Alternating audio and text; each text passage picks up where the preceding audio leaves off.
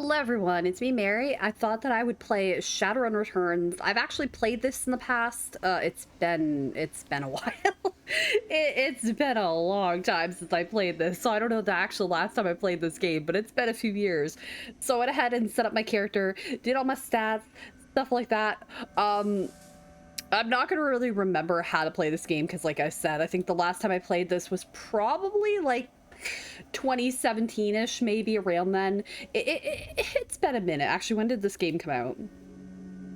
2013, so it is possible. I probably played this around 2017 then. I own the 3 games in the series. This is the first one, I guess, in the series. There's this one, there's Hong Kong, and then there's another one. Let me check my thing real quick.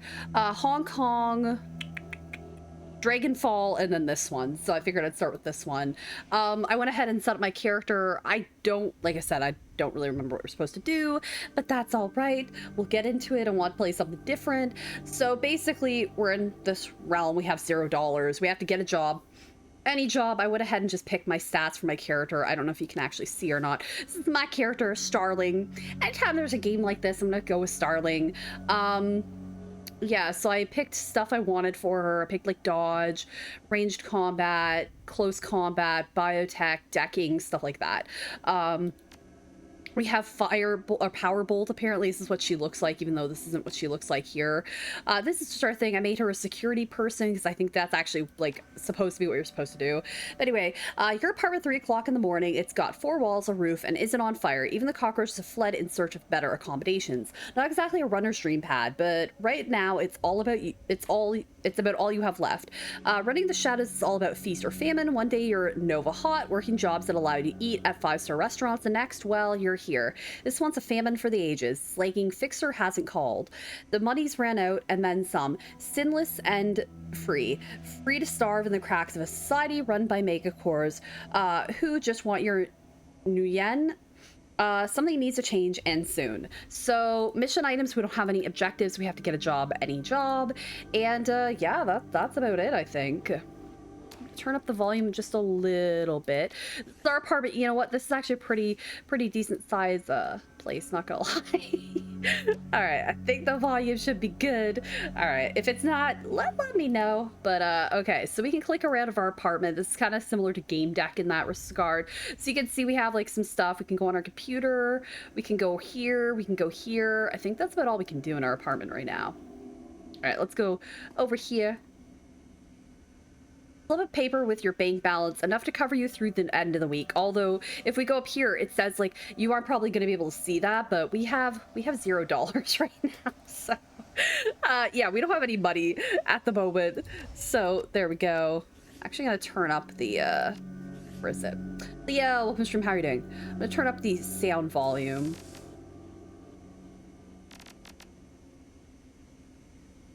Okay. I want to leave the music down just a hair. All right, there we go. So that we have enough money, but apparently we don't have any money. So, okay, cool. Your notebook, calendars, contacts, and that kind of thing. So if you're list contacts, so we have a bunch of people. We have Car to Detroit, Fixer, no response to messages, Dowd, Runner, dead. So a number of these people are basically dead. Cool. All right, personal calendar. It's empty, nothing to do, and we'll put down the notebook. Okay, cool. So far, oh, we have to answer our phone. Screen leaps to life, making you squint against its brightness. Face on the screen is laughing. Sam Watts. Hey, buddy, hope I didn't catch you at a bad time. He giggles. He's drunk again, of course. Shouldn't have given you my comm code. You're zoned, whatever thing. This game looks great. Is it similar to Game Deck? Yeah, it came out I think I said it was 2013, didn't I?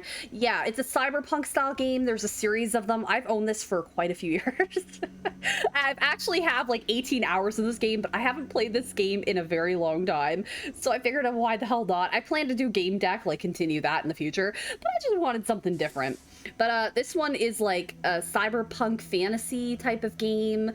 There's this one, which is Shadowrun Returns. There's Shadowrun Hong Kong, and then there's Shadowrun something else. Shadowrun Dragonfall. So I had to look up in my thing. Hong Kong I haven't played at all, and apparently I've like just about 2 hours in Dragonfall. So because I beat this game, but I don't remember anything about it.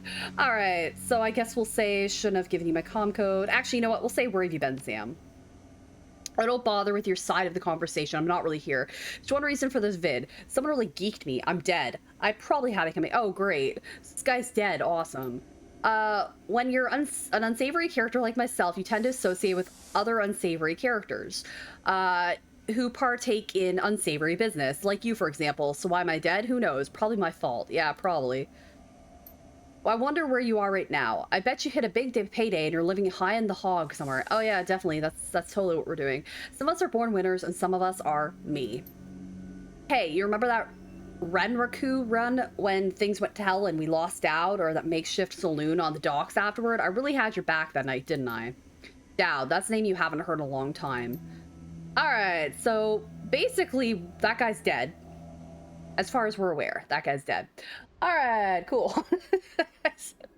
I love how that guy's like basically dead. Alright. 3 years ago, a makeshift bar on the Seattle docks, the night Dowd went down. Okay, I feel like you guys can't hear. Oh yeah, I read all this already, so we still need to get a job. I'm gonna bump up the ambient volume and the sound volume so you guys can hear that a little bit better. Okay, there we go. All right, so let's see here. New Larry, who's this? You've been running with New Larry for about 6 months now. He's a combat mage. I think I picked mage for us. He's a combat mage with bad tattoo and a bad attitude. He knew Dowd almost as well as you did. Dowd, never saw anybody die like that before. Idiot.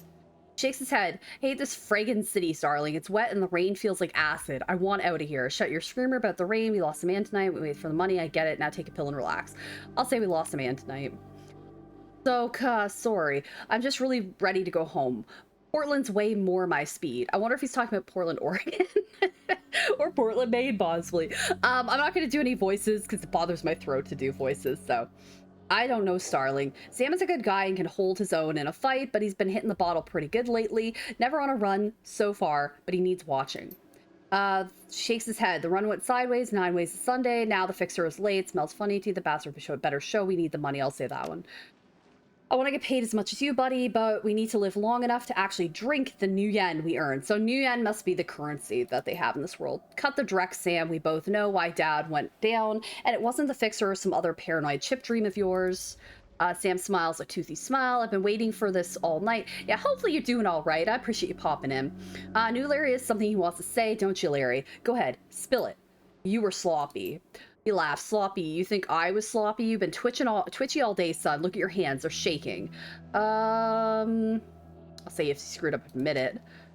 I'll admit if there was something to admit. I was on a point. Now Larry was supposed to cover Dowd. Something dawns on him. He leans into the new Larry, amused and dangerous.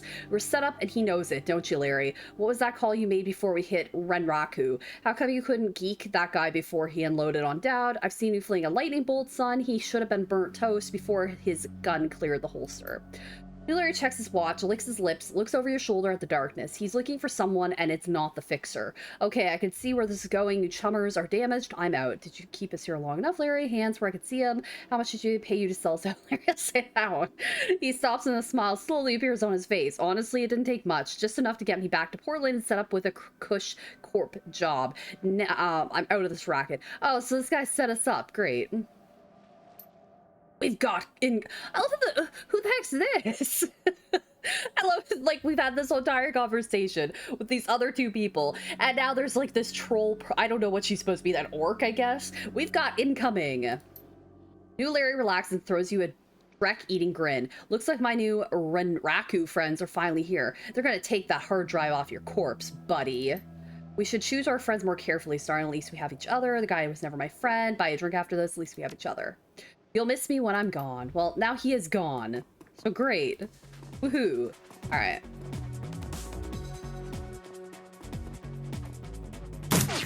Oh yeah, there's combat and stuff in this game. Just a heads up. But yeah, if it's too loud, let me know, guys. Okay. Let's see here. You are now in a turn-based combat mode. Each character on your team has an action pool. Spend those actions on movement. Ben, welcome to stream. How are you doing? On movement, attacks, or using spells and items. Once your team's turn is complete, the enemy team will move and attack. Additional tutorial information is available from the reference guide. Okay, blah, blah, blah. All right, so let's see here. So this character's 99. So we can move anywhere where there's white, essentially, which is not bad. It'll take 2 turns if we go over here, but I think we have like 1 turn. So if we go over here, I want to stay covered, so I guess I'll head here.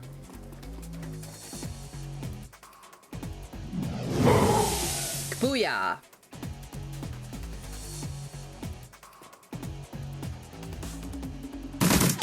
Take that. All right, we killed somebody. Woohoo! All right.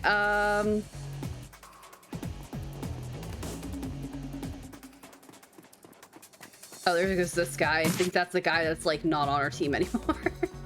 I feel like that's what's going on. All right.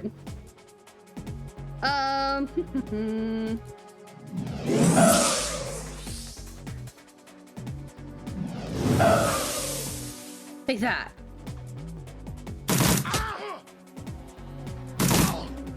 He had it coming. Yeah, he was a dick.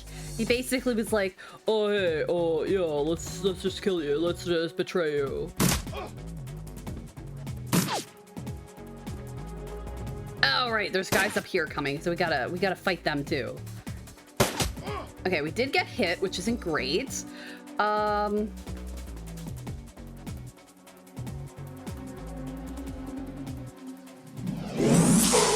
Well, missed, but that's all right. Okay, I'm gonna go over here beside my character. All right, did a little bit of damage. Okay, that guy's dead, thank God. All right. Oops. Oh well, stop throwing grenades at us or whatever those are.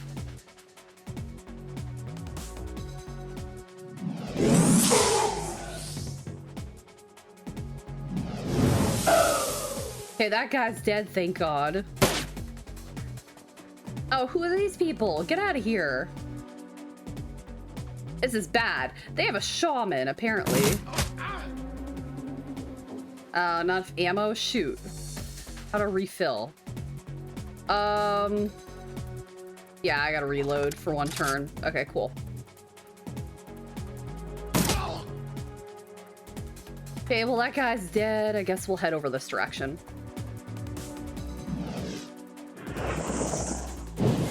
Uh-oh. So they have a shaman, which isn't great for us, but cool.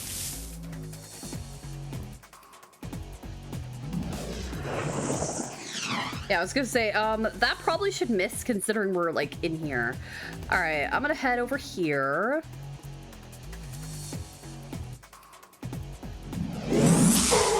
She's got some magic powers. All right.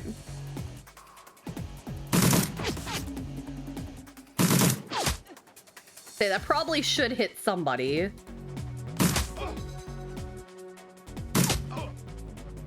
Not quite.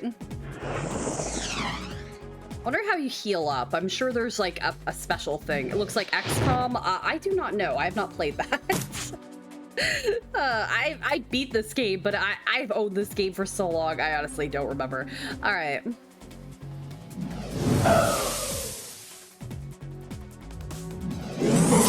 Okay, that character's dead. Goodbye.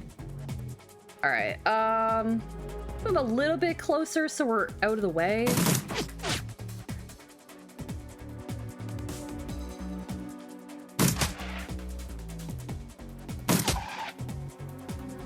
But all we can do.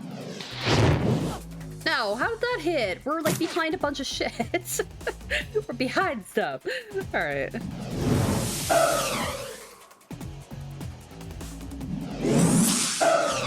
Great, I'm so glad my 2 things missed entirely. I'll just stay where I am. Okay, at least we hit a couple of people. Yeah, I'm not sure how you, like, heal in this game. I'm not really positive with that, but cool. Alright. Survived the Renraku strike team attack, so we completed that. Sangoma lowers her gun, eyes Sam. You okay, Sam? Sam's breathing heavy and he looks shaken. That was hell of a thing. Part of life, Sam, you know, you did good. You don't look so good. You were born for the gigs, darling. Not me, not so much. I think I'm gonna hang it up. Find a nice brothel somewhere. Oh yeah, definitely do that. Stay drunk until I croak. What about you? I think I better class of people to hang out with. Me, I do this. It's the only life I know. I'll say this last one, the safe house thing. I do too. I don't forget my friends. All right. Well, that Larry guy sure as hell forgets us. He gave us up. What a dick. All right. You stare at Sam's face on your comm link. Shake off that memory. Focus. I had your back that night, didn't I? Now I'm asking myself, why would I care if I die? Who would give a rat's ass? Better or worse, your name is on the top of the list. Maybe it's the only name on the list. So I set up a dead man switch to send you this call. Got 100,000 yen insurance policy payable when you find who creased me. Alive with a conviction or in a body bag with justification, either works. Caught on my law firm, Rogers, Mangert, and McCain. When the job is done, they'll know what to do. He turns to his left. Chet?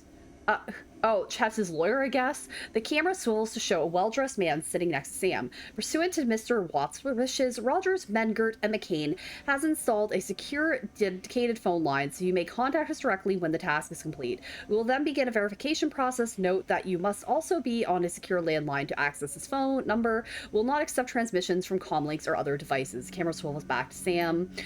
He straightens up, then talks seriously first time. Look, Starling, I've led a direct life, and I probably left a direct corpse. I've hurt people, hurt myself. I don't know. Maybe I just want the last word. Maybe I just want someone to give a crap that I sucked air for a while. What do you say? I'll get to the bottom of this.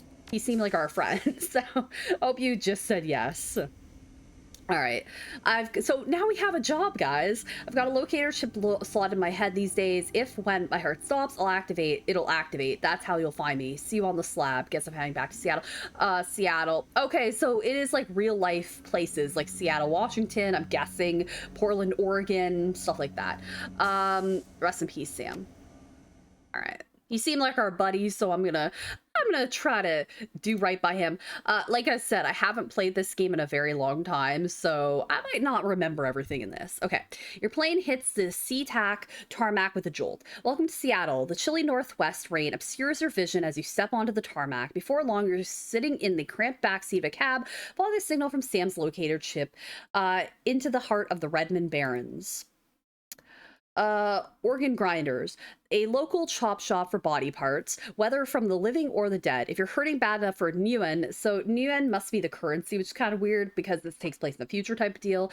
This is the place to sell a limb or an organ. It's also a good place to dispose of an inconvenient body while making a little cash on the side. This franchise is the closest thing the Barrens has to a morgue. It seems this is where Sam Watts' body has ended up. You open the door and are assaulted by the smell of death and bleach. All right. All right, let's see here. Telestration CEO James Telestrian III to announce new Seattle research division. I'm trying to read what this says here. Sources say press conference tonight at 6 o'clock PST. Okay, cool. All right, so let's head this direction. Employees only beyond this point. Well, I'm not an employee, so guess what? We're heading here. Smell of death and decomposition washed over you, only slightly masked by the minty fake fresh of industrial grade antiseptic. Okay. All right, so there is a guy over here. Oh, Dresden. Huh. And then there's a body back here. So let's talk to him, I guess. Hello. Hovering over the okay, this guy looks weird. Hovering over the recently departed is a small dwarf whistling a tune. His broad grin says, I love my job, a little more than you'd want or expect from someone in the chop shop trade. As you approach, he looks up with a lopsided grin. There's something kindly in his eyes, though it might just be a stray reflection of chrome and surgical tools. Sorry, I didn't expect any visitors this hour, and some asshole at corporate took my receptionist. What can I do for you, ma'am? Are you the coroner? I'm John Dresden, the organ grinders branch manager here. So yeah, that makes me this franchise area's coroner too. And you are Starling. I'm here about Sam Watts. I represent a man named Sam Watts. I'm here to look into his murder. Now tell me about Sam Watts. I'm gonna say he's darling here, but Sam Watts. His grin fades. And what makes you think I know anything about this? I see. Well, you're right. He's here. Not too many people know about the murder yet, though. The press hasn't caught wind of it yet, but with what it being all the way out here in the Barrens. So who told you he was dead? Sam did. Was heart stopped. 100,000 yen was wired to secure an account in my name. I found the killer. I get paid. I really don't want to tell this guy that we get money. So I'm going to say his digital ghost. When his heart stopped, I got sent a recorded message asking me to bring his killer to justice. Gus, he had a hunch. I'll say that one. Dwarf raises his eyebrows, a smile wiping the suspicion from his face. A dead man's switch, eh? Fascinating. I was working on him earlier. He's over there. Okay, so this is him in here. All right. He's my second Emerald City Ripper victim. Who's Emerald City Ripper victim? The third was downtown. Ripper guess the classic's never good style. I'll say Emerald City Ripper. He saw. It's not my title. That's a Seattle press insistent calling the killer. All I know is that, like the original Jack, our Ripper knows how to handle a scalpel. This one's even more twisted. He or she also removes an internal organ from the victim. What prize does the Ripper take from Sam? Delicious, a trophy hunter. What was it? What prize did they take from Sam? His liver was cleanly cut out. What about the other lucky contestants? The first victim's heart was missing, and the third had the spleen removed. Dresden, get out here! This guy looks really great. I think I gotta remember him. All right, let's investigate the body. Sam's body is half covered by a sterile surgical sheet, his face an ashen white. For the first time without a smirk on it. Below the chest, there's a small pencil-thin incision covered in dried blood. Beyond that, the corpse is immaculate. It would seem that the color knew exactly what they wanted from him and took it. Next to Sam, there are several plastic envelopes containing the evidence found on his body. You can examine evidence through the bag without spoiling it. So we can look at the business card, cred stick, purple shirt, handwritten note, or evidence bag. Well, we want to do something. Let's look at the handwritten note. You can only see part of the note, given the torn off bits and bloodstains. Sam, I feel terrible that I'm guessing argued. We have been long. To say I'm sore. See you there. Love, Jessica. Business card. Moving things around, you can make out that it's a card from a place called the Seamstresses Union. There's something handwritten on the back, but blood has made it illegible. Cred stick. It's a standard cheap unsecured cred stick. No way of knowing what's on it without it slotting it. Okay, I guess we'll take the cred stick. You stole it. You slot the cred stick into your PDA. 300. Yeah, I'll just say, I don't know what to call. I know it's the union or whatever it's called. I'll just say $300 is added to your account. Look at the purple shirt. It's Sam's shirt. Several of the buttons are missing, and blood has thoroughly soaked it. The bag sloshes a bit in your hand. Oh, cool. All right, so we found a few little gadgets and gizmos. Okay. We got a basic med kit. I don't know if you guys can actually see that up there. Hold on. Let me go ahead and close that little browser so you guys can actually see what's going on. We don't really necessarily need that, but for this game, I feel like it might be good to see some stuff. All right, we'll head back out here. Towering over the diminutive corners, a homicide detective right out of Central Casting. If you ignore the tusks, pointed ears, and Neanderthal brow, you can smell his cheap aftershave from a mile away. So this new Ripper Vic Watts, name's familiar. Didn't his mother kill herself a while back? Oh, that's nice. Coroner frowns, so you insisted at the time. He chortles, come on, she offed herself. I had it on very good authority. Now let's go, Dresden. Give me something to work with here. This Ripper case is my ticket to a lieutenant's badge. I've already posted everything I know. The killer stuns the target with a combination of drugs and magic, then removes a single internal organ while they're still alive. Perpetrator is most likely right-handed with a slim hand that knows its way around a scalpel. Has decent understanding of human and metahuman anatomy too. So I'm looking for a whacked out surgeon. Not necessarily. I don't know any surgeons who still use scalpels anymore. These days it's all done with computer controlled lasers. Could be anyone from military field surgeon to an antique medicine aficionado. You're no damn help, dwarf. The Lone Star detective finally notices you. You know his superhuman powers of observation. Who the hell are you?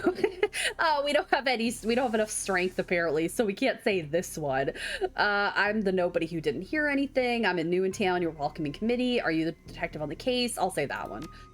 The Drek you were. You get anywhere near my investigation and it'll be you on the slab, human. He looks back at the dwarf. Dres didn't get me more. I'm putting someone in a cell or the box this week and claiming my promotion. Well, he's really helpful, isn't he? What a fun dude. Oh yeah. What do you call it?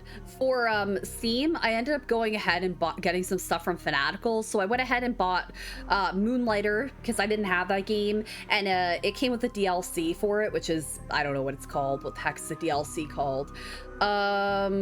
It's basically the complete edition. It was a little cheaper on Fanatical to buy than it was on Steam. So I went ahead and bought it on Fanatical. And then I went ahead and bought a few other games like Pizza Connection 3, The Dark Side Detective, A Fumble in the Dark, Aquarium Designer, and Learning Factory. And then because I had spent $10 on one of the things, I ended up getting a free mystery box. And inside of it was a game I already owned. So I gave that to my friend.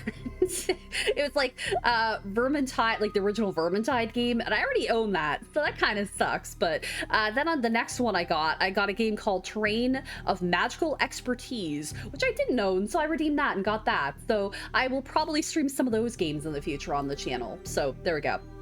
All right. Yeah, if the volume is too loud or anything, let me know, guys. I try to make it so you guys can actually hear the game as well as me. But yeah, if it's too loud, let me know. Dress and look amused. Do you always make friends that easily? I'm great at dinner parties too. He cocks his head to one side. Be straight with me. You really gonna work for the dead man. Sam was there when I needed him. I'm gonna return the favor. Job's a job. I want to be like that when he was my friend, basically. Fascinating again. Detective McCluskey isn't interested in anything but Detective McCluskey. He'd convict his own mother if it meant another 10 new yen. That's what the currency's called, but I'm just gonna say dollars. A week in his paycheck. Plus, he's on the take. Dresden Post is considering. You have honor after a fashion. I try to honor the dead in my work, so we have that in common. What can I do to help you on the take? Who's paying to hold his leash? What was that McCluskey said about Sam's mother? Where the organs worth these days? Still whose scalpel? I'm gonna say, what was that he said about his mom? The official report is that she committed suicide about a year ago. Sounds like you disagreed with the findings. My name's on the report, but my actual findings left some doubts. I can't say that it wasn't suicide, but there was an unusual bruises on her upper arms, and she didn't use her dominant hand to pull the trigger. I was told to drop it, so I dropped it. I guess we can, ask him all of these. So on the take, who's paying to hold his leash? I don't know, but someone with some major pull has been looking out for McCluskey's career and wallet. What are organs worth these days? A whole healthy body can be worth a bunch of money, but individual organs not worth as much anymore. With all the synth and cyber stuff on the market these days, Organ Grinders only deals in the recently deceased. There's plenty of other chop shops that aren't as picky though, and they don't care where the bodies come from either. Who still use scalpels? Doctors still learn how to use them in their first year of medical school, as do coroners, but neither profession uses them much anymore. It's possible some of the slimier chop shops still use them, I suppose, but I wouldn't know where to look. Have you heard of Seamstress Union? It's a nearby club in the Barrens that attracts lowlifes. You'll probably like it. Gee, thanks, dude. Me, I'm not really the going out type. Always too much to be done around here. Plus, the dead are just easier to get along with. And I just need to know one more thing. Where was Sam killed? All right, we got to Karma. Ooh, all right.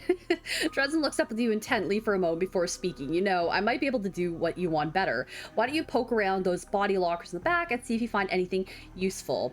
Gee, this guy's really helpful, isn't he? He's like our buddy. All right, ooh. He kind of reminds me of Woody the coroner from the site. He's just super helpful.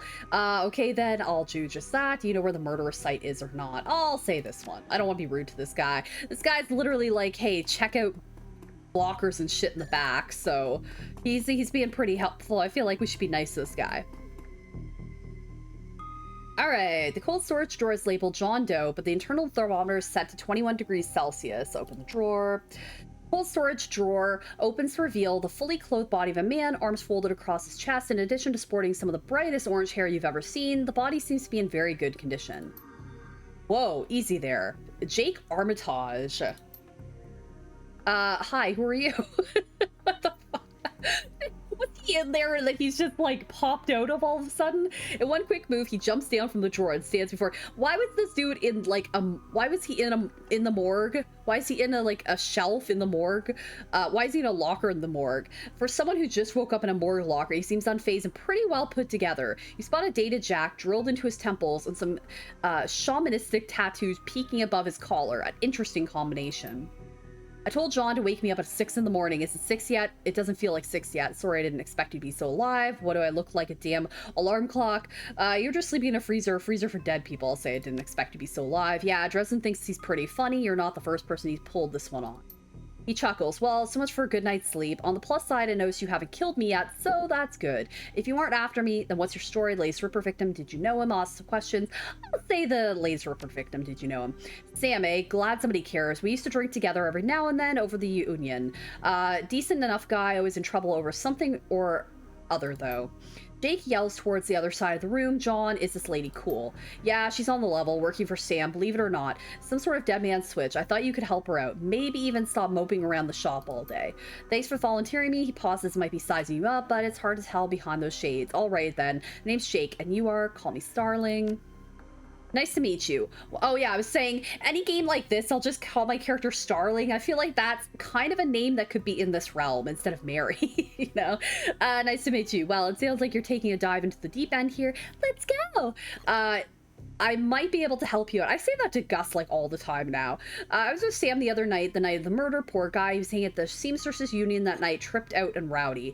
I've been laying low there for a few days after a bad run. Mrs. Kubota asked me to throw Sam out, so I did, but out in the alley, some gangers got the jump on me.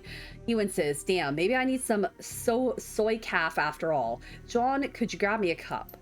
Get your own damn cup. My hands are dirty anyway. Now, what's wrong with this intestine? You hear a loud squelching sound as Dresden continues his work. Thanks, Sean, you're a real pal. Anyway, there's a big fat corp bounty on my head. Like I said, my last job didn't exactly go according to plan. Out in the alley, a few Halloweeners got the jump on us. Damn gangers thought they could turn a quick profit off of my head. Jake smiles, and you get the impression that didn't work out well for them. Sam stumbled off during the fight, though, and that's the last I saw of him. Until he turned up here, down on the rival. Reminds me of my last day in this place. You've done this before. Great, so you don't know anything about his death. Do you know anything else? You've done this before. It's a long story. I end up in the morgue more often than the average guy. I feel like that's probably true, considering he was like cool with being in the morgue and he woke up and stuff. He was like, you know, most people be like, where the hell am I? This dude is like, oh, cool, I'm in a morgue.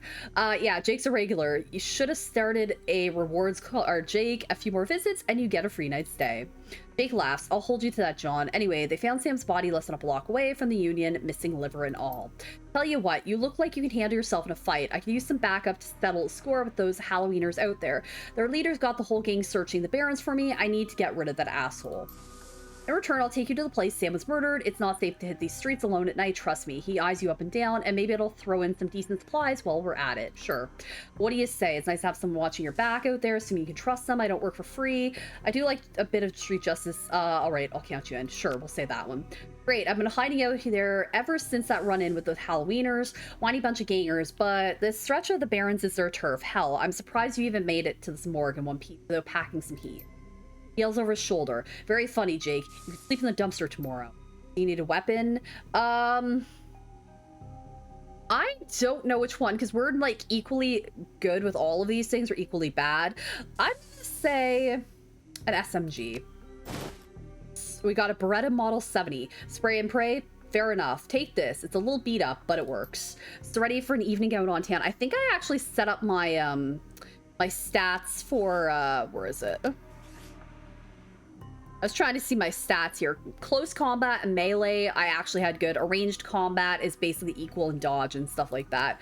All right, so ready for an evening out on the town. Electra, welcome from how are you doing? So tell me more about these gangers first. We'll say that. Well, they're on the nastier gangs in town. They're one of the nastier gangs in town. Their symbol is a flaming jack-o'-lantern, but you wouldn't like their version of trick-or-treating very much around here. They're led by a troll named John Paul. He's got all the Halloweeners and the Barrens looking for me. We'll take him out, maybe I can breathe a little bit easier. I'm ready. I'll follow your lead. The Halloweeners aren't looking for you yet. All right, cool. So, is there anything else we could do in here first? Oh, wait, we could look over here. Let's look here first. Okay, we got a dog wagon basic trauma kit. So anybody that's new to watching the stream right now, I did hide this just so you can see like what we're getting as far as like what we have. And right now we do have 300 money. 300, I'm just calling dollars just because. Okay. Okay, we got a basic med kit. I'm just trying to see if like there's anything literally else we can do in here before we leave. Can I go up in here? I mean, I can, but is there anything to do up in here? It doesn't really look like it. All right. All right, looks like we have to leave. Again, if the game is too loud and you guys can't hear me or anything, please let me know, but I think you can probably hear me. All right, let's head out.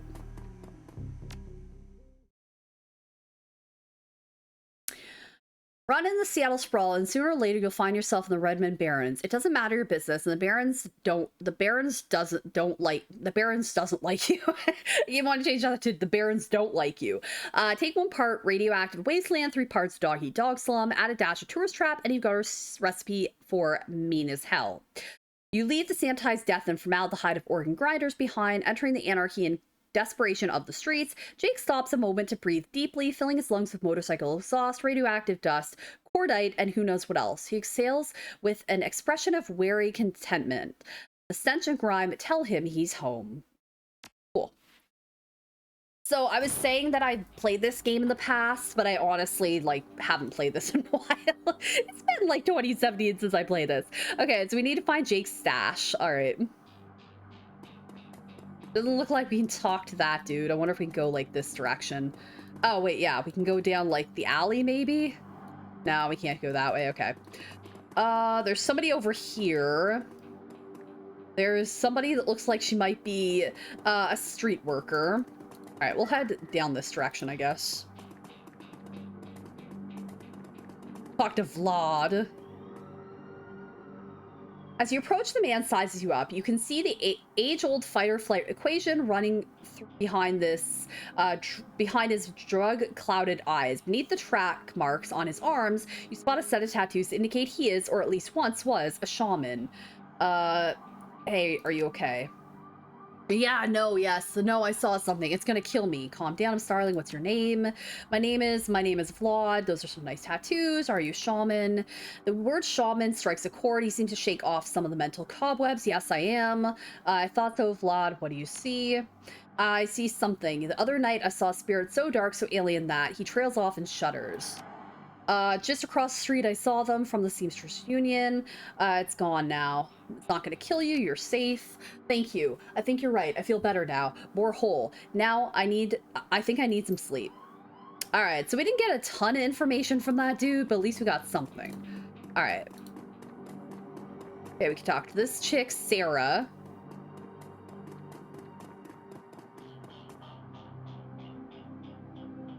Her clothes are maybe dirty, but this woman is far from downtrodden. Hey, not that it's my business, but I wouldn't go that way. Why? What's going on? Just some Halloweeners stirring up trouble again. She points to the south. They rode in the morning on those fancy bikes, set up camp in the old street market. They've been marching up and down this whole street all day, shaking down anyone that wanders past. Typical. Well, odds are those are the guys we're after. Anything else I should know? Sounds like a familiar family bunch. Are you going to be safe out here? I'll say that one. She laughs. You think I'm dumb enough to get caught out in the open by some assholes? Nah, I know these streets like the back of my hand. Worry about your own skin. Okay, anything else? Well, their leader's a big old troll named John Paul. Real piece of work, even for a Halloweener. Yeah, that's him. Jake checks his pistol. They're gonna be in for a rude surprise. I'm gonna say thanks for the heads up. Null, sweet. Oh, no sweat. All right, so we can go this way. I'm just gonna head this direction and see if there's anybody here first. Watch out for the gangers. Okay, I feel like this is the direction that the gangers are gonna be in, so let's, actually, I think they might be this way. Let's just keep looking around. I'm trying to, oh, this is like probably where they hang out, because there's like the Halloween stuff. I'm just trying to see if there's like anything we can touch or like interact with so far. That's why I'm heading in this direction. I don't think this is the direction we're supposed to go, but I'm still gonna look and see. Okay, here's some police and stuff down here, but it doesn't really look like we can interact with anybody. All right. Yeah, I'm just trying to see if there's like anything we can do first. Okay, well here's a couple of people. There's Sally. All right, let's talk to her. Dwarf merchant is packing up her stand for the night. I'm closed. Come back tomorrow. I've got a great view of the alley. Don't suppose you saw the murder happen there? She grunts. Sure. I was closing up when I heard a series of explosions from behind the Union. A couple of days later, this guy comes out, runs across the street. Didn't get a good look at him. Then all the lights in the alley exploded all of a sudden. Things got pretty quiet after that. And let me guess, you didn't go running over to see that guy. You're not much help. Thank you for your time. I'll say thank you for your time. No problem. All right. I don't want to piss any of these people off, so that's why I'm basically saying, like, oh, thank you for your time, instead of really, you know, doing shit. Okay, let's talk to Bobby. Hey, chummer, got some tasty morsels for you. Just what every well-dressed Shadowrunner should have in her back pocket. Okay, let me see what we have. All right, so he's got a kamikaze, combat sim that increases body +2, strength +1, and willpower for 5 rounds. So these are like a one-time use type of thing for 5 rounds, and I'm gonna say no thanks. All right, I don't think we need to get any of that. Let's check here. The sounds of laughter and music emanate from within. We should finish your investigation first. All right.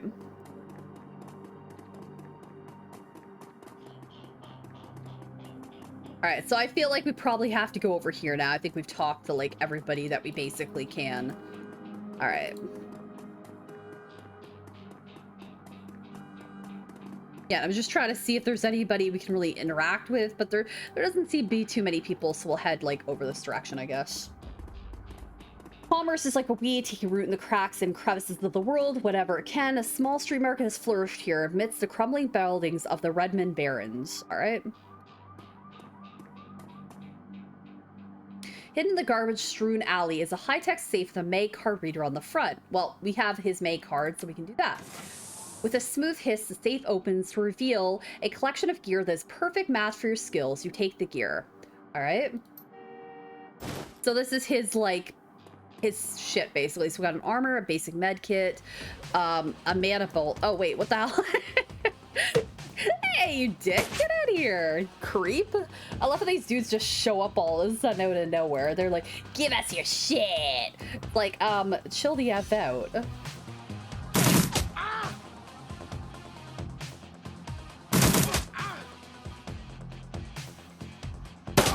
Here, get out of here, you creep.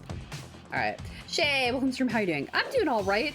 Just decided to play Shadowrun Returns because I have played this in the past. I've actually beat this game, but I have not played this in like years. So I don't really remember how, like, I don't remember any of this. So I figured time for something different. Alright, we'll go here just to give us protection and kablowie. Alright.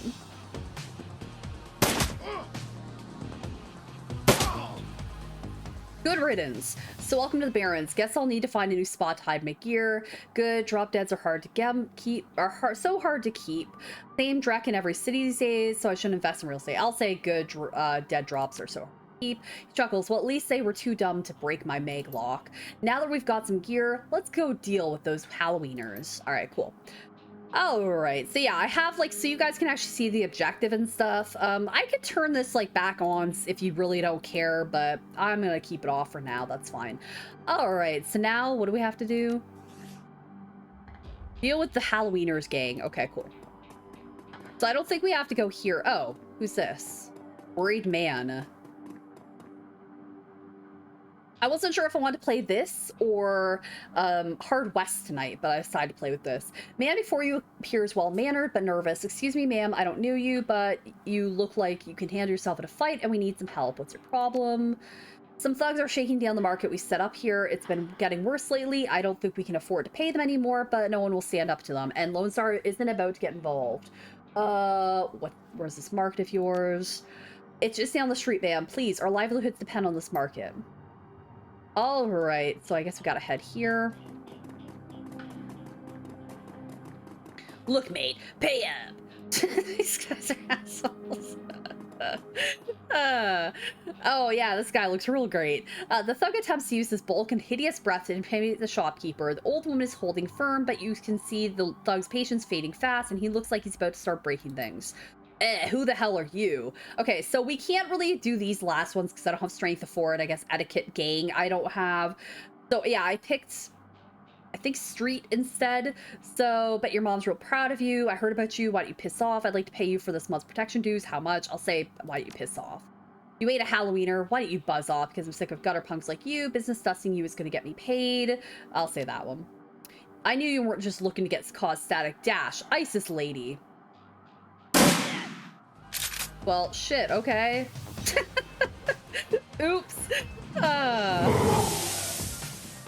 ISIS lady. All right, I went ahead. Let's see here. Let's, okay, well, we need to hide or something because I don't want to be exposed or out in the, I don't want to be exposed. Okay, well, that character's dead. Okay, well, clearly this dude's better with his weapon than I am.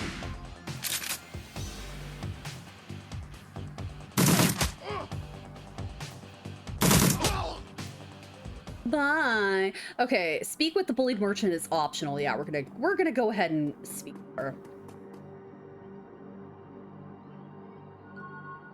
Oh, we got karma. Woo! All right, woohoo! I'm trying to play as like a nice person in this situation. I cannot thank you enough. I hate to see such bloodshed, but those men would not take no for an answer. We simply want to make our way in the world. The designers douchebags. It doesn't matter if they die. The shopkeeper holds out a few money. Please, it's the least we can do. Yeah, I'm gonna take the money. I'm nice, but like I also want to get some money. So we got 48. Like I would let her keep it, but I need money, so we're gonna do that. Okay, so now I need to deal with the gang. Oh, that wasn't the gang. Okay, cool. Yeah, I'm nice to an extent, but I want money.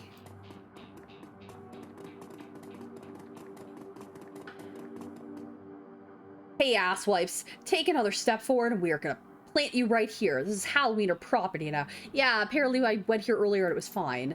This is one of the two that got away. If I hadn't missed my shot, these idiots would have given up and moved out by now. Wait a minute, you're rolling with Jake? Bad idea, chummer. The Halloweeners are collecting that bounty and killing you? Well, that'd be a nice bonus.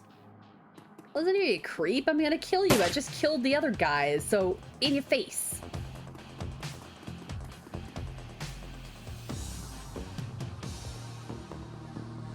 Okay, I'm gonna hide behind here. I feel like this is probably important to do, is actually hide behind somewhere instead of keeping my character, like, out in the open. I feel like that's probably a better idea to do. Okay, let's actually go up here. I should have went there first. That's all right.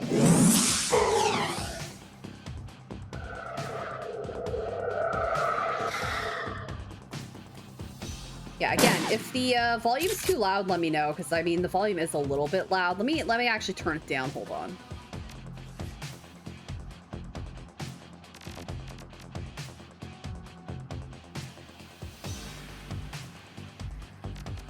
Okay, I feel like that might be good. Again, if the volume's too loud, let me know.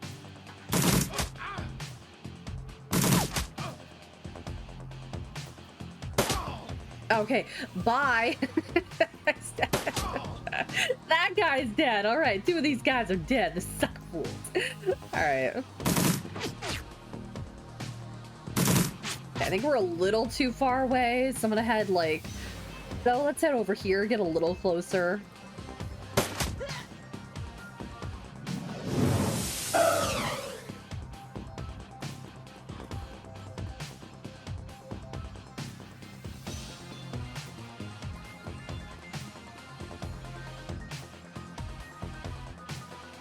Okay, we don't have enough ammo, unfortunately, so I gotta spend a thing to reload.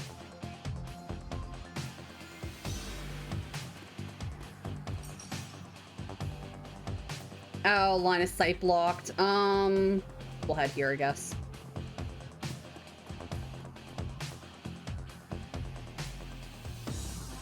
Listen, you don't seem to be too, you know, you seem to be kind of afraid now, lady. Yeah, go suck it. Oh, who the hell's this guy? Oh god, he has a huge ass machete. Oh no.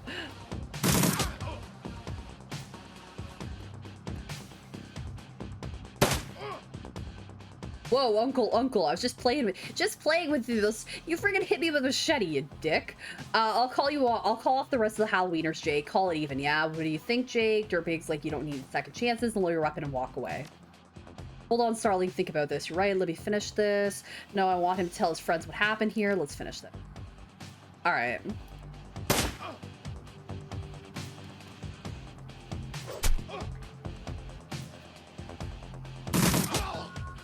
Bye. You dick. All right, so visit the murder site. Apparently got another karma. All right, so we need to visit the murder site. Where the heck is that? All right. Oh, down here. Okay, cool. So we need to... Oh, wait. Who's this? Oh, there's more people we need to talk. Oh, that Bobby guy. Okay. We don't really need to talk to him again. All right, Dan the Donut Man. Who are you? Hi. The smell of fried food, powdered sugar, and slightly burned soy calf is almost enough to overpower the dusty sewage stench of Redmond streets. I really like the smell of, like, fried donuts. They're always really good. The troll was working the stand. It's covered in food stains, older than he is. What can I get you? Oh, we can get a jelly donut. We do have some money. We don't have a lot of money. We have 348. You see the murder in the alley across the way. No, I was closed. It was closed when it happened, but hey, it's the Barrens. A back alley killings, nothing new around here. The only reason the cops are making a big deal about this Ripper business is that some of the victims are real people, you know, folks with sins. Tell me about the Barrens. Barrens, hell, if you have to ask, you probably shouldn't be out here. The stretch we're on is called Touristville, though, and I suppose it's the closest thing around here to respectable. Fewer muggings, and you might even survive drinking the water if you're lucky. Wouldn't recommend it, though. He scratches his armpit. I like in this game how you could basically choose all of the options. In Game Deck, we really had to pick, like, a couple options type of thing, and that was it. Now behind me, there's the Seamstresses Union. You want drinks, drugs, favors, or information around here, the union's your spot. Hell, that place is the reason I'm in business. Folks get the munchies when they party. Mrs. Kubota owns the joint, and she's quality. A hard woman, but fair. You know, I'm gonna get the donut and a soy calf. We have money. Enjoy. Thank you. All right. I'm gonna pick the donut. Why the heck not? All right. I'm not a huge fan of jelly donuts, but I'll pick the donut because why the heck not? As you approach the scene of Sam's murder, Jake spies the flashing red and blue lights up ahead. Whoa, hold up a minute. Lone Star isn't above collecting a corp issued body, and the one on my head isn't going away anytime soon. I would do voices for this game, but my throat's bothering me, so he sighs. Sorry, friend, I think this is where our paths diverge. Oh, 1,000. Well, okay. I just got 1,000. Thanks again for the help with those Halloweeners. Here's your payment. They don't take money where I'm going. Noyen. I don't know if that's how you pronounce it, so I'm just saying money where I'm going. And you look like you could use the funds. Hey, thanks. Let's see. Good luck out there. Likewise, give me a call when you're in the clear. I'll say that one. Yeah, sure. He starts to leave, then tilts his head back. Hey, one more thing. When you're done checking out your pal's crime scene, pop into the Seamstresses Union. It's down the street. You need gear, information, or just damn stiff drink. That's the place to be. Best dive to this side of Chicago. I appreciate that it's like they're using real places, not like made up places. I used that place as the base of operations for years back in the day. Make the right friends there, and I'm sure you'll get to the bottom of this Ripper business. Cool. Well, nice knowing you. He turns and disappears into the shadowy depths of the Redmond Barrens. All right, bye. Bye, friend. Thanks for helping us out. Okay, let's talk to... Is this William? Yeah, we'll talk to William. The bright yellow police tape cuts through the darkness, directing your eyes to the white chalk outline, a dark red stain marking the slab of pavement where Sam Watts died. Standing at the entrance to the alley is a Lone Star officer. The cop looks cold, hungry, and irritated at the homeless man who's currently pestering him. I keep telling you, I need to get my stuff from the alley or I'm gonna die in the cold tonight. The officer sighs, and I've been trying to explain to you that this is an official Lone Star investigation and I can't let anyone in here. Hey, I got rights. Look, you sinless what a dick. You sinless garbs, that's the way to talk to somebody. I've got a job to do. Find a new blanket or I'll find a reason to use my stun baton. Gee, what a lovely guy. Typical, I hate all you pigs. What a lovely dude. He looks in your direction. Now what? Okay, so we have options here, all right. We finally have some options because I picked security, I think. The coroner Dresden sent me here. Lie, I'm here to check the site for spectral DNA. Long night A, you look cold, so I pick up a donut and some soy calf for you, so we can technically bribe him with food and a drink. He said he was hungry. Meet my friend, Mr. Credstick. We need a few minutes to look around. I mean, I do have enough money to give him 100. Or what, they didn't rodeo you? Damn operator's probably asleep again. I'm here to take over your shift. You can head back to base. I'll say that one. Yeah, where's your uniform? Come on, clearly I'm not with the Star. Private security contractor, temporary assignment. Sounded like your boss is short a few guys this week. Yeah, we've been spread pretty thin lately. Anyway, it's about friggin' time someone showed up. Thanks for the relief. I'm not giving him donut. I'm not giving the donut because he was an asshole to that, like, homeless guy. So I'm not giving you shit, dick. All right. Talk to William. Streets have yet not been kind to this man, but they've also hardened him. The man is clearly a survivor, though one wrestling with onset of age and arthritis. I saw you over there with that rat bastard cop. What do you want? You look cold and hungry. Want a hot? I'm gonna say want a hot. I'm gonna give him the food. I'm homeless, not helpless. Thank you, but no thanks. I remember the old days, the taste of real coffee, and let me tell you, that's not real coffee. Know anything about the murder that took place here? He squints at you suspicious. You a copper working for some corp. As freelancer, I need to ask you some questions. Nope, I'm as sinless as you. Mind answering a few questions. I'm an undercover corporate agent. I'll say sinless as you. Hey, what makes you think I'm sinless? Ha, just messing with you. Of course I'm sinless. System ID number, my ass. What kind of questions you got? Did you see them? No, and I can't say I'm sorry I missed it. I was hauling a crates for Mrs. James up at the market. Can't carry as many as he used to, so it took a while. Got back here in time to see a couple of tourists puking all over my home turf. But then the jerk face in the uniform had already set up shop in the alley, so it sounds like you live in the alley. What else did you see that night?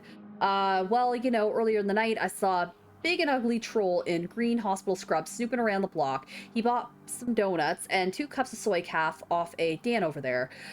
Seemed nervous, and he did everything with his left hand because his right was all screwed up with some cyberware. Okay. Live in the alley, sure, for the last couple of months I've been sleeping there, but I spend my days out doing odd jobs for the street merchants or panhandling tourists over near the seamstress. What about the troll cyberware? Well, it was big, and I think it must have had some hospital attachments because I saw some needles. It was a lot like one I saw back in 44 when I was captured by elves. They did all sorts of experiments on me, let me tell you. Never trusted one of them cyber people. That's all I need to know, thanks. See you around. All right, so we got a little information from him. Not a ton. Oh, wait, why can we talk to him again? Oh, hey there, youngin'. Okay, that's all he says. All right, so not like a too much info, but all right, let's okay, there are 2 distinct sets of footprints. As humans, and you get the chalk outline and a larger set, possibly orc or troll, following just behind. Okay, I didn't get to quite read all that, but okay, just falling just behind. All right, I need to wait for this thing to get out of the way because we can't exactly read this. This work light is new. You can see that all of the alley's formal lights have been ruined. Upon closer inspection, it seems that they've been imploded, as if some force shattered them all at the same time. Okay, cool. Waiting for that part to disappear. What's this thing? Okay, so looks like the coat and blanket that the old man was trying to get back. Examine the area for evidence. As you shuffle the bundle of cloth to the side, a printed receipt falls out from beneath the folds of the blanket. It's a bar tab receipt from the Seamstress Union dated 2 days ago at 3:02 a.m. Right around the coroner's reported time of death. The customer, Sam Watts. The server's name is listed as a coyote. Pick up the blanket and coat. All right. So we got a karma. Nice. All right. Waiting again for this little blurb to go away so I can read what this says. Okay. Oh, we got another karma. Ooh. Amidst the shards of glass from broken lights, you find a small piece of glass which looks like the bottom of a test tube. All right, cool. I think that's all we can do here. Investigate the murder site. We did that. All right. I guess we'll talk to him and give him back his blanket, maybe. Give him the coat and blanket. My stuff, mighty decent of you. Don't see that kind of thing too often out here. Alright, woohoo! Alright, gave him what he needed. Alright, let's head up this direction. Alright, Dan the Donut Man, that we can get stuff from him.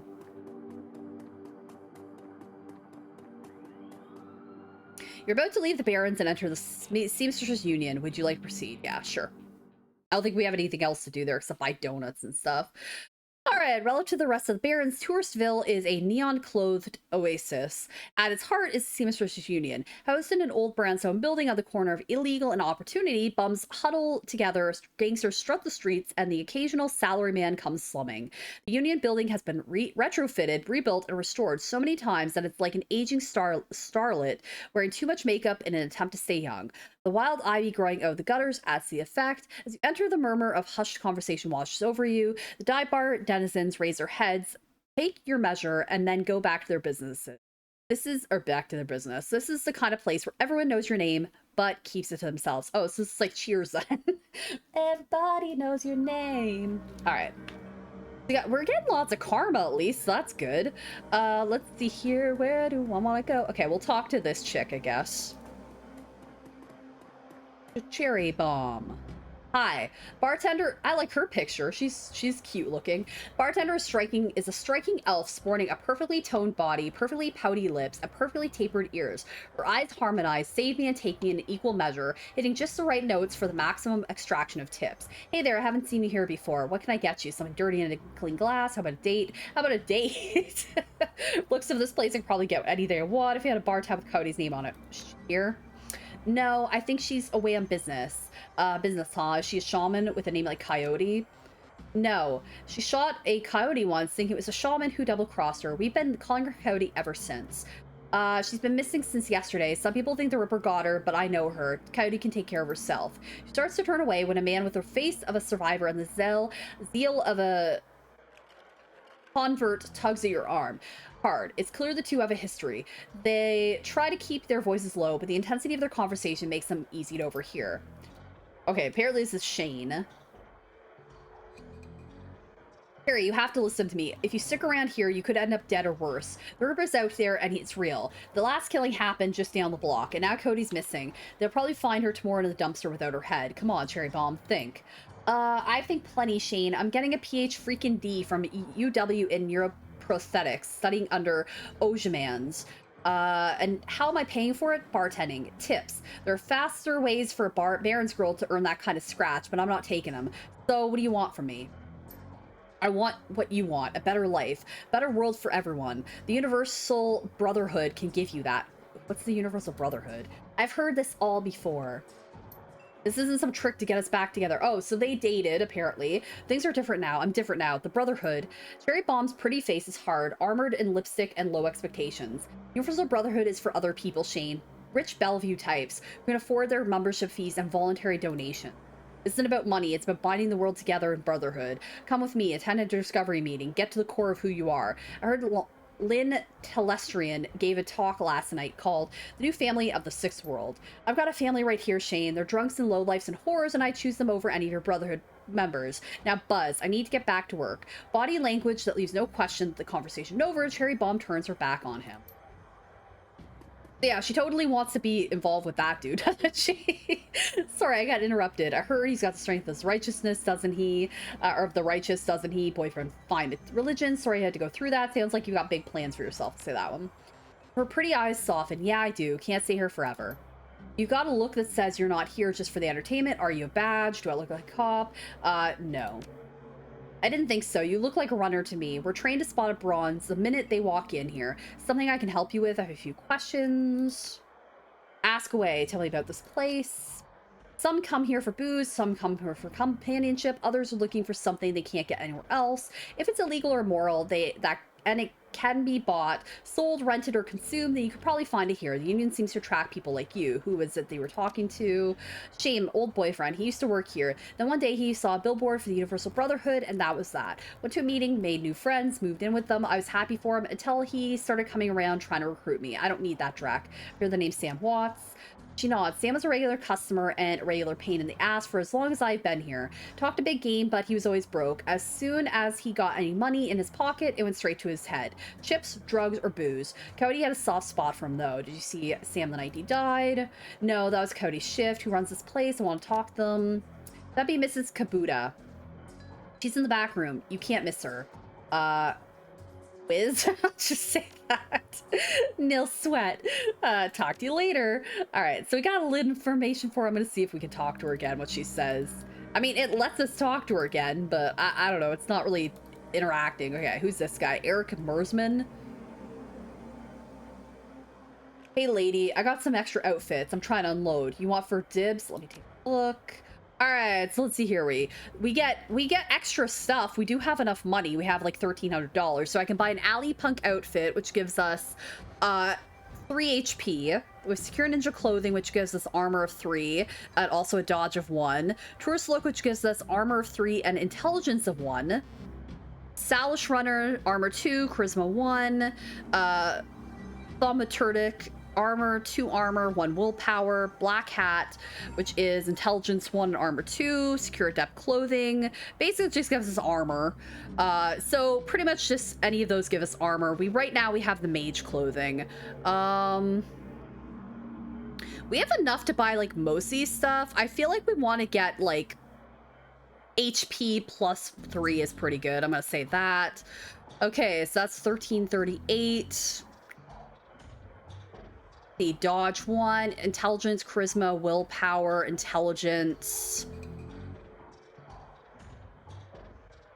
I mean, this is like giving us 1 intelligence and armor. This is only, where is it? This is only 1? No, wait, where is it? This is only 3 and this is a 4, and we're getting the exact same thing, except we're getting 1 more armor for like a bunch more money.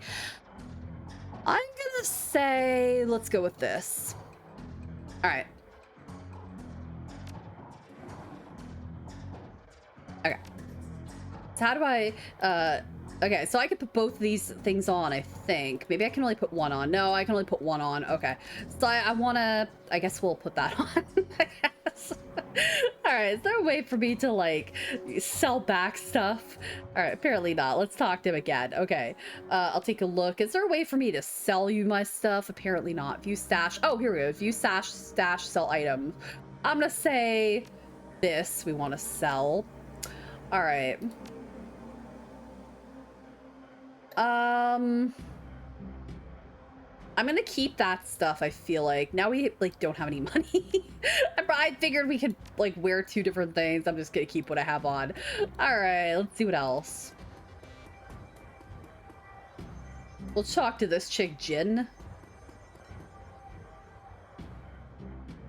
Asian woman's expression reads open for business, but her demeanor reads dealer rather than companion. She has a jack on her neck, a gun on her hip, and a chip on her shoulder. She eyes you with a sneer. You look like you could use some firepower, something simple. Guns so smart they practically fire themselves. You looking for tech? Got some of that too, if that's what you roll. Shamit got.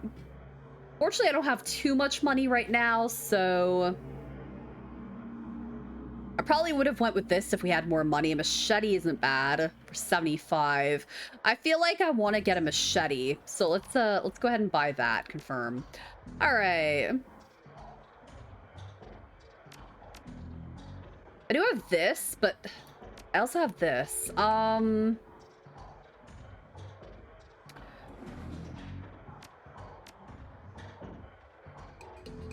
Yeah, so I can use the machete, which doesn't have great, but I want to have this in case we can up the stuff, so I guess we'll just go back there. Okay, confirm.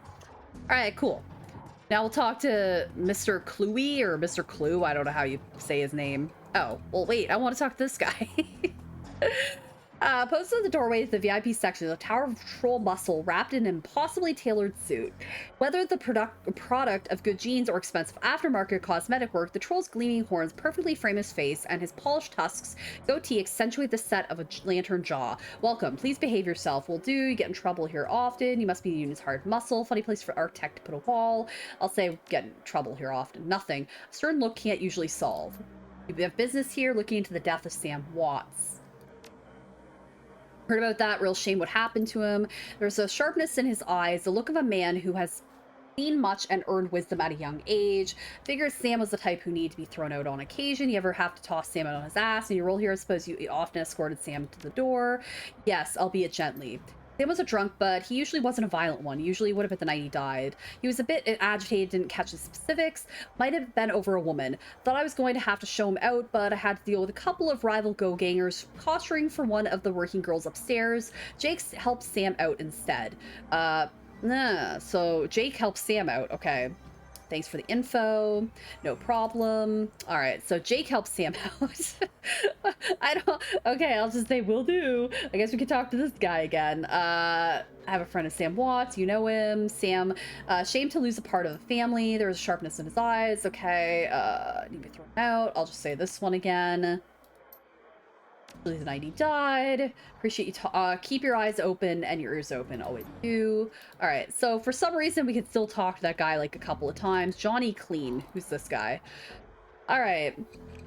The man is dressed like a janitor, but he's wearing unusually clean overalls. He's tall, rail thin, has a cunning look in his eye that says he's more than just a maintenance man. Howdy, name's Johnny Clean. You new? Yeah, first time. Just looking at the place. Well, enjoy yourself. This looks like your type of place. I'm just sweeping up a bit.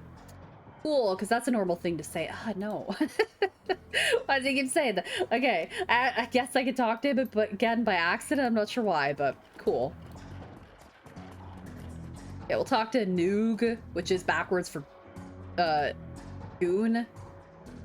Covered in glowing magical talismans of fetishes, the troll does not seem fully of this world. He mumbles to himself constantly, apparently participating in several conversations at once. With the entities you can neither see nor hear mutter, I told you it's not like that at all. Bring me proof and you shall have it. I'm honored, your majesty. That was why I said to use mustard instead of catsup. Forgive me, Jean, I was a fool. He looks you in the eye, his other conversations would hold. If you peruse my magical wares and see their glory. Sure, let's take a look. All right, I don't really have any money, unfortunately, but let's see. Direction, distraction, flamethrower.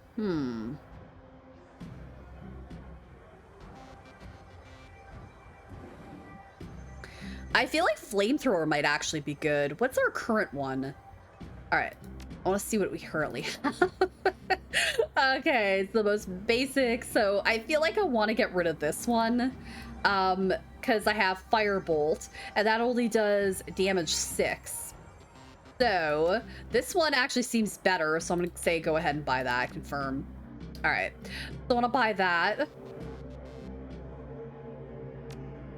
Oh, we just automatically get it. It's a spell. Okay, cool. Alright, neat. Oh, this is the woman that owns the place. Mrs. Kubota watches you cross the room, sizing you up as you approach. As you get closer, you can see this. She's mixed race, African and Japanese. Her demeanor says, "This is my house. Mess with it at your peril." But her eyes twinkle with a playful light when she speaks. Konbanwa, good evening. Are you enjoying the Seamstresses Union? There should be plenty for a woman like you to enjoy. She eyes you closely. Or is this business? I'm tempted to ask what's upstairs. Business. I just need a moment of your time. Soka. And why should I help you? Sam Watts. I'm looking for a killer. Jake sent me. I'm hunting the Ripper. I'm going to say Jake sent me. I'm glad to hear that Jake is alive again. He lives an interesting life. Very well. If Jake sent you to me, I will help you. What do you want to know? How well did you know Sam? I knew him. We all did. Sam was a regular here. Whenever he could beg or borrow enough money to become altered in some way, drugs, chips, alcohol, it didn't matter to Sam as long as he was bent. He was always looking for his next fix. He clung to his place like it was his lifeline, and we treated him as part of the family, even if none of us truly liked him except Coyote. Sam on the night of his death. He was here quite inebriated, as he often was. Cody was working bar that night, and she informed me that Sam was getting rowdy and belligerent with other customers. When I requested he leave, he refused. My bouncer, Mr. Clue, was off dealing with another issue, so I requested Jake escort Sam out the back, outdoor to the alley. That was the last time I saw either of them. Why is this place called the Seamsters Union? During the gold rush years, there was the census, and the politicians wanted as high a number as possible to gain power and revenue. To bolster their numbers, they decided to include all the working girls, of which there were many, to the rolls. However, given the times, they could not list a girl's true occupation, and they entered them as seamstresses. Okay, cool. When a girl accumulated enough money to open her own place of business, she named it the Seamstresses Union so potential workers would know that they would be treated fairly there. And thus, a rich tradition was born. You were a former seamstress? No, perhaps when we knew each other more. I'll reveal more about myself for now. Enjoy the union. One more question. Can you tell me where to find Coyote? Her face darkens. Would that I could. I've not seen her in 2 days. Smart woman and quite dangerous, but I fear for her. If she's dangerous, why I fear for her? If she's smart, why I fear for her? I'm sure she can take for herself. Perhaps all the same, I wish I could see her. She's like a daughter to me. Her room is upstairs. If you're looking for her, I invite you to examine it. You may be able to cover her whereabouts. I would not normally betray her privacy in this way, but she's missed 2 shifts now and I cannot be reached on her comm. It is unlike her. If something has happened to her, I have will not have an action on my conscience. Here's the key. Tell you about this game. It's basically this, oh, I don't know much about this. It's basically, what does the Steam store say? So it's a cyberpunk meets fantasy world. Apparently, this game had a huge cult following, like back in the, not this game, but Shadowrun, the original game or whatever, had a huge cult following for like 25 years. And now, like, the creator of that has made this whole other world, like Shadowrun, and made it into like a newer version of that game. So it's like turn-based tactical RPG. We're trying to find who murdered our friend Sam. That's basically the gist of it. We have like, we're a Shadowrunner type of deal. So that's basically the gist of this game. All right. So far we're getting some good stuff. We're making friends. We're having teams and doing all that sort of stuff. Okay, let's see here. Oh, we don't have decking 2. I think I have decking 1. There's a mid-grade security panel attached to the nearby door. It's set to require password or entry. So I don't have decking 2 yet. Can I, like, we have karma. Yeah, I'm gonna upgrade some stuff. We need to spend our karma. Okay, so let's see here. I was like, wait, I'm pretty sure we can get, like, upgrade our character. So we need decking 2, so I'm gonna upgrade that. All right, so each thing like here, this costs 2. Let's see here.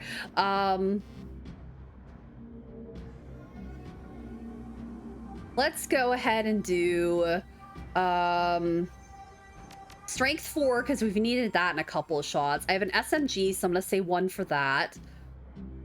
And what else do I want to do? I only have 2 left. I'm gonna say,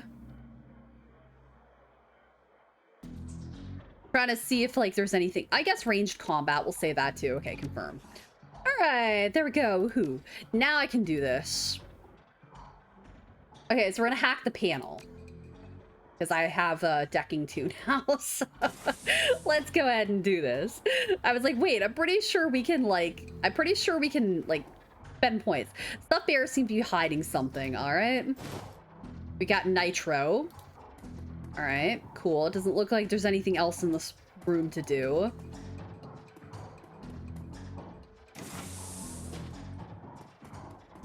Anything in here? Doesn't really look like it. All right.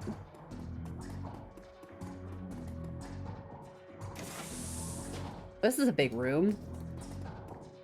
Looks like Cody keeps her clothes in boxes on the floor. All right. Check her computer. Oh, we don't have decking 3. Shit. Okay. Cody's computer is ancient. Probably fished it out of junkyard. It doesn't even have a data jack. And the cracked display is covered with fingerprints. Tapping the keyboard causes the dust cake fans to spin up, only to display it on-screen password. The password, the only other button on screen, is a password recovery option.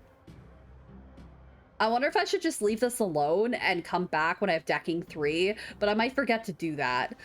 Yeah, this is the first one in the series of games for like on Steam. There's a couple other ones as well. I played this one in the past, but I honestly don't remember much about this game. There's also Dragonfall in Hong Kong.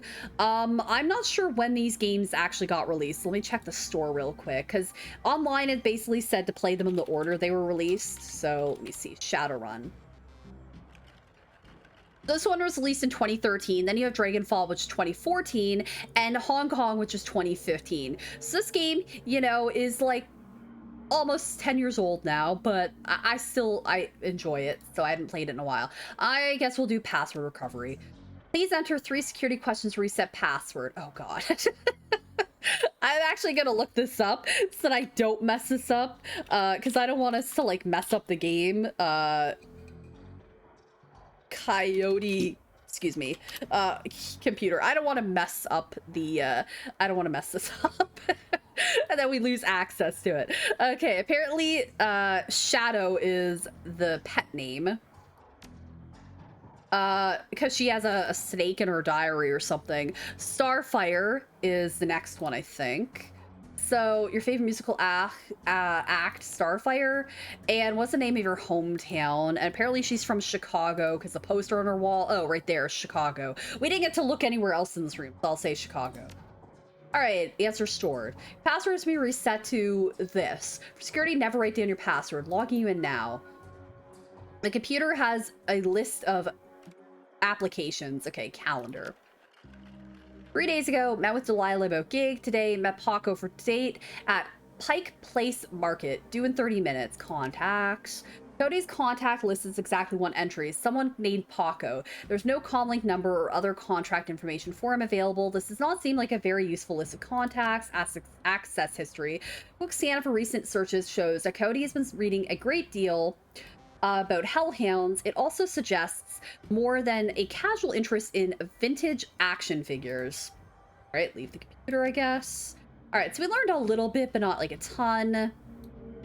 Check the rest of her room. Oh, see, we would have read that information in the diary. So she has a diary in her bed, several pages sticking out of it. Open the first page.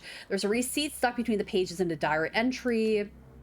I came back from my shift to find 4 of Paco's goons sleeping on our apartment floor. It's getting frigging ridiculous. I want to be with him, with the real Paco, but this Cutter Drek keeps messing everything up. I love him, but it's totally different with the gang.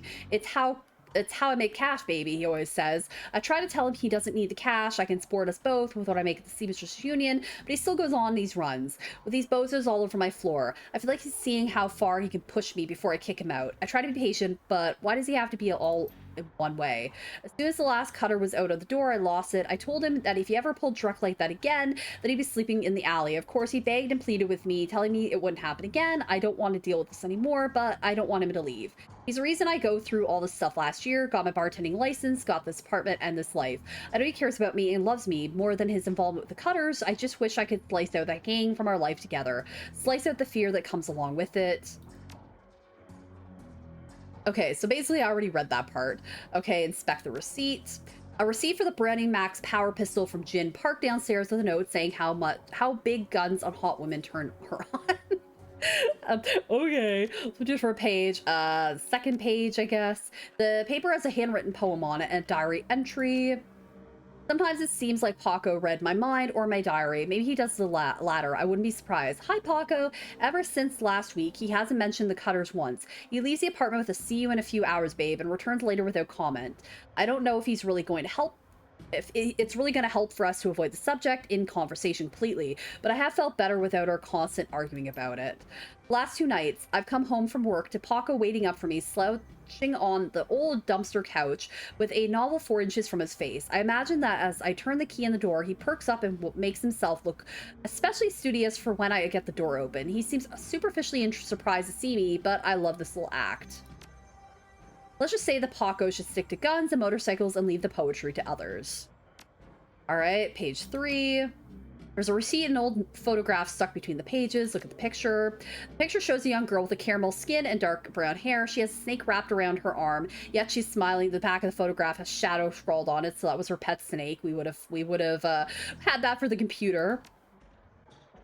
A COD receipt for a special order, 5 pounds of zebra meat, from Maury's Meat Emporium, located near Pike Place Market. A4.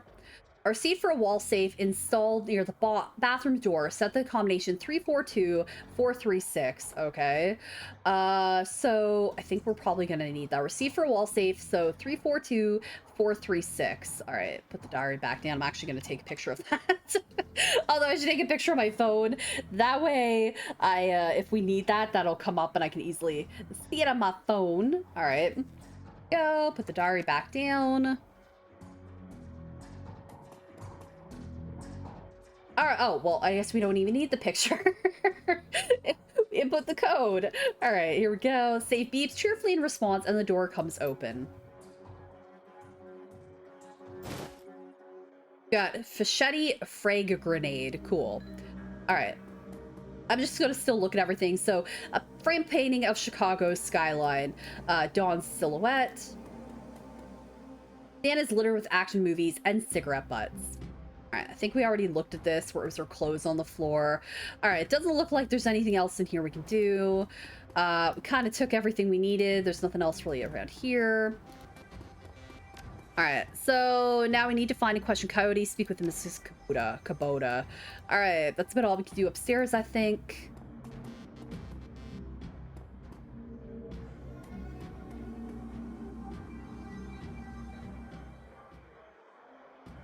All right, we'll talk to her again. How can I help you? Do you know Paco? He's a ganger, a member of the Cutters. He's a good kid in a nasty line of work. I warned Coyote against getting too attached to that type. They don't live long. Heard of Maury's Meat Emporium? Her face twists in disgust. No, I'm a vegetarian. Did you know Jen had sold a Coyote a gun recently? I'd be more surprised if she had. Bouncers can deal with most of the troublemakers, but around here you need a gun just to take out trash in the dumpster. Goes a date with Paco at Pike Place Market in the next half hour. If you would go down there, it might bring a peace of mind. I'll call a cab for you. It should be able to get you there in time. Gambot Kadosai. Good luck. Alright, cool. Now we need to head out, I guess, because we can't talk to that chick anymore. Alright.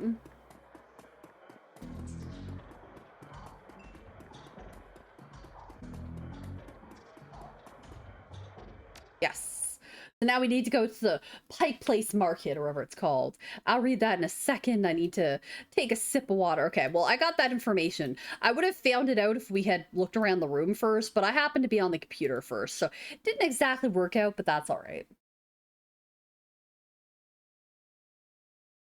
All right, let's see here. Catch a cab from Touristsville to Pike Place Market, an immersively quiet ride that takes you from probably going to be mugged to probably going to pay too much for your drinks. Compared to the urban wasteland of the Barrens, the downtown area is filled with modern buildings, lighted streets, and unbarred shops, all living beneath the shadows of massive corporate arcologies. For many, these arcologies are home. For others, they are hulking monuments to where the world went wrong. As for its fishmongers, Pike Place Market has been around since the early 1900s, overlooking the bay. Now it's a market for all things, legal and illegal, melting pot of the haves and have-nots. Even though most of the shops are closed, the sights, sounds, and smells of the market hit you from the moment you step out of the cab. Oh yeah, I ended up watching, oh, what was the movie we watched? Coming to America. I watched that yesterday. I have a couple of like alerts on my channel because I really like that movie. So watched that yesterday. That's a good movie. I haven't seen the sequel on Amazon. I don't know. I don't really have much to watch about that, but cool. All right, Patrick. Let's talk to this dude. The handsome young man, I like the artwork in this game for one. Like the artwork, the portraitures is really cool. Handsome young man turns away from the crowd and fixes you with his full, completely undivided attention. Man, you are more beautiful. You are a beautiful human, but you could be so much more. How are we like so beautiful, but then we can do so much more? What are you selling? That sounds great. Tell me more. What do you sell? I'm not selling anything. We are giving away the secrets to more fulfilling, happy, and productive life. Okay, I'll buy it with a secret. First step is to simply come and listen. Tomorrow night, Lynn Telestrian will be speaking about the importance of family in the sixth world. Please join us tomorrow, and the secrets to a better life shall be revealed to you. He smiles and turns back to the crowd. Okay, cool. Thanks, dude. All right. Where do we have to go? Find the boyfriend. Okay, so it doesn't give us a specific place. He's still there. Okay, so I guess we'll head over this way and see if we can find anybody. Okay, who's that? Oh, here's Paco. Okay. We found him. All right. Oh, this guy looks familiar. Probably because I played this game before, but I honestly don't remember. He looks familiar to me. The other characters don't necessarily look familiar. He looks a little familiar to me. The kid in front of you sports the trademark yellow of the Cutters gang. Young, clean-shaven, he stands like he owns the street and everyone on it. He seems distracted, though, glancing around with increasing agitation. He looks over as you approach. Watch yourself. What do you want? You wouldn't happen to be looking for a coyote, would you? That's none of your friggin' business. Oh, we got 3 karma. Who the hell are you? I'm Starling. I'm looking for a coyote. I need to ask her some questions. I'll say that one. I need you to tell me why you think that's my problem. I'm not her boss. Find her yourself. Just at the union, she's missed 2 shifts, and Mrs. Kabuta hasn't been able to reach her. Tough guy swagger seems to drain out of him. The cutter is gone, and before you stands a kid in a yellow jacket that doesn't quite fit. Coyote's missing? Oh man, that would explain. She was supposed to meet me here over an hour ago. Look, sorry for getting in your face like that. What else do you know? If she's missing, I need to find her. Do you know a fixer named Mr. Delilah? Oh, I assume Delilah was a woman. Cody had a meeting with him a few days ago. Ever heard of a place called Aries Meat Market? I'll say the first one. I know of him, sure. Blake doesn't allow any cutters to take side gigs though, so I got no reason to deal with him. Coyote hasn't said anything about taking new work. Wait a minute, Drek, I know where she went. Damn, why couldn't she wait? Damn it. Where did she go? The Royale Apartments, the landlord, CBJ, runs a drug ring out of that hellhole. Cody grew up there. She doesn't like to talk much about it. She's been looking for a way to sell a score with that guy for years. A few days back, I heard Mr. Delilah was looking for runners to steal some sort of item out from under CBJ's nose. She must have taken the job, I'm sure of it. And if his thugs caught her, there's a grim determination in his eyes. I'm going over there. You coming? I'm in. Don't worry, we'll get her back. I'll say that one. Damn right we will. I'm gonna keep these karma points for, like, okay, so we need to find the meat emporium as also like an optional thing. I want to keep these karma points. We have 6 apparently right now, which is great. I want to keep those for when we have a task and like I need to get points. Help me out with that. So yeah, I think I want to keep them for a little bit first. Okay. So oh well, this looks like no, this is just the market. Okay, I need to find the meat emporium. Okay, who are you? Oh, here's Maury's Meat Emporium. Small meat stand. Okay, well, this is optional. We did it. Meat stand presents an enormous diversity of dead animals, from cow and canine to the exotic and paranormal. Pictures on the back of the stand feature a much older version of the man in front of you. As soon as he notices Paco, the proprietor's eyes become hard and angry. What do you want? You know we can't afford more. Relax, man. My friend just has questions. Everything cool here? Yeah, everything's swell. Manny continues to stare daggers in Paco's direction. The name's Manny. What do you want? Why would anyone want to buy zebra meat for? Do you know someone named Coyote? I have this receipt. I'll say I have this receipt. I'll look it up. Yeah, I got it right here. 2 days past the pickup time. Didn't think anyone was coming for it. Here, it's all yours now. Great, we got zebra meat. Ooh. Let's see, what would anyone want to buy zebra meat for? Some people eat it, but I wouldn't recommend that. Tough as nails. We mostly sell it to security teams who use it to reward their hellhounds. The flavors go crazy for stuff for some reason. Oh, Drek. That's why Cody wanted zebra meat.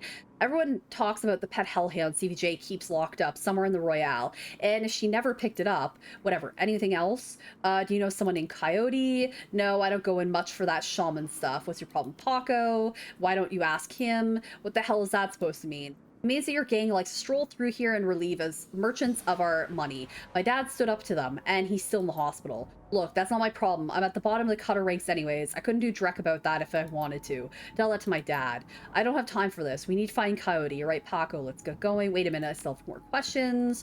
I'll be leaving now. Okay, well, I guess that's all we can do. We can't exactly question him anymore. I was just trying to be like, okay.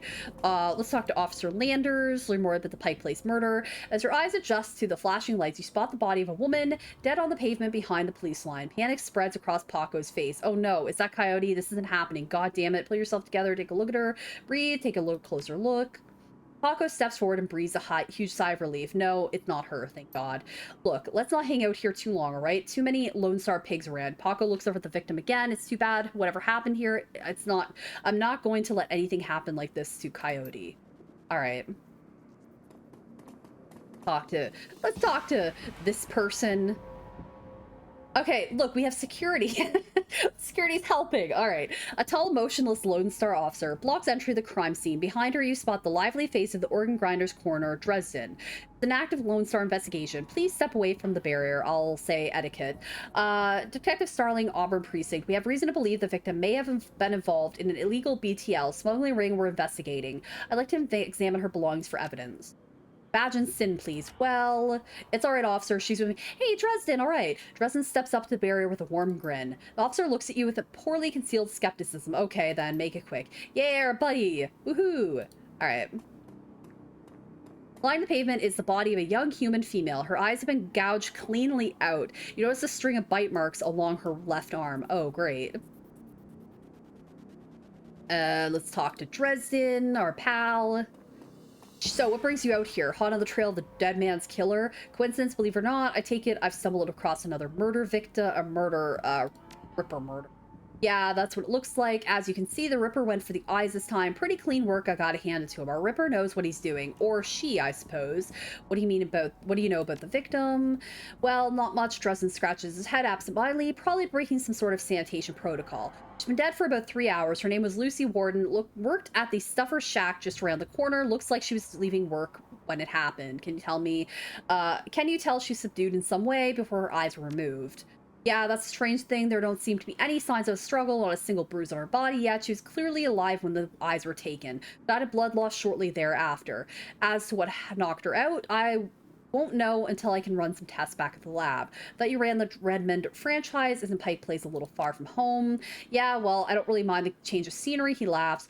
Corner for the downtown branch is out on maternity, so I told management that I'd cover for her on this one. Plus, I want the sicko caught. But the bite marks on her arms. Completely unrelated. It appears some wild dogs dragged the body out here from the alley sometime after her death, okay? It's not a magic use here. There was evidence of an unusual explosion in the alley where Sam died. Now, there's an interesting thought. No, nothing obvious, though. I'm sure when McCluskey shows up, he'll call in a full magical forensics team, though, just to be sure. So the Ripper takes Sam Watt's liver and this woman's eyes. Any theories?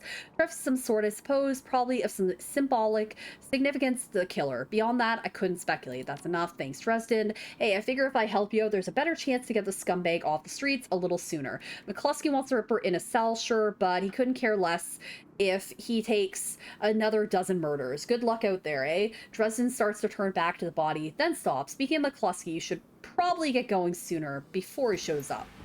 Thanks, Dresden. At least Dresden's our pal and helping us out here.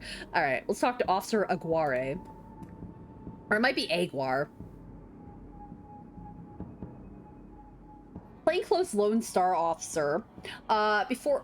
Lone Star Officer, before you sports a tacky hat and a crooked grin to match. So you're the one who's working for the dead man, eh? McCluskey warned us you might be sniffing around here.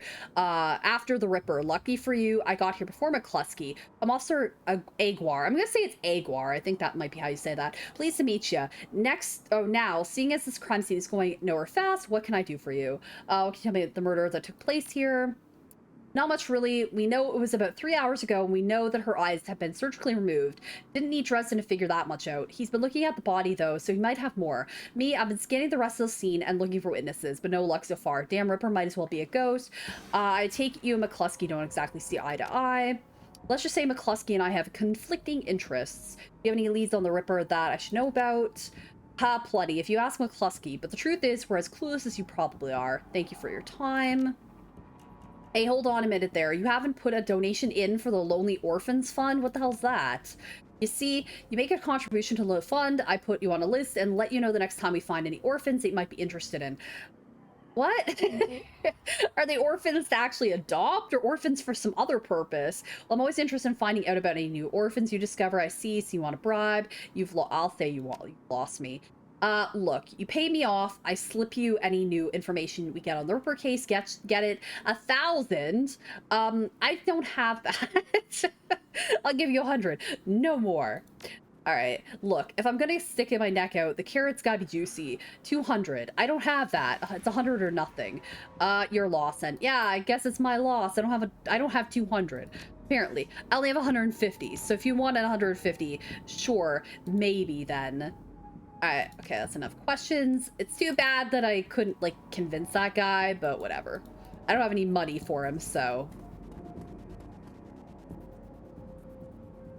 The elf standing before you might quite possibly be the ugliest elf you've ever seen. Ugliest elf? Gee, that's nice. A meticulously clean lab coat, format jacket, an old-fashioned bow tie give him the look of an undertaker from century past. He notices you approach and locks eyes with you, smiling a thin, unnerving smile. Hello there, stranger. Might inquire, do you know which organ grinder's facility this body will be moved to?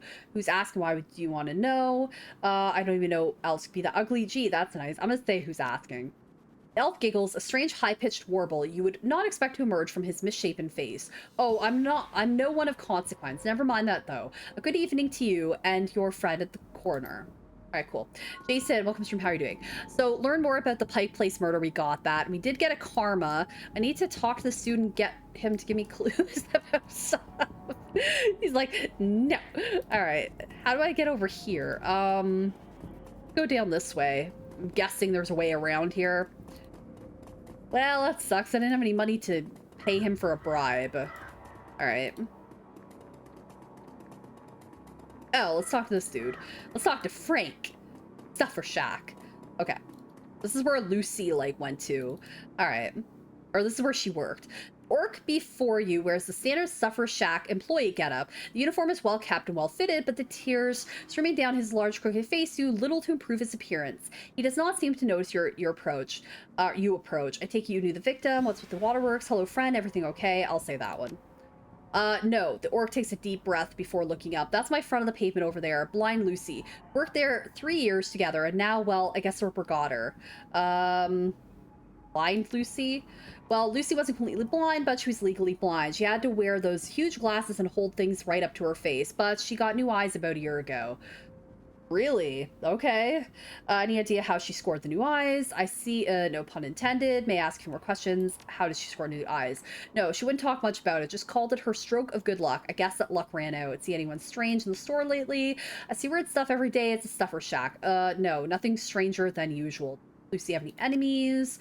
Well, I'm not sure. I know she had an ugly breakup with her boyfriend after getting those new eyes put in. The guy was pretty upset for some reason and wouldn't leave Lucy be until she filed for a restraining order. Oh, that sounds good. That all seemed to die down a while ago, though. What was the last time you saw her?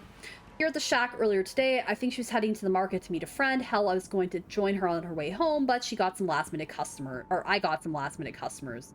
That's all I need to know. Thanks for your help. Sorry for your loss.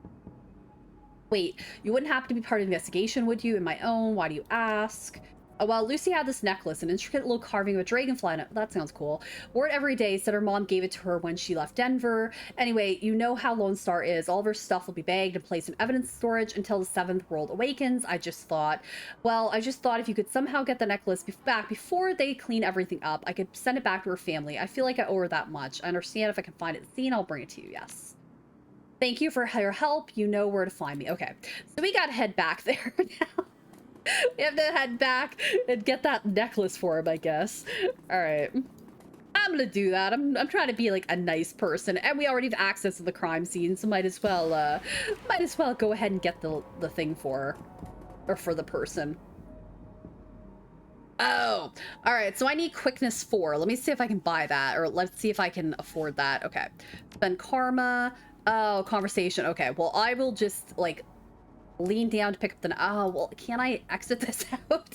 Scan the ground near Lucy's body and spot a small wooden object, mostly hidden beneath.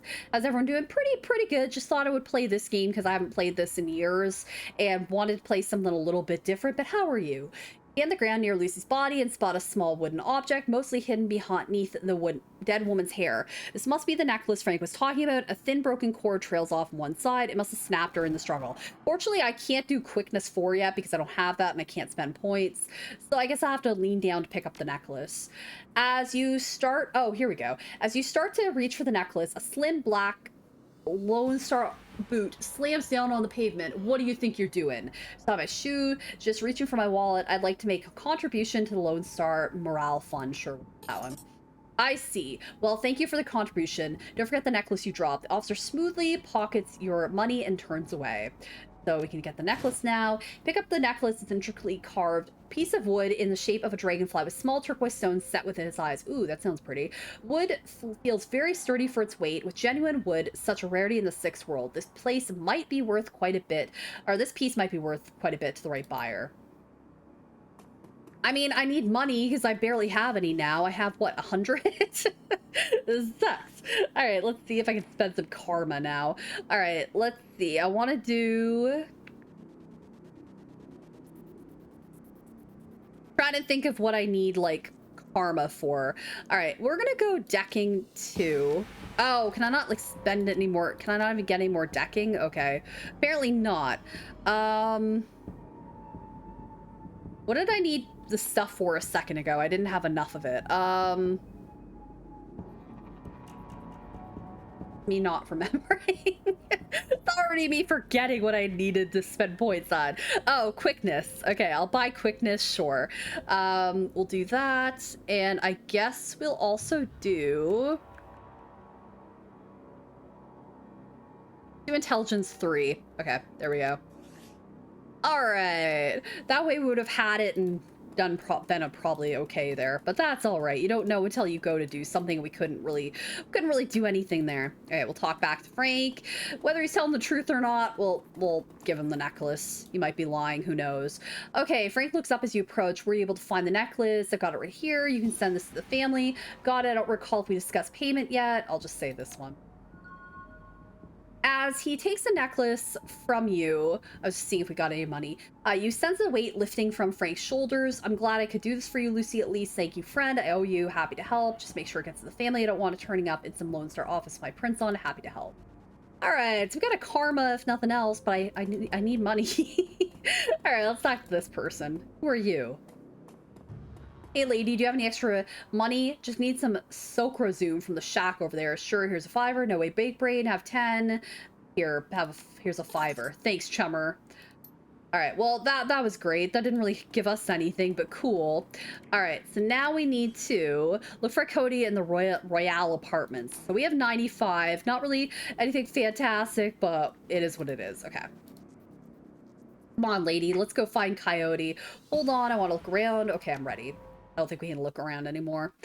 All right. Yeah, I played this game. I think I beat this game because I had like 18 hours, but I played it such a long time ago. It was probably 2017 when I last played this game. I don't remember anything about it.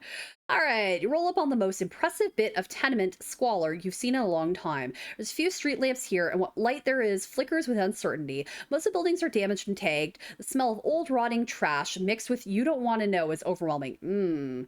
It's no wonder people living here turned BTLs. Anything better than this? The better than life chip is the... Ooh, salty. There we go. Ooh, salty. The better than life chip is the newest drug on the market. You don't need a good life. You can slot someone else's, live through them, and wreck your brain in the process. The front doors of the Royale apartments aren't even locked. As you step inside, you can hear a junkie crying for another hit. It's time to find Coyote and find out what she knows about the night of Sam's murder. All right, cool. Yeah, I have all the games in the series, like the Shadowrun Returns, which is apparently the first one you play, then Shadowrun Hong Kong and Shadowrun Dragonfall. The next one will be Dragonfall. I have played like 2.5 hours of that, but again, I don't remember anything about it. And Hong Kong, I do want to play these on the stream at some point, so that's why I want to start with this one. The Royal Apartments, what a hole. Can't imagine what it was like for a Coyote growing up here. Paco trails off. We're here to take care of business. Let's get to it. If Coyote's here, we have to hurry. She's good, but well, these BTL guys pay to stay well informed. They may have known she was coming, okay? So we need to keep him alive, and we also need to find her and keep him alive. Okay, cool. Who are you? Tweaker. Oh, great. Thank you. The woman scratches herself like a cat at a couch leg. Please, can you spare some money? My credit stick's a little too light, lady. What can you do for me in exchange? Nothing left to give, lady. It all goes to BTLs, everything. Please, just a few money, or just a few dollars. Maybe I can cred you some information. Have you seen a woman come through here today, armed and looking for trouble? Yes, no, hell. What do you want me to say? I'll tell you anything, everything, please. Drops to her knees, pleading. You've gone too far to help me or anyone. I'm sorry, but I can't help you. You should leave this place if you can. But that doesn't make sense. The BTLs are here. I just need something. She collapses, whimpering, and seems lost to this world. Yeah, lady, you're not exactly helpful. Sorry. Okay, sad old man. Let's talk to this guy. Blue, welcome from. How are you doing? Like a lazy pigeon, he watched you approach. You're not from around here, are you? I don't want any trouble. Easy, Gramps. I'm looking for information. Then I'm gone. Things are pretty bad here, but I can make them even worse for you. You have quite the vantage point here. Bet you don't miss much. I'll say I'm gone. Bad day to stay around here. Unexpected. Bit of a commotion upstairs. Stevie's mans are twitchy. Pretty young thing came through here earlier. Mr. Gunny, welcome to stream. How are you doing? This pretty little thing, or pretty young thing, came through here earlier, snooping around like you two are. I could tell she weren't here for BTLs. I'm not gonna remember what BTL stand for, even though we just read Better Than Life or whatever. Don't know how she got upstairs, but there was a lot more gunfire than there usually is this time of day. That's not good. You see her come back again. I'll say that one. No, a couple of Stevie's men came around here asking what anyone saw. Kept my mouth shut, I did. Where's Stevie hold up? We do have the zebra meat at least, so there we go. He's got the whole top floor to himself. Fancy sees the king around here. Sounds like Coyote's run went sideways on her. Great, now it's an extraction. She's my only lead right now. Can you help me out? Okay, well, we have strength 4. At least we have that. I don't like the answer we have to do here because I don't have charisma 4. I need to bump my charisma. Can I bump that up now? I want to buy like charisma. Now I have the conversation. Shit. All right. I don't want to be a dick, but I guess I have to answer that. You've been right friendly, but I can't get on the wrong side of CDJ. I'm sure you understand. I bet your creaky old bones would snap real easily. Gee, great. Oh man, I don't want to say that answer, but I feel like we got to. Okay, I'm gonna say that one. Hold on now, that ain't necessary. I can get you into the stairwell, but you better not tell anyone it was me. Break over, catch you later. Okay, Jason, I appreciate you popping in. Have a good one. I don't want to be a dick to this guy, but that's the only answer we can do. All right, can I talk to him anymore? Okay, you're back. What do you want now? Know anything about the dealer? Just a nobody around here would be crying over his death. Brings a bad type of person around here, that one. All right, so we have information. We have, like, we can talk to him. We can go here. He did open this for us, so let's head this direction and just anything. Okay, there's a person there. I can go that way. I can also go this way. We're just gonna head this way. Once we go upstairs, I'm not leaving until I find Cody or I'm dead. You get that? Yeah, sure. All right, let's go upstairs. I probably could have went elsewhere, but we're gonna go upstairs, I guess. Steve J's penthouse apartment might have been nice at one point in time, classic even, but now it's filled with neon tube lighting, broken down furniture, piles of rubbish, and crates containing who knows what. Still, compared to the rest of what we've seen, it's positively palatial.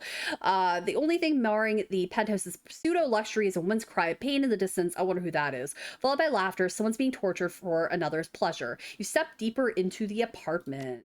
All right. Oh, now we have karma. All right, let's see here. Yeah, don't work too hard. All right, I think I'm gonna buy with strength, intelligence, willpower. I'm gonna buy charisma. All right, there we go. We have one left. I'm just gonna go ahead and buy the one charisma. That's fine. All right.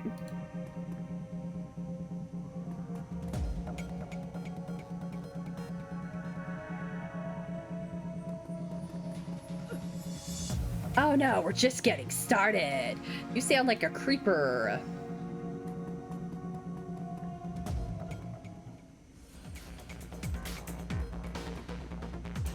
Unfortunately, I can't really do much right now, so we're just gonna go here. Now I can. Floor's quiet, save for the loud humming of fluorescent lights. It seems like you have the drop on CDJ and his men. All right, cool. Blammo! Yeah, dig that, you creep. All right, help, get over here. All right. Unfortunately, he's a little too far away for us to actually, like, do anything to. Bye. All right, that dude is dead. All right, cool.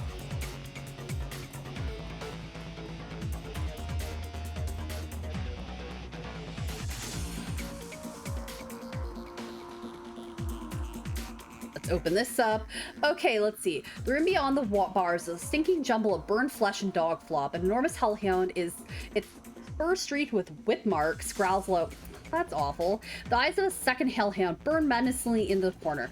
I'm gonna shove the zebra meat through the bars. The hellhounds devour the zebra meat in a few massive bites, and they let out a contented growl. Open the door. Maybe they'll like us. I don't know. Hi.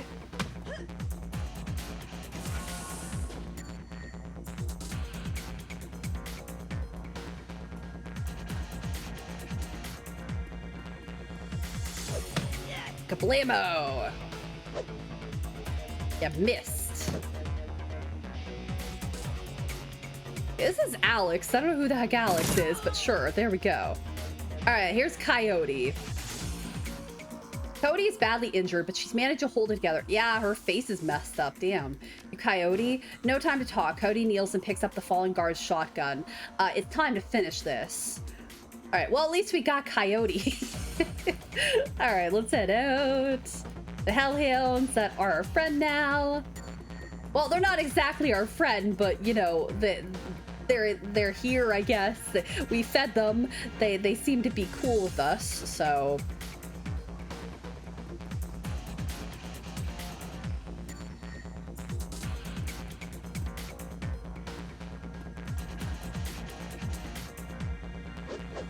Now we missed.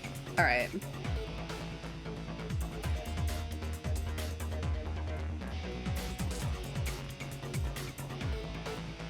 Uh-oh.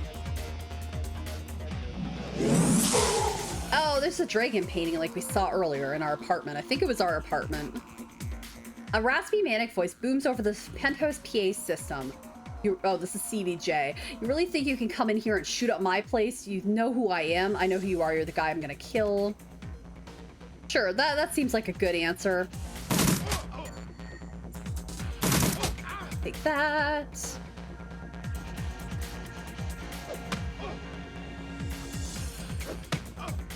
Take that.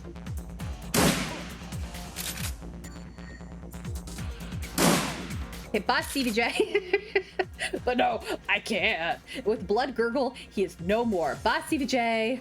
All right, well, CVJ is dead, so goodbye to that guy. He is gone. Apparently his body is gone forever, too. Bye, CVJ. All right. Yeah, I feel like the game is just really loud. Hold on, I'm gonna turn down the volume. I keep doing this because I feel like it's just really loud. Let me turn down the volume. Okay, there we go.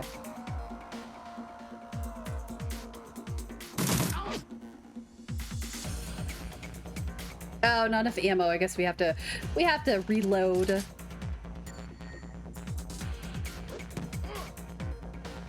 It showed there was something I could pick up there, but now it's not showing it, so I don't know if I just missed it or what.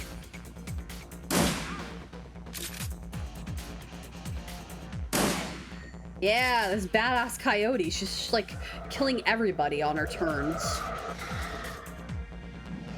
Okay, well, he just got some aim accuracy, so that's not great for us, but it is what it is. I don't love there being that, but hey, it is what it is. All right.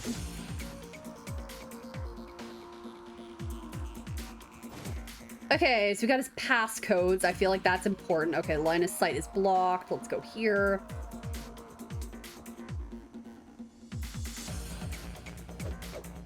Missed, unfortunately. Did do a little bit of damage, but not a ton. Okay, her line of sight is blocked. Go here, I guess. Oh, out of ammo. Shit. Okay. That's the only negative thing about having a gun is you run out of ammo. Run out of ammo. All right.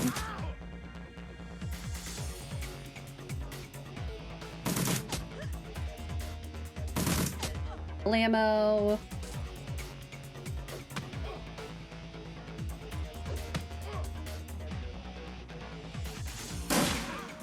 Ah, shit. Okay, I don't want to hit my guy because he's gonna get hurt.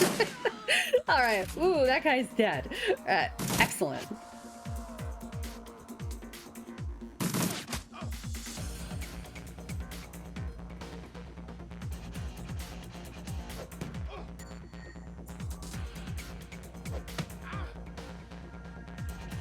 I'm gonna move her a little bit closer so she can, like, just shoot this guy. And there we go. Yes, we got karma. Okay, cool. About time you got here, Paco. Who's your friend? I'm a professional. I need to ask you some questions. Right now, I'm the lady who's saving your ass. I'm Starling. I'm here to rescue you. Say a professional. Paco glares. Not now, Cody. We need to get you back to the Union. Mrs. Kabuta has that med lab in the basement. No, Cody speaks through gritted teeth. No, I need to finish the other thing I came here for. I need to find something for Mr. Delilah first. A stash of gems. Delilah, I thought you said you'd never do another deal with that man. Look, Paco, I need an excuse to come back here and settle some debts. Figured I might as well get paid for it. Her voice is strong still, but her body's beginning to shake.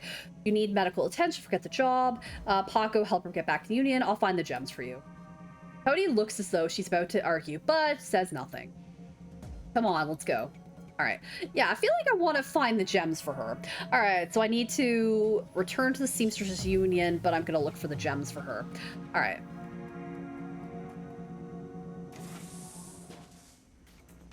Oh. Hi. I didn't know he was going to be in there. All right, let's move over here. Sorry. I want to give you some zebra meat. Come on. Let's be friends. Actually, how do I use spells? Hold on. I can use my fists. I can use that.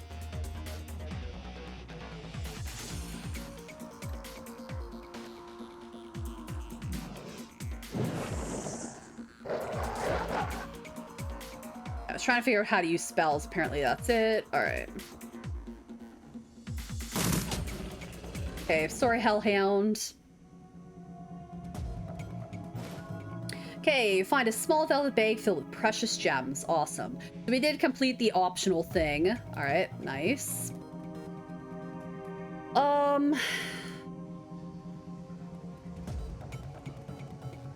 Gotta see if there's anything else I can do before leaving here. All right. All right, let's do this. Oh, no, I don't want to leave here yet. We'll look around and see if there's anything else in here first. I do have some, I have a ton of points right now. Spend karma, let's see here. Quickness, I feel like quickness 5 would be a good thing to get.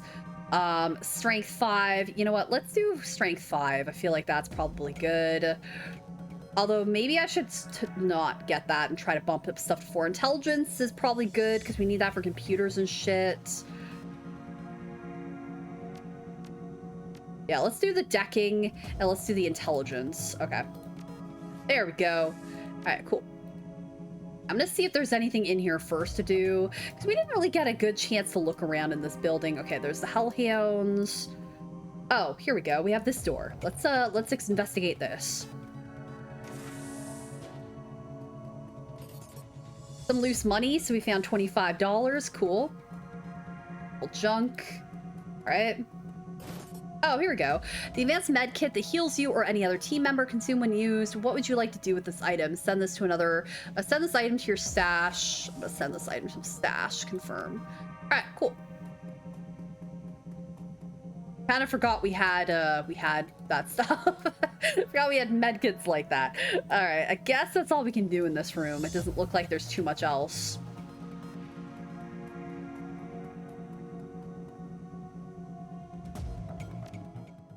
Let's head away. All right.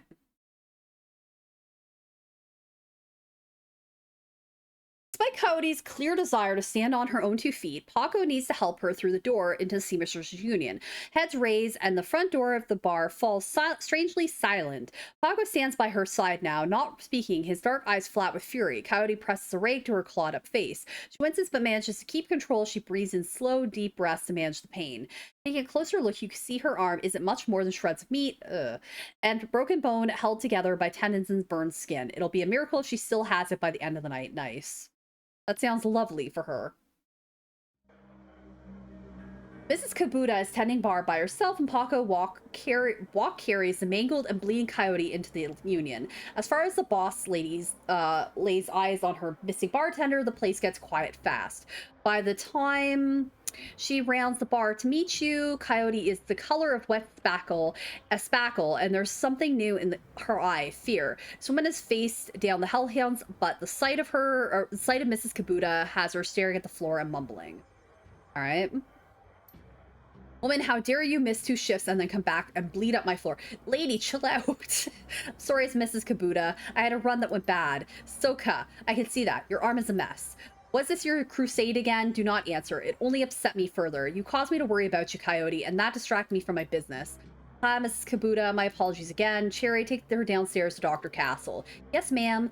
Tell Castle put something new and shiny where that arm used to be. Mrs. Kabuta, I can't afford a cyber arm. I'm aware of your financial situation. When you are healed, we will discuss the concept of Guri, the debt of honor. Now go. Bleed elsewhere. Yes, ma'am. Well, that was sort of nice of her to pay for this new arm, but also not, because she's not necessarily, like, paying for a new arm for her, so... Her anger, Coyote's rashness slowly washes from her eyes and is replaced by tears. She sniffs, wipes them away, and inclines her head to you.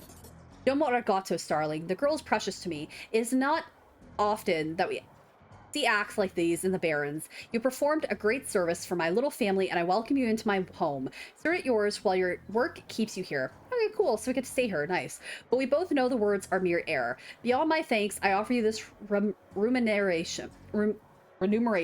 Please take it as a show of respect. This looks like my kind of place. Sure. I can use a buck. I'll say I'm honored. You're most welcome, and I offer more than simple lodging. You shall find that there is more to the Union than meets the eye. Below us is a small facility available exclusively for discriminating independent operatives like yourself. In it, you will find vendors selling the best gear in the black market has to offer, a fully equipped cyber dock, and a secure place to rest when the dreck hits the fan, as they say. This place is a safe house too. Indeed, normally I require a percentage of the runner's income for the use of the facility, but as I said, you are now family. Consider it on the house. Gain entrance, play GAFFC on the piano. All right, cool. Thank you. All right, so meet all the black market vendors in the safe house. Find the med bay in the safe house. Okay, cool. Talk to her again. Is Mr. Delilah here tonight? Yes, he is in the back bar. That's usually where he does his business. He mentioned Coyote's Crusade. What is it? She grew up in the Royale, but managed to escape that life. However, her cousin was apparently not so lucky. He came to town about a year ago and fell in with the wrong circle. He was introduced to sim chips and became addicted to BTLs.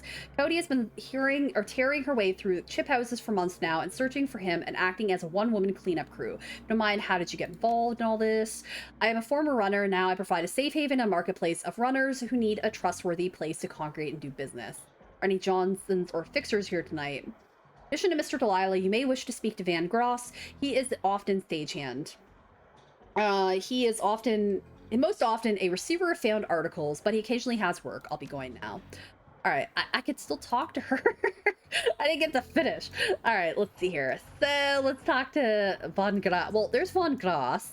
It says we have meet all the black market vendors in the safe house. Okay, cool. So I guess we can talk to Von Grass, or however you pronounce his name. Let's just talk to him, I guess. All right. Von Gross is busy talking on his comm link, checking his heads-up display and monitoring to a runner near standing by. All at the same time. He's an intense little man. Get the sense he likes to look busy. I'm Von Gross. Make it quick. Business is good. Talk to me. Mrs. Kabuto says you're a fixer. He still hasn't looked at you. He's going a mile a minute. Nothing for you tonight. Sorry, I'm doing a thing right now. Important thing. Talk to you later. Oh, hey, lady, one more thing. He covers his comm link for a moment, tilts his head your way, but you can see he's still staring at his HUD. I'm a fence too. If you got anything you need to unload, come see me. All right, cool. Need to finish this call, perhaps some other time. Okay, so we can come back to him when we have stuff to, like, give him or do with him, but right now, unfortunately, we can't really talk to him too much. All right, it doesn't look like there's anything in here to do, so I guess we'll head over this direction. He's like the only guy we can really talk to right now, and he's busy apparently, so we can't really talk to him. All right, oh, here we go. Johnny Clean again, this guy. Okay, Johnny leans on his seemingly brand new mop and surveys the crowd at the Union. Hey, Johnny, I'm looking for where Cherry took Coyote. Piano is a little out of tune. Check it out. Okay, obviously we need to go to the piano then. I'll do that in a minute. Mr. Clowy or Cluey. Talk to him, I guess. The hulking troll bouncer in the immaculate suit stands as impassively as ever. The absence of dust on his broad shoulders is the only real indication that the man ever moves. He nods to you when you approach. Evening, I see Coyote's back, looking only a little worse for wear. We have you to thank for that. Rough her up. Paco and I tracked her down. I always wondered what she saw in him, but I guess he ain't all that bad. I'm glad she's back. You couldn't stomach losing anyone else so soon after what happened to Sam. You feel protective of the people here. Immensely toward anyone who walks through the door, be they employee or patron, unless they mean ill will, or of course, mind to ask you questions. Haven't minded so far. You hear anything about Sam's death? People are saying it was a ripper, but people say a lot of things about what they don't know or what they don't understand. You know where I can find a fence? St. Van Gross is at the bar near the stage. Dwarf with a cyber eye. Can't miss him. How long have you been working for Miss Kabuta? Crawled in here after a gobly. After I awoke. Mr. Kabuta took me in and gave me a job. I've been here ever since. Hydrate, thank you. My throat is very sore right now. Water bottle's empty.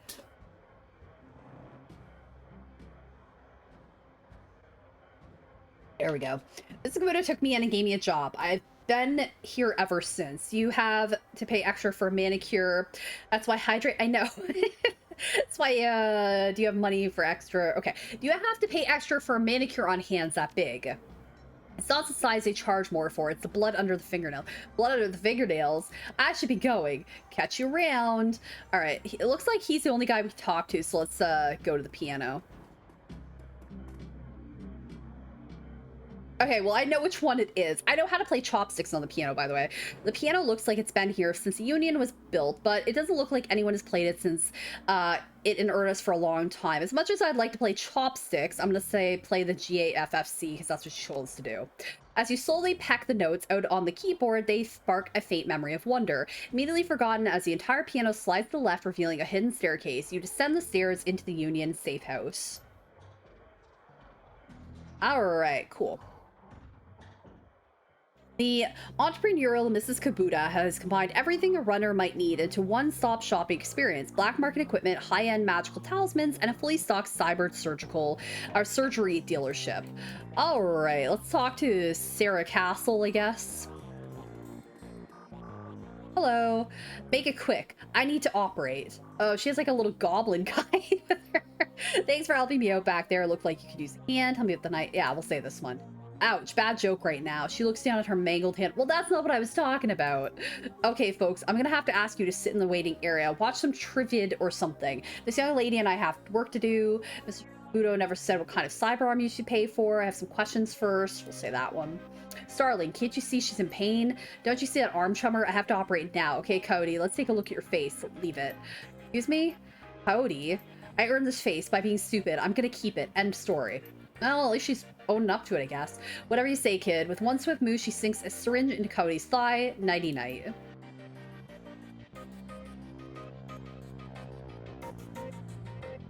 Alright, I will talk to Cody in a minute. In Shadowrunner circles, the term doctor is often used quite liberally to describe any sawbones with a needle and thread, but in the case of the Union's resident medical expert, nothing could be further from the truth.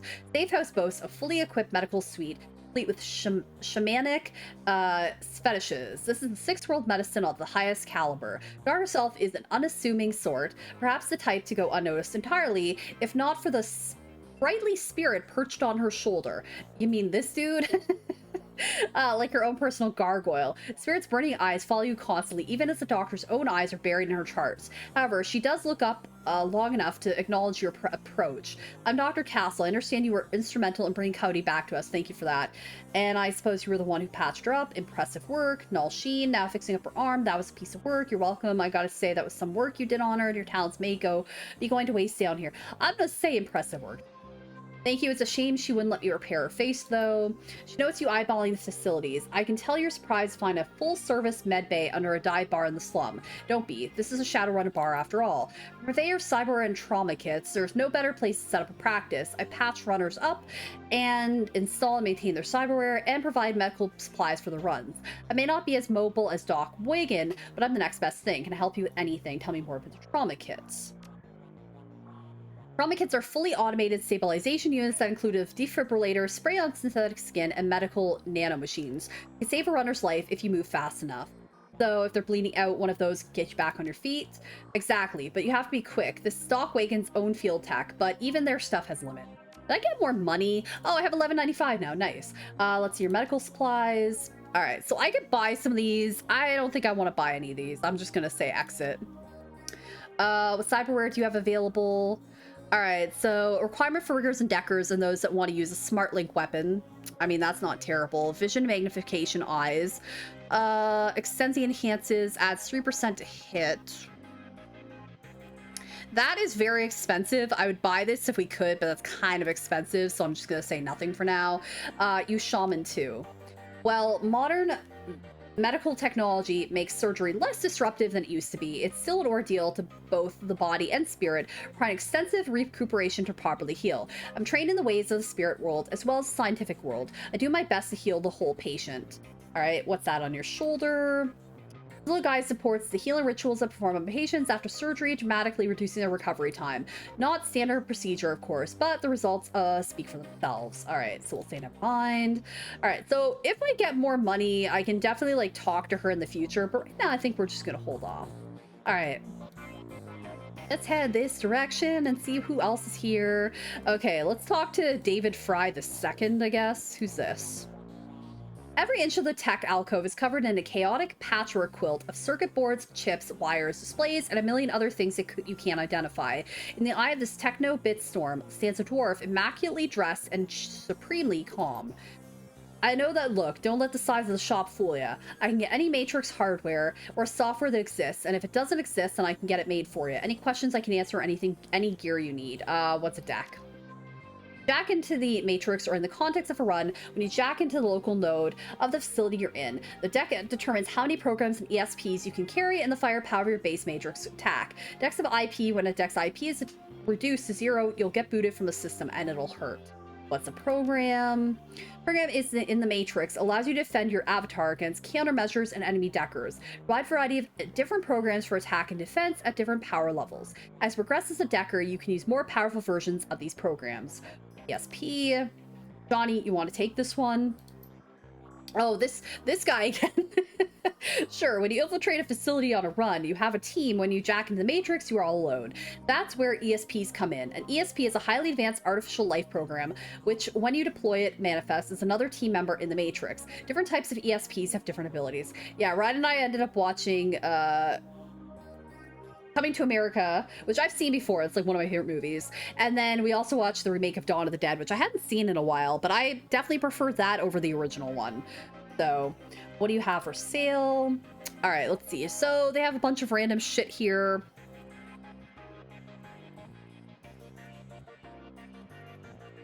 Okay, a lot of this seems to only be like a limited time use. Heal yourself or a friendly target for 40 EIP. That's actually not bad. You know what? Let's buy medic. I feel like that's not a bad one to have. All right. That's only 100. We have plenty of stuff going on here. Okay. Where can I apply that to? I'm guessing it has to be applied in... It's not a spell. It seems like it would be, but it's not a spell. So I'm trying to figure out where the heck to put it.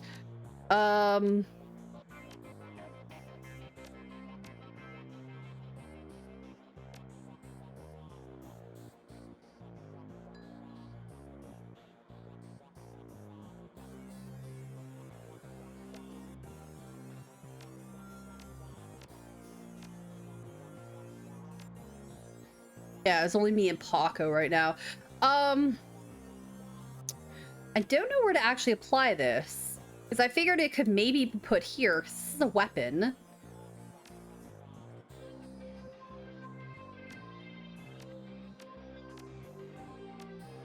I'm not sure where this goes, so I'll just say maybe I can't apply it right now.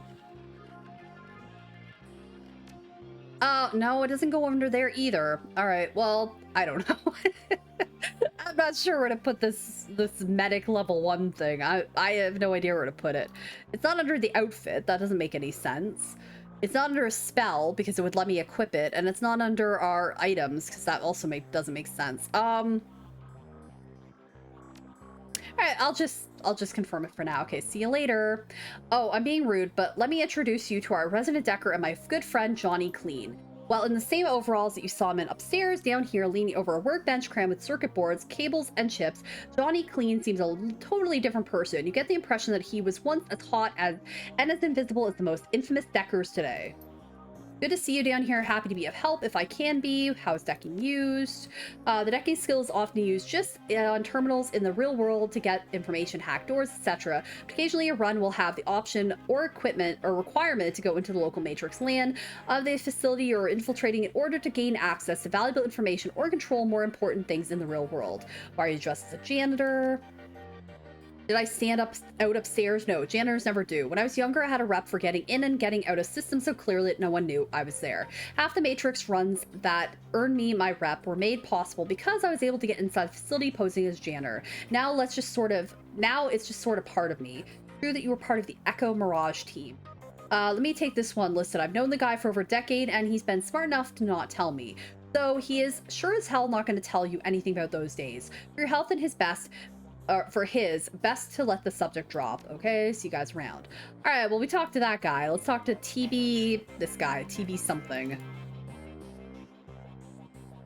Buster Grubberman is a well-groomed orc dressed with precision that suggests the straight lines of a military officer's uniform. His hair is cropped short, high, and tight, as they say, and the neatness of this presents is only... Oh my god.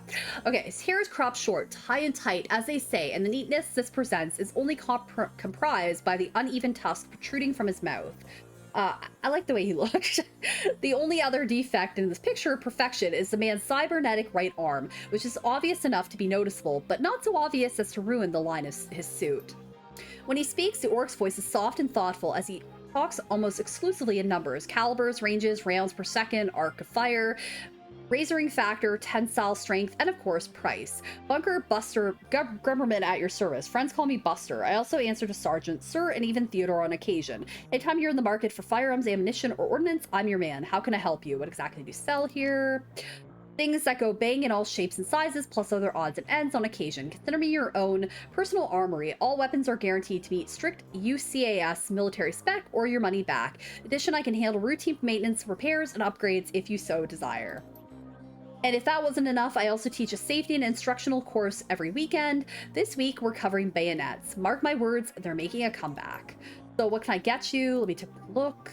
All right, so we have enough money. We have like what, almost $1,100. So I feel like we have pretty good. What is my current thing right now? Yeah, I don't know where the hell we're supposed to put this. All right, we can't use this. I'm just gonna sell that back. I can't use that, unfortunately.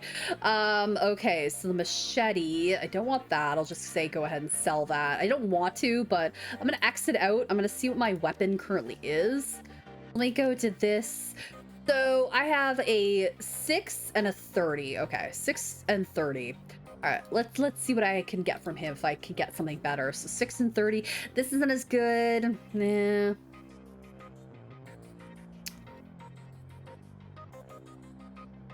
Okay, so I need a data jack to even buy, like, this stuff, unfortunately. So it doesn't look like any of the stuff he has is better than what I have, so we'll just say exit, I guess. Alright, nothing right now, thanks. Eric Mersman. Oh yeah, didn't we already talk to him? I'll talk to him again. Alright, show me what you have. Oh, this guy's the guy with the clothes. Okay, yeah, we need to talk to him. Alright. Algernon.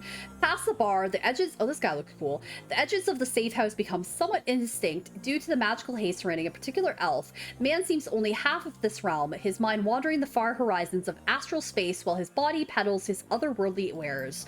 Good evening, young human, and welcome to this humble home that we call the Union. I'm Algernon Halfdream. Ease your way through the sixth world. I offer you the best magical foci, spells, and fetishes for the conjuring of spells. Let me see what you have. Alright, so he's got aim, heal wound, heals all the damage from the most recent attack. That's not bad. I can afford that, so I feel like, I mean, we need spell casting to buy a number of these. Conjuring and spell casting and chai casting. Okay, cool. I need to buy, like, bump up spirit summoning, so yeah, I need a bunch of that. I think I want to do the... Let's do the heal wound.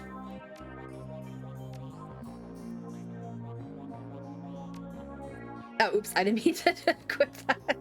All right, so heal wound, which I now have available. Yeah, how do I add medic level 1?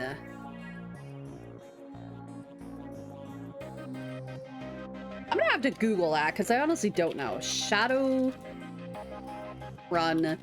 turns equip medic, I guess. Maybe they're just available automatically, I'm not sure. I bought 4 crims, don't know how to equip them.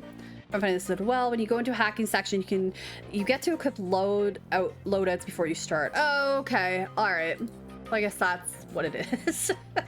I don't know. Alright, so I guess we'll just go confirm. Okay.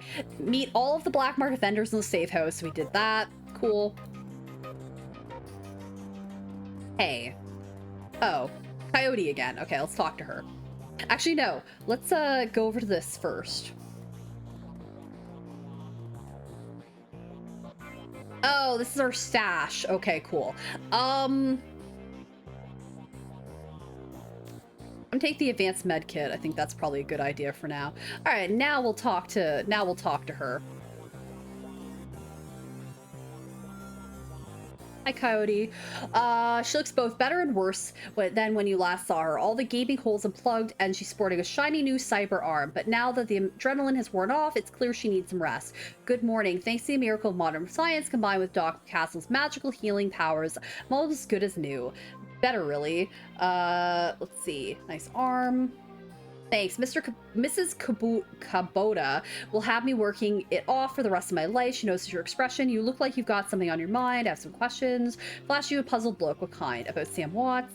Sam Watts, what about him? He's dead. Holy Drex, Sam. I can't say I'm surprised. He was on a downward spiral for a long time. What can I tell you? Tell me about Sam. I hear you liked him. I did. He made me laugh. No one else seemed to like Sam's jokes, but I did. No accounting for taste. Sam made some bad jokes.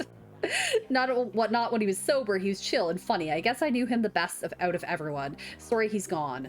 You served Sam the night he died. What do you remember about that night? It was pretty average night. Regular crowd, as I remember. Sam was drinking with a guy named Armitage. It's Jake. All right. Yeah, you know him. Met him. He's a charmer too. She bites her lower lip. I like gingers. Oh, well, apparently she likes Jake. Anyway, Jake and Sam were having a few. Well, Jake was having a few. Sam was tossing him back, but good. Eventually, he got loud, the way he sometimes did when he mixed drinking and who knows what, and Mrs. Kubota wanted him ejected. Mr. Cluey wasn't around, can't remember why, so he asked Jake to do the honors, or so she asked Jake to do the honors. Jake dragged him out on the back into the alley, and that's the last time I saw him. You said he got loud. Do you remember what he was saying? She thinks, standard Sam Drack. How he grew up rich and didn't deserve this, how he hated his mother, how he loved his mother. It was pretty pathetic stuff. Did Sam have any enemies?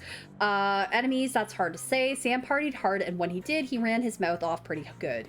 Got his ass kicked on more than one occasion. But no, I don't think he had any enemies, at least none that I'm aware of. Where did he live? On the streets mostly. He'd occasionally convince someone to let him flop on their couch, but he'd always overstay his welcome and get kicked out after a few days.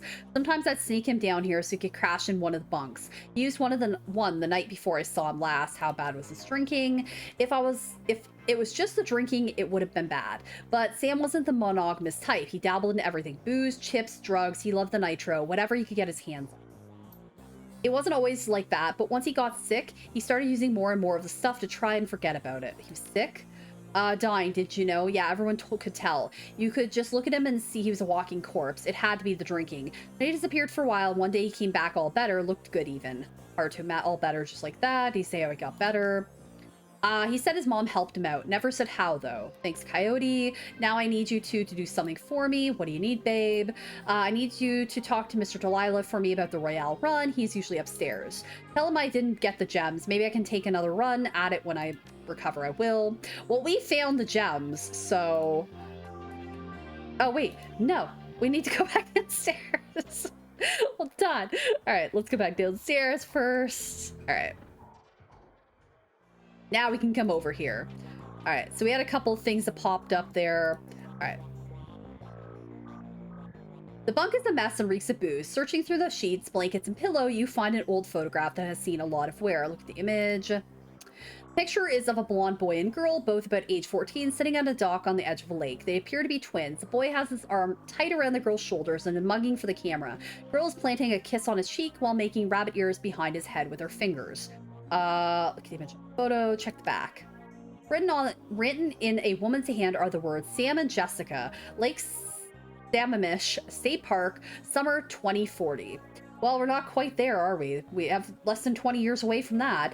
But, so apparently, like, Sam had a twin named Jessica, which we heard about her a little bit earlier. Pocket photo. All right, cool. So now we need to return to Coyote and deliver the stones to Mr. Delilah. I'm gonna do that. We'll return the stones to Mr. Delilah because we found those. So I feel like we should be able to do that for her.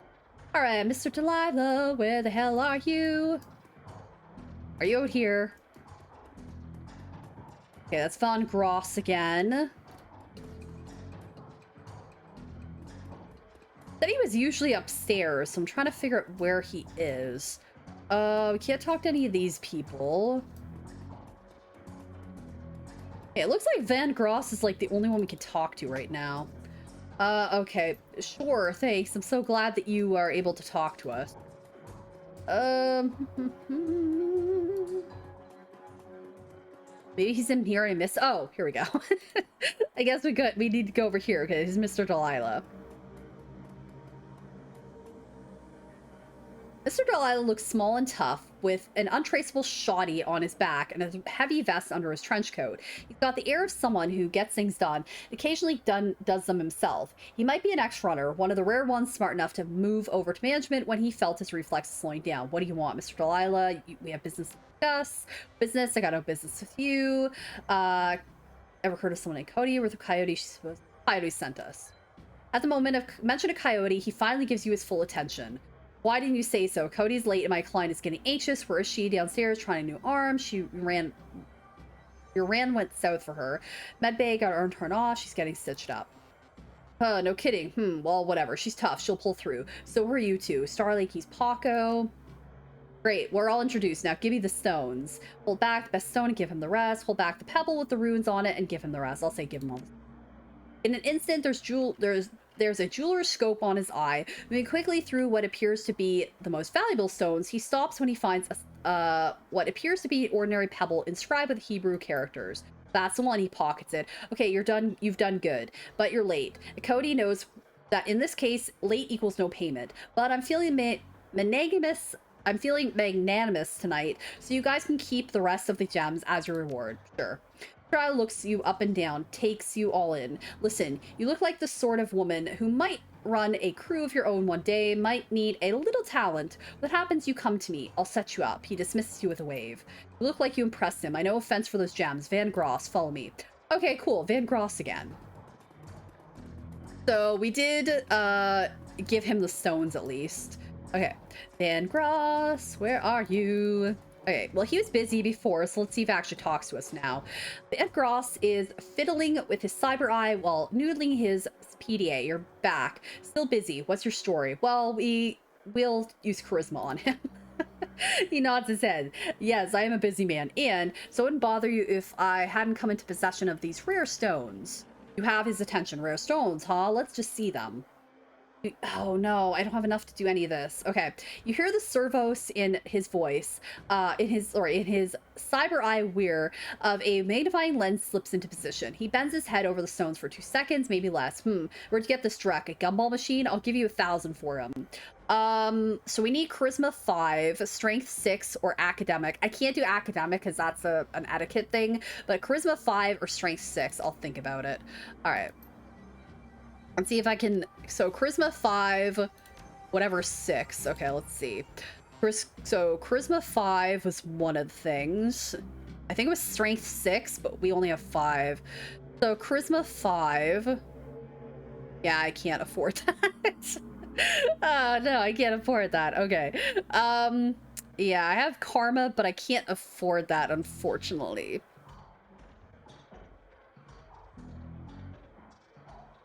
I'm not sure like when we can actually upgrade to some of the stuff, because it says like we can't. I mean, obviously we can't because we have 5, but yeah, we don't have enough points, unfortunately. Okay, exit. All right, so I guess we'll just hold off. I mean, it does say we have to like find a fence for them, so I guess we'll take 1,000. They're probably worth more than that, but whatever, we gotta go with it. Yes. Okay, give me your crud stick. All right, so we got 1,000. We did that. I think now we have to return to, what's her name, Coyote. All right. I probably should have waited, but that's fine. I can do that now. I probably could have got more, but 1,000's pretty good. I'm happy with that. All right, Coyote. You're back. I think the highlights of the Wolves game will be on soon. Want to take a load off and watch with me? I found something the bunk Sam was using. Yeah, great. What was it? A photo. Did you know Sam has a twin sister? Yeah, I did. He mentioned her once or twice. It didn't sound like they got along that well, she thinks. He was rambling on about her the last time I saw him. By that point, he was completely gone. I really couldn't follow what he was saying, but he sounded miserable. Your comm link chips and the screen shows John Dresden, the coroner from Organ Grinders. He doesn't look happy. Dresden, you don't look so good. Talk. I'll say, you don't look so Never mind that, I'm fine. Listen, I'm at the NTSB investigation facility down on the docks with the corpse of what looks like another Ripper victim. If you want to check this out, I would get here fast before McCluskey does. Okay, thank you. Monsieur PDA dissolves as the call ends. Another Ripper murder where? The docks, I gotta go. Okay, listen, I want to help. You dragged me out of the Royale before, something bad happened. Worse than getting my arm torn off, and Sam was my friend. Head to the docks and I'll see if I can track down Sam's sister Jessica. She might be able to help us. See you when I get back. I will say see you when I get back, sure. All right, cool. Make a cab. I'm gonna trust her for now. I mean, she seems to be pretty happy that we actually rescued her, so sure, let's go ahead and do that. Wish you could just click on this objective and like travel, but we can't do that. All right, yes. So Seattle docks, let's go. Let's go. Let's go. Okay, leaving the Seamstresses Union behind, you head to the docks. The Ripper killed Sam, and maybe he or she slipped up with the latest victim, let alone, or left some useful evidence. Only one way to find out. South Seattle's your typical industrial area. Grit, grime, and gray. The rain doesn't help matters any. I like the rain. Layers of dirt mixed with abandoned wooden pallets, repurposed into makeshift furniture for the day workers. Garbage collects in the gutters of the broken down street. Disreputable is this district's middle name. Disreputable, I guess. Your destination, the National Transportation Safety Board.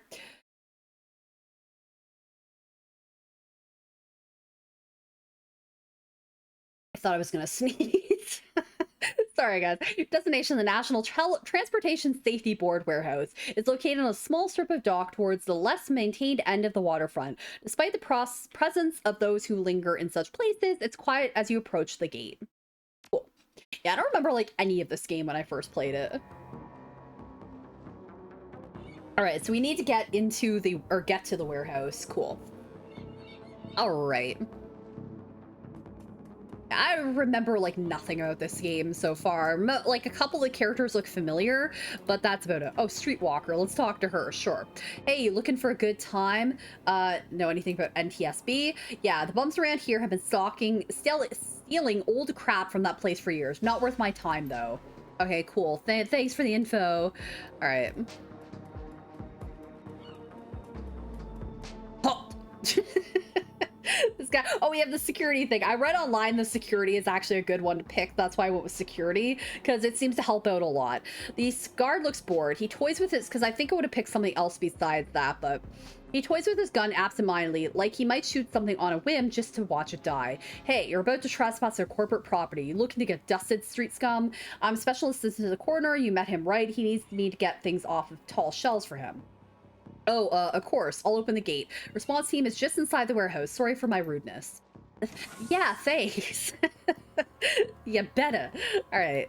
Yeah, I read online that basically it's helpful if you have that sort of thing. So quickness, strength is pretty good.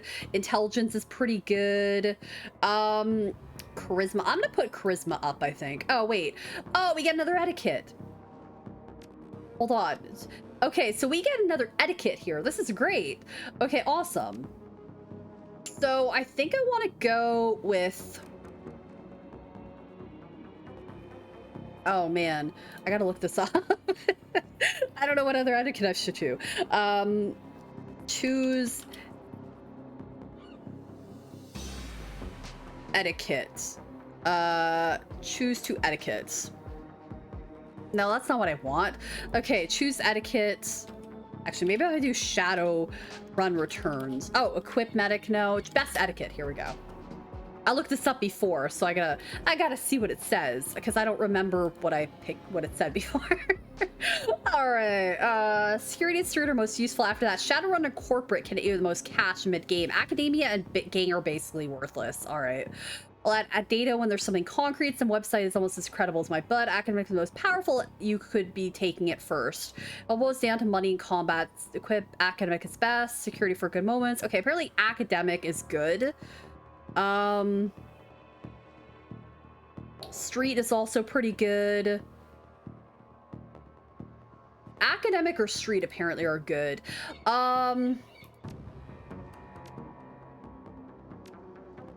I'll go academic. Why the heck not? All right, cool. So we have 2 left. I'm just going to say confirm. There we go. All right, so now we have academic. What do we have? Academic and security. All right. We'll see if those, if that comes in handy, because I know that the security one is actually coming in handy a lot. So we'll see if this actually comes in handy, me equipping, having another one. I'm just trying to see if anything's like over this area. Oh, here we go.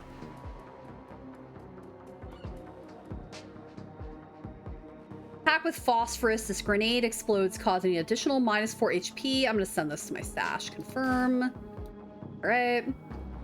And another grenade sent to my stash. Okay, cool. All right, well, at least I found some stuff looking around. That works out. That's why you gotta check areas and stuff like that. All right. Head on into this place, see what there is. All right.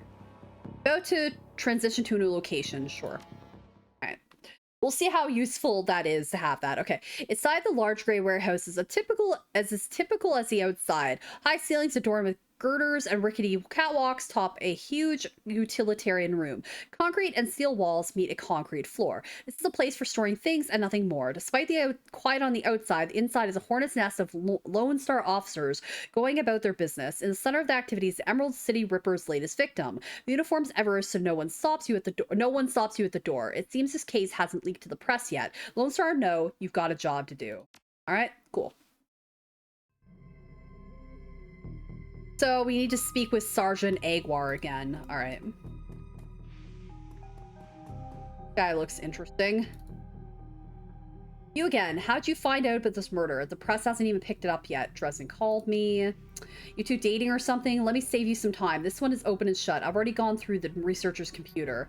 Victim worked here at the NTSB warehouse as a black box researcher. NTSB, National Transportation Safety Board. This warehouse is used to go over the wreckage from plane crashes to try to determine what happened. The Vic was in charge of their highest priority investigation at the moment.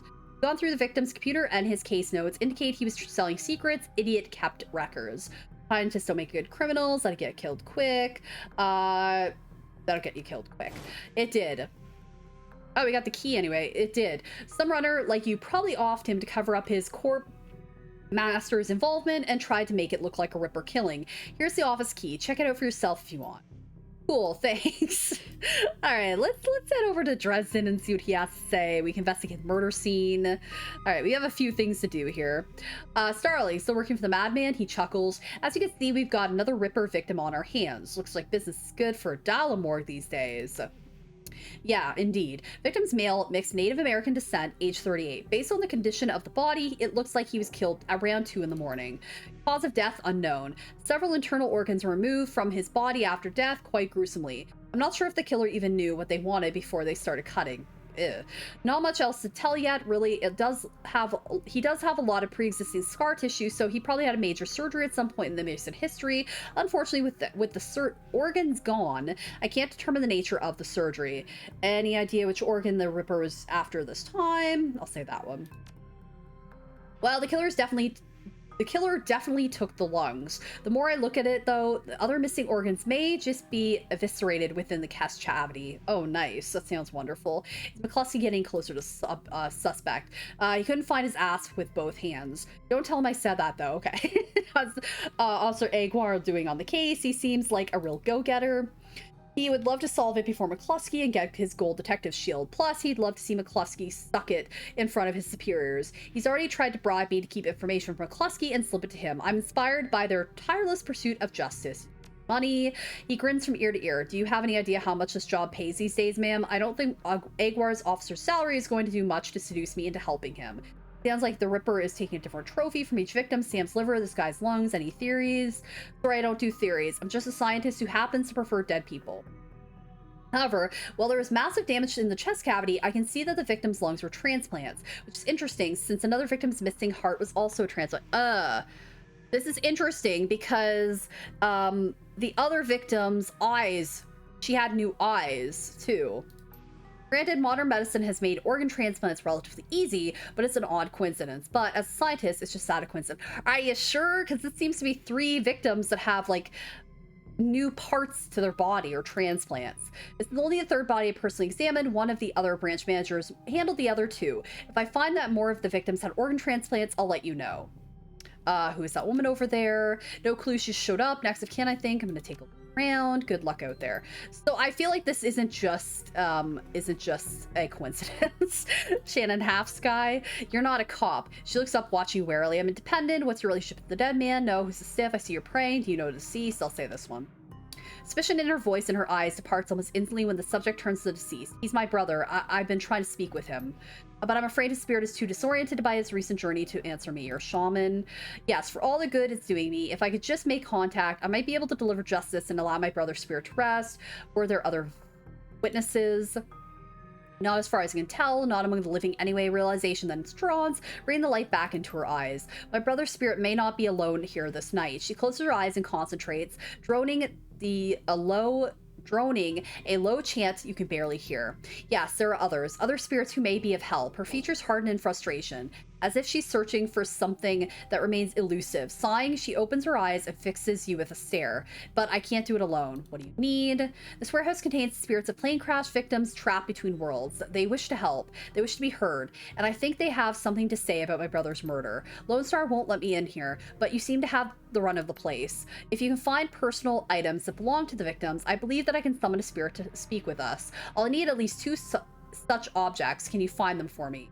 I'll do what I can. All right. I should probably start to say, give me money. That's what I should start to say. I should be like, give me money. All right. I feel like that might be a good option, but you know what? I'm trying to be nice. Okay. Let's head in this area. There's a large pile of old shoes on the ground next to the airplane seats. They could be discarded luggage or possibly shoes worn by the occupants of the plane at the time of the crash. Dig through. Sorting through the shoes, you realize that there are 3 shoes with no matching pairs. A left blue sneaker, a right red high heel pump, and a left black dress shoe. Inspect the dress shoe. The dress shoe is a black lace up with a rubber sole. Inspect the high heel pump. The pump is a department store knockoff of an Italian brand. It is otherwise unremarkable. And sneaker is a child's and has musky, sweaty smell. Oddly, you get a sort of shock as if from static electricity when you touch it. This must be one of the items the shaman is looking for. Shoe. Okay, cool. A little morbid that it's a child, like, shoe. Okay, we can't go in there yet, unfortunately. We have to do more information, I guess. All right. It's hard to say whether this heap of items refuse recovered from a plane crash or simply trash that hasn't been taken out yet. Dig through. A sticky substance of some sort seems to have seeped through the trash pile, and your hands are quickly covered with the stuff. Ugh. After searching for a minute, you unearth a handful of interesting items. Inspect an earring. Earring is made out of burnished steel, formed into the shape of a small salmon. That's a interesting earring to have. An intense primal fear washes over you as you touch its surface. This must be one of the items the shaman is looking for. Earring. Let's do the dented lunchbox. It has seen better days. You can barely make out the face of a grinning troll on the front. Cred stick. Oh, here we go. We got some money. Surprisingly, the cred stick is still functional. You slot it into your PDA and 200 money is added to your account. Cool. Well, that worked out. We got some free cash. All right, I don't know if I can actually head this way or not. We're gonna see if I can actually head through here. I don't believe so. No. Okay. We'll come back here after. That's all we can really do here for now. All right. Yeah, I was already there. We'll go through this door and see what there is.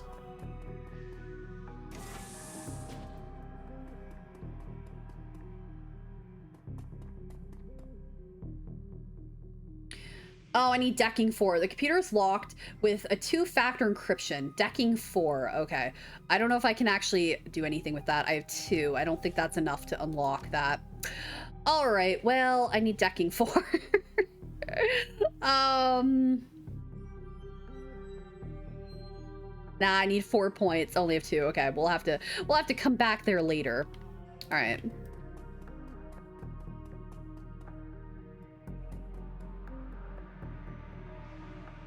This appears to be the victim's locker. The door is slightly ajar. Inside, you see several of the dead man's personal objects.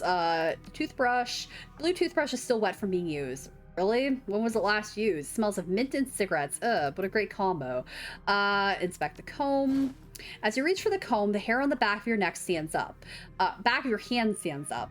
And when you take it off, Little shelf. Your heart thumps in your chest hard. This must be one of the items the shaman was looking for. All right, so we found like several items she can use. We found a brush. We found a shoe that belonged to a little kid. There's a couple places we can't access right now, so we'll have to come back and talk to her. All right, yes, here they are.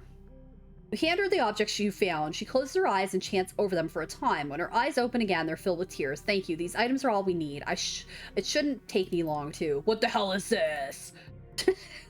Uh-oh, here's McCluskey. Great. Officer Aguar trails after the detective, only meeting your eyes for a moment. She's the victim's sister, sir. She is a crime scene officer, not some Salish drum circle. Isn't it standard procedure to contact next of kin? That's her brother, makes it her business. No, that's a corpse, which makes it my business. Dude, you're being kind of rude. Now get the hell out. Come on, if we stay much longer, I'm liable to do something I'd regret. Or worse, something I'd enjoy. What a dickbag.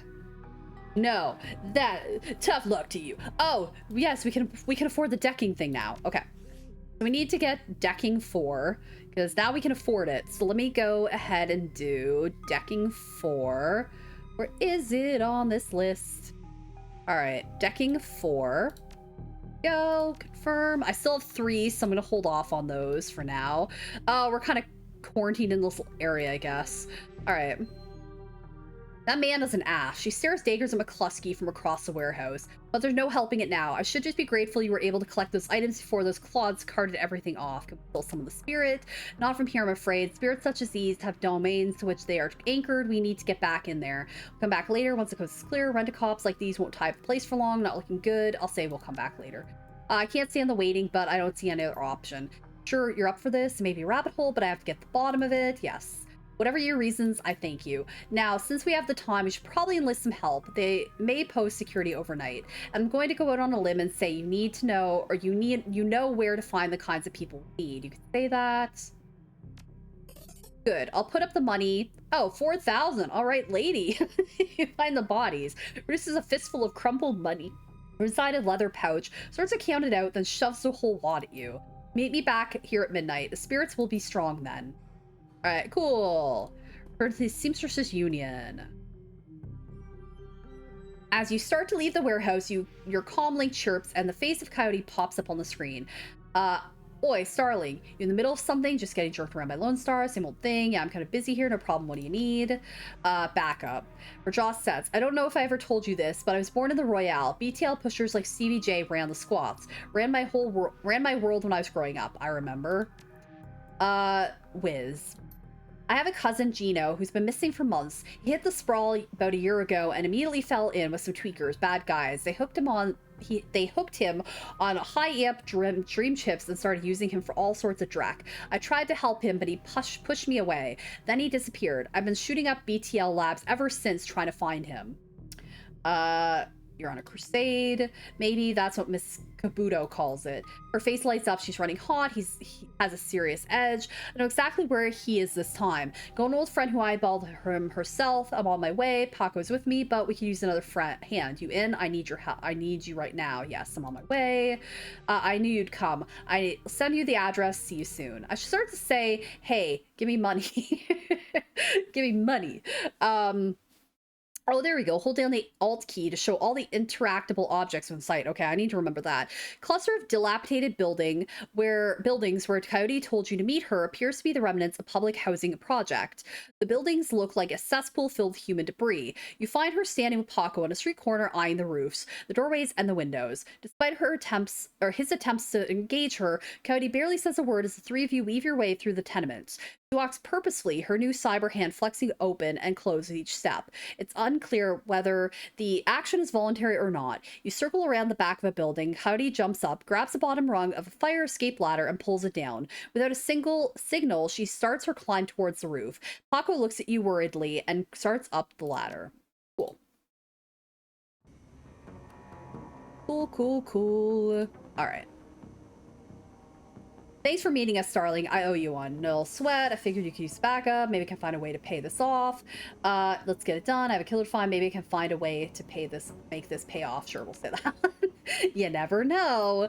She brightens. Oh, hey, listen, I got good news for you. You know Sam's sister Jessica? One of my contacts found her for me while you were on your way here. I called her and asked her to meet you at the Union later today. Hope that helps. I thought I told you I didn't need your help. I never said that. Thanks. She looks at you, her scarred face soft. Least I can do. All right, let's get this done. My cousin Gino should be in one of the squats past that door up ahead. I hear there's a whole lab set up in there. From my experience, there's usually a lookout watching for cops outside and a guard at the door inside. Like I said, don't know how much firepower to expect, but these guys are nasty. Stay on the guard. I just want to get in, grab Gino, and get out. Right behind you, babe. Let's do this. All right, I hit the Alt key, but I'm not really seeing anything, so let's talk to this cloaker dude. The orc looks twitchy, his eyes rolling in his head. He scans the three of you, looks past to see if there are others, licks his lips, and nods throughout as if going through some internal checklist. Hoy, hoy, how you doing? Good day for a trip, ain't it? This guy reminds me of a Spinner from Degrassi, The Next Generation. She leans in, whispers in your ear. This guy's a cloaker, trades work time for trips. Part salesman, part lookout. Probably has a signal device for the guys inside. You want to go on a ride? You sell yells, right? Grins a lopsided grin. Oh yeah, chummer, oh yeah, better than life. Definitely better. Dream chips, mind benders, sim sense without peak limits, high octane intensity. What kind of rides can I go on? We got it all of it. We got it all. Yeah, what you going to do? You want to do some crime? Want to do bad? We can hook you up. Don't roll that way. Want to be a hero? Be a hero. We got fairy tale, Drek, chummers, love. You name it. And you can slag and frag to your heart's content. That's the real thing, right? Slagging and fragging. Don't matter what the trip is, as long as there's slagging involved, right? Cody's eyes are hard, her pupils tight little pinpricks of hate. You do snuff too, right? The cloaker looks around, more nervous now. Maybe, yeah, maybe for the right price, you can feel it, what it's like to die, what it's like to kill. Oh, that sounds lovely. How does the place operate? How to get in? That's the best part. The best part is the lab. They test the new stuff here. The hottest Drek. You can place a special order and they'll make it happen. Buy a pass card from the guy at the door. It'll get you in and out anytime you want. Then you can buy a beetle and slot right there. Our guys guard you while you're chipping. Safest way, chummer, safest way. Don't you think they're hurting people selling them this Drek? His eyes stop rolling. He's focused on high alert. You want to step back off that. You want to step the hell back. This sprawl biz, chummer. It's a biz of the people. By the people, it's for the friggin' people. So slot off with that. Unless you're looking to get hurt. I guess I'm looking to get hurt. Punches him. Oh man, he's real tough, isn't he? He fell on his ass. Oh my god. Oh my god.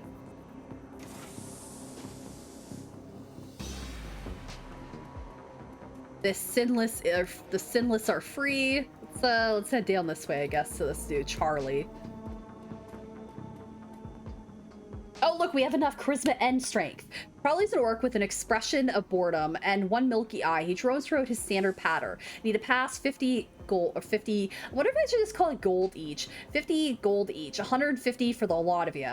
That'll let you come and go as you please. You can chip in here and we'll keep you safe while you ride. BTL chips are separate costs, last about 3 hours. Prices vary, buy those inside. Fix them up a stair. I don't think we need passes to you. I want to take a look around first if the selection's good, and we'll give you 200 on our way out. Sure, I'll say that one. His good eye twitches as he thinks. Yeah, sure, the math works for me. See you on the way out.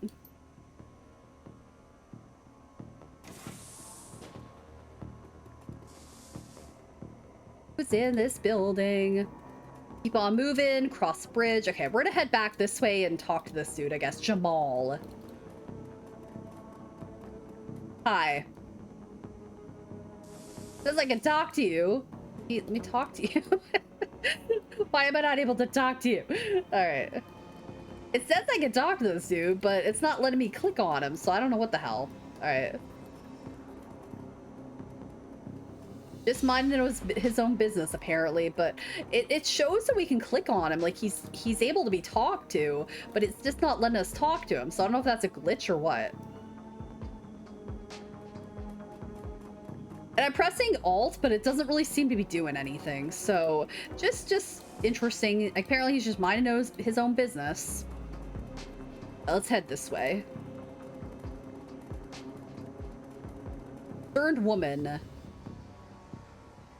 The woman is probably in her 30s, but hard times have aged her. She looks at you with concern. Don't do it, friends. Don't slot that direct you're selling. BTLs are killers. There's most of all. You sound like you know from experience. You have passed to get in here. I'll say it to you.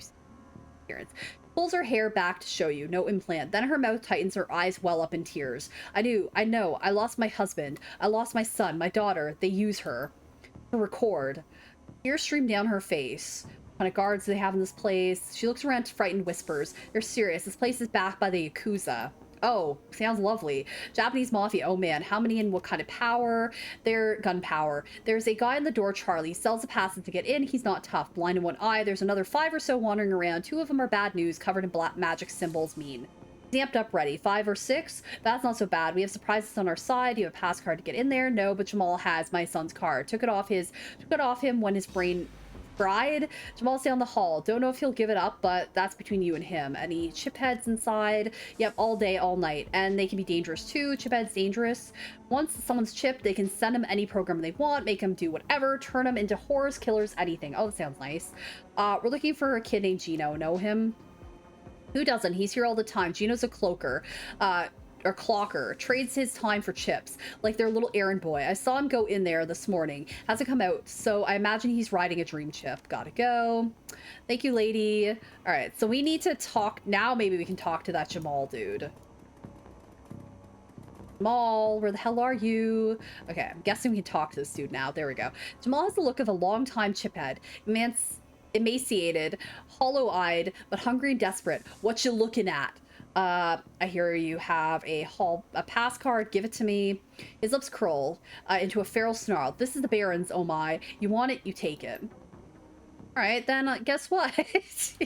You little prick. Hey! Oh, this is the bad guy. I was like, wait, why the hell are you hitting me, you dick?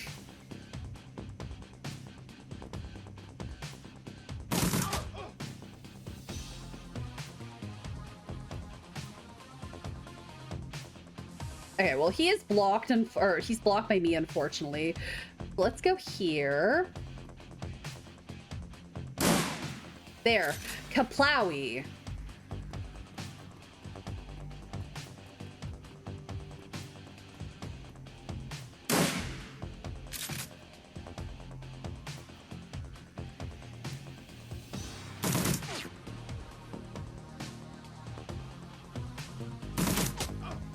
Yeah, I did end up hitting him a little bit, but not very much, unfortunately.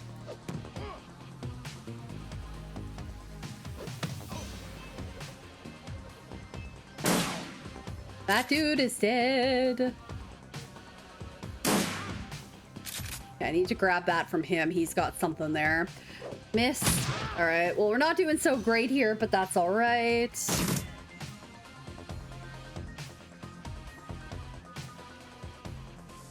You pick up a worn and mangled notebook. It smells of sweat and alcohol. You leaf through it. The notebook contains the list of illegal SimSense rides and the names of clients who have purchased them. Look for an interesting scale names. Better life rides run the gamut from fantasies like I Can Fly to real life recordings such as Bum Killer. Oh god, I don't even know what that is. The rides doesn't seem to have much value. Look for interesting scale names. Okay, so it's basically the same thing. Look for interesting client names. Upon further inspection, the client's list is more than a simple list of names. It also contains private information about some of the more well-to-do or connected clientele. Maybe that syndicate behind the slab is directing certain clients here to secretly extract information from them while they are under the influence. Notebook is likely worth something if you can sell it. Take it. Yeah, we're taking it. Why the hell wouldn't we?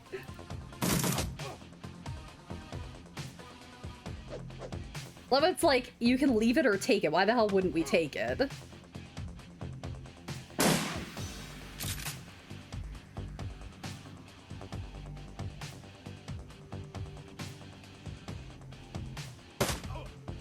Take that. Forgot we have like other weapons and stuff to do. Okay. We're not doing so hot right now, but I feel like we got this. There we go. All right.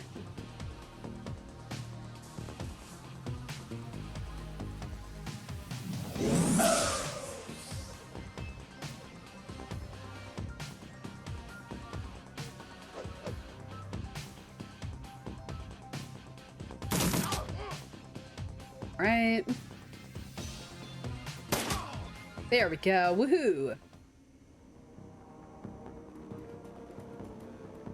Alright, I'm not seeing that guy here anymore, so I don't know if, like, we can get that card anymore. Doesn't seem like he's available. It's like, come and take it! Alright. So, find and rescue Gino, and Cody and Paco must survive. Okay. Alright, let's head down this way, I guess. That's where we were before. Okay, we talked to her, and she's basically like, yeah, so if you get that card, that'd be great. Okay, there's that dude who's, like, basically dead. Alright, let's head this direction. Nothing really we can do in here.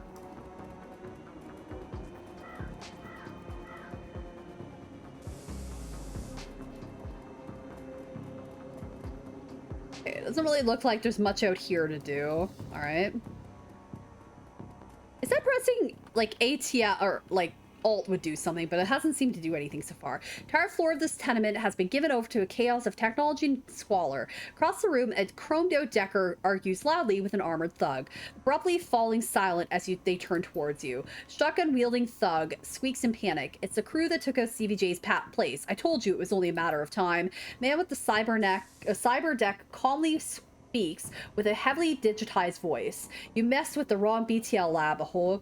This is the Yakuza operation. With the push of a button, I can make these tweakers into my own personal killer puppets. You're fragged. Starling, don't attack any of the chip heads. They don't know what they're doing. And you could hurt Gino. No civilian casualties. Got it. I have a concussion grenade. Better than fragging the tweakers if they get caught in the middle. Alright. Who's a Decker? I'm gonna have to highlight, like, who's who. Because obviously we don't want to hurt anybody who's, like, just an innocent person. So this is a chiphead guy. Alright.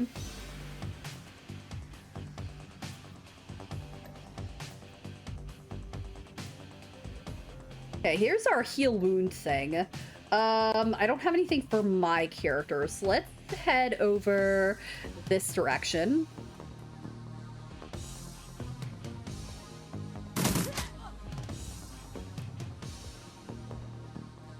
I'm gonna try to attack, like, these people, basically. Okay, that character's dead.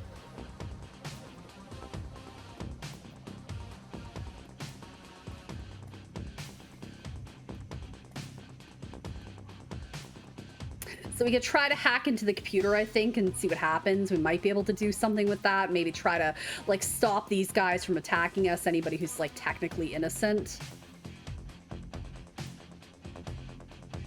Maybe? I'm not sure if we actually can do that. It seemed like this is highlighting, but it's not doing anything interesting.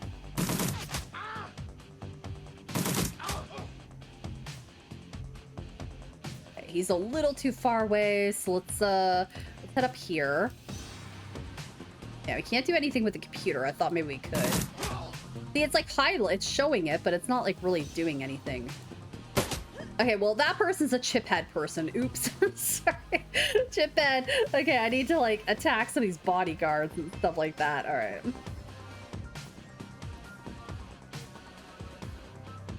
They're still alive. That's all that matters. All right.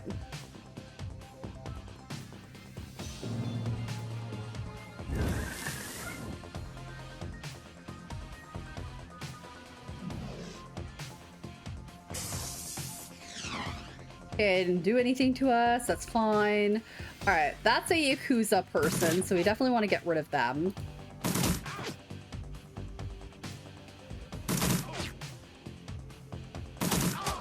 Okay, he's taken care of. Okay, they're cut out of the way. That guy's out of the way. I guess I'll just go over here.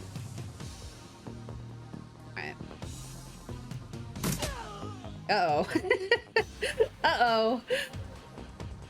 Oh, no. All right, find and rescue Gino. Let's restart. All right. Oops, I failed. Well, you know what? That's the only time I've failed so far, so I feel like that's not a huge deal. All right, do we have to restart this whole, like, scenario where we have to, like, find that guy and get the key card and shit? All right. Find a way to pick this off. You never know. Good job. Thanks. All right, so we basically did all this. All right, let's talk to this guy. Great, so we have to do all this again, so we gotta be careful. All right. How you doing? Let's see. Let me in. See you around. Probably see you lots. Oh, well, okay. We don't have to. We didn't have to hurt him. We're just like, let us in. All right, cool. I just want to see what would happen if we talk to him. Okay, let's talk to her first this time. You sound like you know from experience. All right, you have a pass card to get in here. Any chip heads? I'm not reading all this because we already read all those, so there's no point in me reading again. All right. Dino, gotta go. All right, cool. So let's see if we can talk to this guy here and do the same thing. Let's build up our thing to get him to help us out. We'll give you the 200 on the way out. All right. Talk to Jamal now. Let's see. I hear you have a pass card. I was thinking 75. I was thinking slot off. Pay 100, I guess. Sure. All right. Look at that. Now we should be good. This way we're not starting any fights like now. So maybe we'll have better luck this time. All right.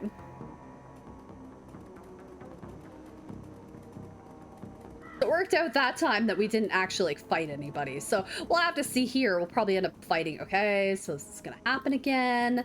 All right, I can't promise no chip heads will die. My run, my rules. I have a concussion grenade. Okay, so that's basically all that happens different. All right. So I don't want to kill anybody that's not supposed to die, but sometimes it happens. Can't really help it. It sometimes is the way of the world. I'm gonna try to make sure it doesn't happen, but all right. The chip head guy. All right, let's go here. That's the operator.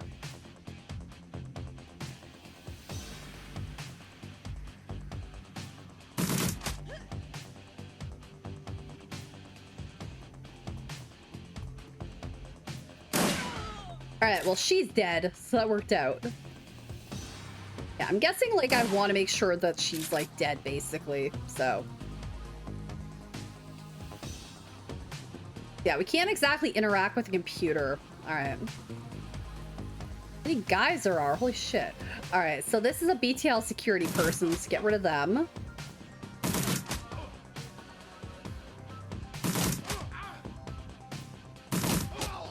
Okay, that guy's dead. This chick, I will move, like, over here, I guess. Who's a mage, so we can't do anything about that. Great, this dude's here. I gotta make sure, like, I gotta make sure my characters don't die, essentially, which sucks.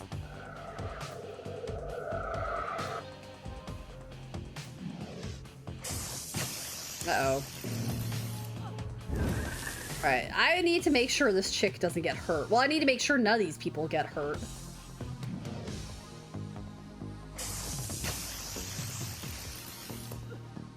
Oh no, come on. What the fuck? I don't have to do this over again. Come on. Alright. I gotta restart the level. This sucks. I wish you could just start here. I might have to put on a trainer because I don't want to replay this like all the time. I've done so well up until this point. The fact that like this keeps happening now is kind of bullshit. Like there's nothing. I mean, maybe find a way to pay this off. Yada yada yada. Good job. Thanks. Yada yada yada. We did all this. All right. Talk to this dude. Yeah, I don't want to have to keep doing this part like over and over again. I don't know why we're dying. This is the only part I've been having issues with. All right, let's see here. What's this one called? Shadowrun Return. I don't know if there's actually a trainer for this available, but... Oh, 8 years ago. Yeah, there's definitely not... Okay, well, I'm not going to worry about that then. All right. Let's see. Just let me in. All right. Probably see you lots. Thank you. Okay. Let's continue. Yeah, I wish we could just bypass all of this and go to the next part. Is there a way that I can just save? All right, you sound like you know from experience. Again, I'm not reading like all of this crap. I already read all this stuff.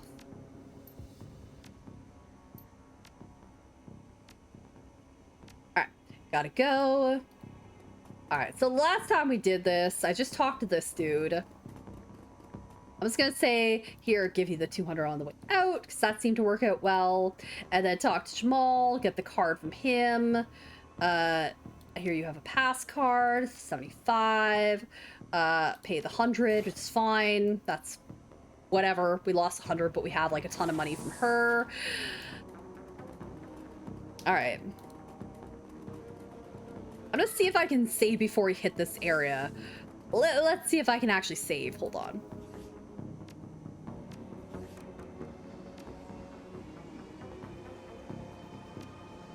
Yes. All right, maybe if I click save and then we come into this area, if I have to redo it, then maybe I can say like, let's start from our save file. Maybe it'll actually work. Okay. It sucks because I'm not allowed to kill these like civilian dudes because she's like pretty adamant about that. She's like, don't kill any of my people or whatever. So.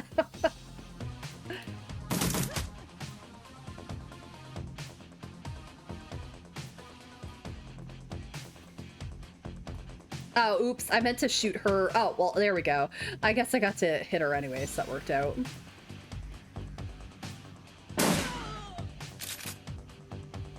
All right.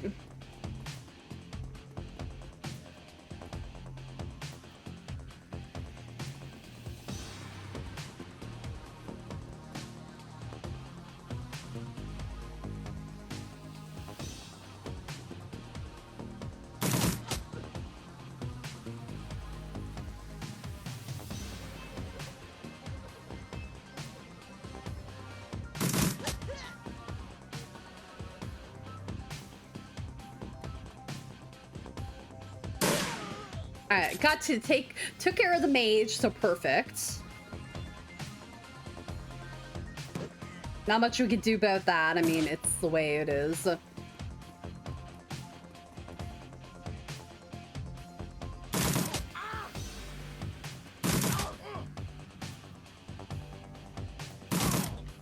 Care of that guy. Care of that guy.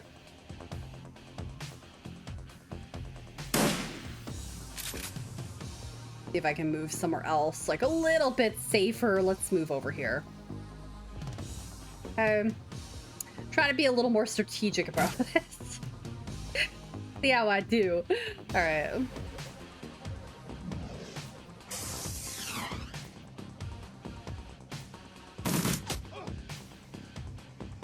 Now out of ammo.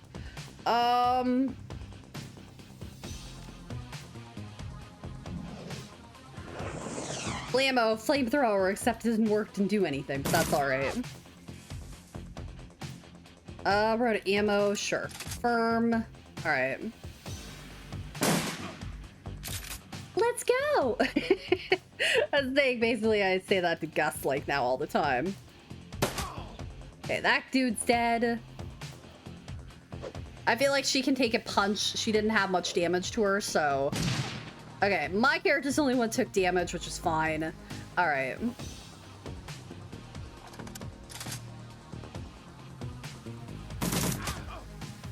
Alright, this is one of the dudes that I don't want to get hurt. Okay.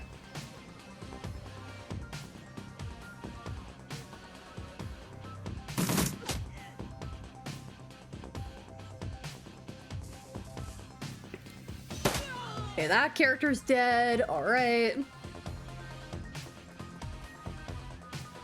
I'm trying to avoid these guys because I don't want them like hurt, obviously.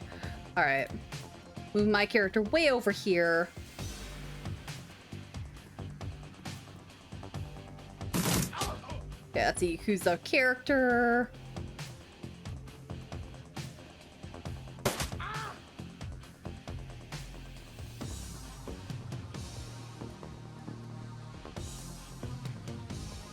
Yeah, that's a chiphead person. Okay, there we go. Get to that computer as quick as possible. All right. Oh, here we go. We got decking. Better than life database management system. Gently wind down the puppet. All right. Because I have decking, so it works out. All right, cool. Do not let any chipheads die. We've got that. We got a karma. Okay, cool. All right, yippee.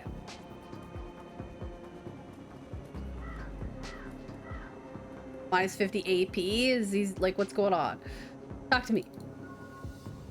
So I got 2 karma at least. There we go. You eject the BTL Gino's been riding. He gasps suddenly and his eyes flutter open. He looks confused, worse than the other chipheads you've seen. His lips are white and chapped, his eyes sunk into his head. There's vomit on his shirt and sweat on his forehead. When he speaks, his words are slurred. He's burnt. What the hell? Who slaughtered me out? Who friggin' slaughtered me out? Coyote is shaking. She looks horrified. Gino, it's me. It's Carla. Oh, Carla, I see how it is. Gino looks at her with glazed eyes, no recognition. Slot me back in, goddammit, this is bullshit. I don't want to be here anymore. Slot me back in. He looks around the room angrily. His hand reaches for his implant. Coyote grabs his wrist, stops him. This guy seems like he's a junkie. Gino, no. Coyote, be careful. Gino wrenches his wrist from Coyote's grasp and he staggers back, reaches under his shirt, and pulls out a gun.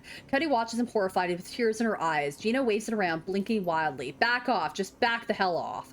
Take it easy. We're backing off. You're a brain burnt kid. You gotta get out the chips now. Drop the gun. Take it easy. We're backing off. He presses his hands to the sides of his head. His finger's still on the trigger. Squints. What the hell is wrong with you people? We're trying to help you.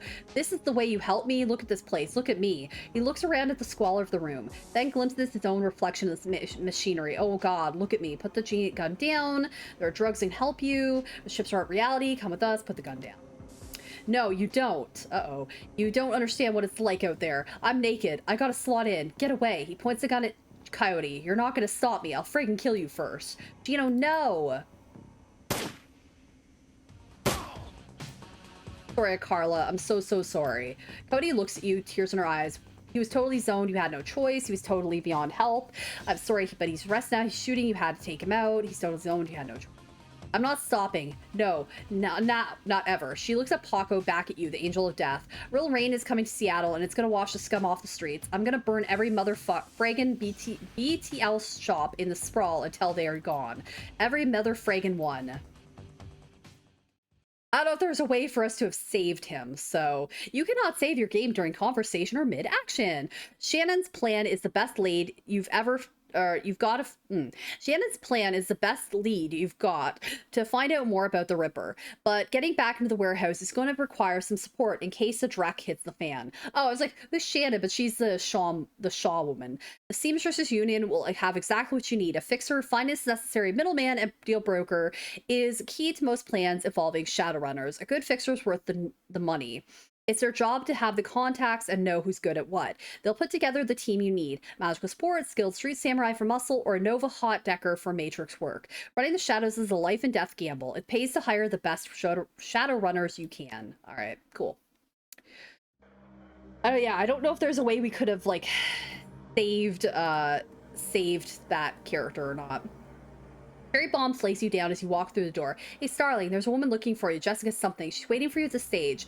Bellevue type. Wouldn't order anything. Wouldn't touch anything. I think she's afraid of diseases or something. Cherry, no charge, Tummer. Why is the bar so empty? We don't get much action in the early afternoon, just a few salarymen slumming Touristville and hoping to talk to Madame Sinful and some diehard regulars. Madame Sinful, that's what the downtown folks call Mrs. Kabuta. It's a Touristville thing. They like her to have a naughty names like that. Who's around? I just got in, but I think Coyote's cleaning the back bar. Mr. Dial is hanging out in the usual place. The vendors downstairs come in a few minutes after me. Oh, and Bartlett's here. Don't think you've met him yet. Who's Bartlett? John Bartlett. Big presence at the end of the bar. He's in the biz, connected. You might want to meet him. Is that guy still bothering you? You mean by ex Shane? Yeah. No, he hasn't been in since the last time. No calls or pages or handwritten notes either. Weird. He was so persistent, I guess he finally got the message. Maybe he'll find someone at that universal brotherhood of his and settle down. I'm gonna have a look around, have fun. Alright, so we'll talk to this Bartlett person. Our objective is to talk to Jessica, but we'll talk to this Bartlett person. Full of life with a quick smile, the man tilts his head and watches you approach. Hey lady, what's shaking? A little of this, a little of that. I hear that, oh my. I might have something for you if you got the money. Time is money, I'm listening. You ever hear of the Nephilim Network? Of course you have. And an in-the-know lady like you has to have heard of the premier merc team out there. If you say, I'll say, of course I have. Then you know you can hire us to run with you when you need expert help, not just any Chobe calling himself a runner. We cost more, but we're worth it. All right, cool. So he basically just gave us some info. Okay, there's Jessica. We could also do, what else is there? So talk to the fixer about hiring runners and then talk to Jessica. All right, I guess I'll talk to Jessica since she's out here first. At first glance, you can tell that Sam's sister Jessica is from a different world, the opposite of Sam in almost every way. Her suit is tailored, her eyes are sharp, and her style exudes authority. Miss Watts, Jessica Watts? She eyes you up and down warily. She does a good job of hiding it, but it's clear that she is well outside of her comfort zone. Yes, and you are Starling looking into your brother's death. I was told as much on the phone. A woman who called herself Coyote contacted me this morning to inform me that my brother was dead and that I should come to this place and speak to someone about an investigation. Him died natural causes, he's murder. That's right. I'm hoping you can help me get to the bottom of it. I'm sorry for your loss. Thank you. I appreciate you coming all this way. I'm guessing the Barrens isn't what you're used to. I must admit it isn't. None of this is. She then furrows her brow, regarding you more critically. You're not with the police, are you? No. Figured out that. I'm getting a lot, but lately, but no, I'm not. That a problem? No, I'm not. Look on her face, she's clearly struggling with this. I'll be honest, I would just as soon put this all behind me, and the fastest way to do that is through proper channels. Surely this is an official police investigation going on. Why not let the professionals handle this? I'm not sure where Evie is. She's probably busy with family. I am a professional. But you must have better things to do than waste your time researching for whoever killed my low-life brother. Oh, gee, that's nice. We low-lifes have to stick together. Besides, I'm not doing it for free with this kind of payday. Few things would rather be doing. I'm being paid for my trouble. I'll say this one. He seems genuinely surprised. Someone's paying you. I find it hard to believe that anyone who really knew Sam would put up the money. Who is it? Sam, he hired me from beyond the grave. I'm afraid that's a need-to-know basis. Sam hired me himself. I don't understand. It's called a dead man switch. It triggered when he died. Okay, that one. Am I to believe that my drunken sort of thought of a brother hired you to find the person who killed him after he died? Her boardroom mask drops momentarily, and in a sigh, she reveals a brief glimpse of real emotion. I'll Seattle to get away from Sam and his bullshit. Now I'm back, he's dead, and I still have to deal with him. Jessica composes herself, and in a breath, the mask is back in place. Listen to me, Starling. You seem like a decent person, but I'm trying to move on with my life. Our mother killed herself last year, and Sam, well, Sam was Sam. You know, I've worked so hard to put my family issues behind me. I don't want to see this drag on. I'm closing in. I can feel it. You're not asking me to quit, are you? Nothing more than give you closure, and quickly. I'm closing in. I can feel it. I just don't know that I can take it. The waiting, the worrying. Please reconsider. On the streets, honor still means something. I'm sticking with the job. Sam's paying 100,000. Can you beat it? I'll say this one. Back when I need him. Are you talking about the same man? My brother was worthless, Starling. Worthless. He used people. Never mind. I can see that you're not going to let this go, and I respect that you're honoring my brother's memory in your own way, but I hope you can understand how emotional this is for me. Her demeanor instantly changes from reluctant to helpful in the span of a single meditative breath. Maybe you can do things in a way that the police can't. Maybe I can help. What do you need from me? When was the last time you saw or spoke to Sam? It's been ages. I can't remember. The bartender here recalls Sam complaining about arguments with his sister. I don't know what to say. Maybe he dwelled in the past when he was in the cups. We certainly argued enough when we were younger, or you the night of his murder. I will overlook the implied accusation and tell you that I was at a fundraiser all evening, a very crowded fundraiser. To deal with enemies. Sam's biggest enemy was Sam. I don't know any others. You would likely know better than me these days. Were you and your brother close? I think I made my feelings about him pretty clear, don't you? You just don't seem to care whether his killer faces justice. Sounds like you hated him. You don't seem sad. You seem. Suppose I came to hate him. Yes, that's largely why I left. Show her the picture of her and Sam as children. Jessica takes the photo from you guardedly, as it might just sting her. But that guard drops the moment she looks at it. Where did you find this? Sam's bunk? I can't believe he kept this. It was a few possessions he had. She studies the old photo for several silent moments. What happened between the two of you? Things were different back then. We were different. We were a family. Then after her father died, things began to change, and we couldn't get back to the new normal. With our dad around, there was always a reassuring order to our lives, but after everything got mixed up, you can never really appreciate the importance of a person in your life until they're gone. Remorse plays wet across her eyes, and it seems that she's just not talking about her father. Jessica then steels herself to tell the rest. Sam tried to be the man of the house. He truly did, but he couldn't handle it, and pretty soon he had spent every dime of her father's life insurance. Oh, that's lovely. Every dime. After that was gone, with mom working 2-3 jobs, he spent all of her money too. Oh, lovely. That sounds wonderful. I couldn't stand the way he abused her trust, so finally I just had to leave. She holds the photo forward, one part of her ready to relinquish it along with the past, and another looking to hold on to the both. May I keep this? Sure. I got what I needed from it. Please do. Thank you. I mean, I'd rather keep it, but she's asking, so sure. Tell me about your mother and your death.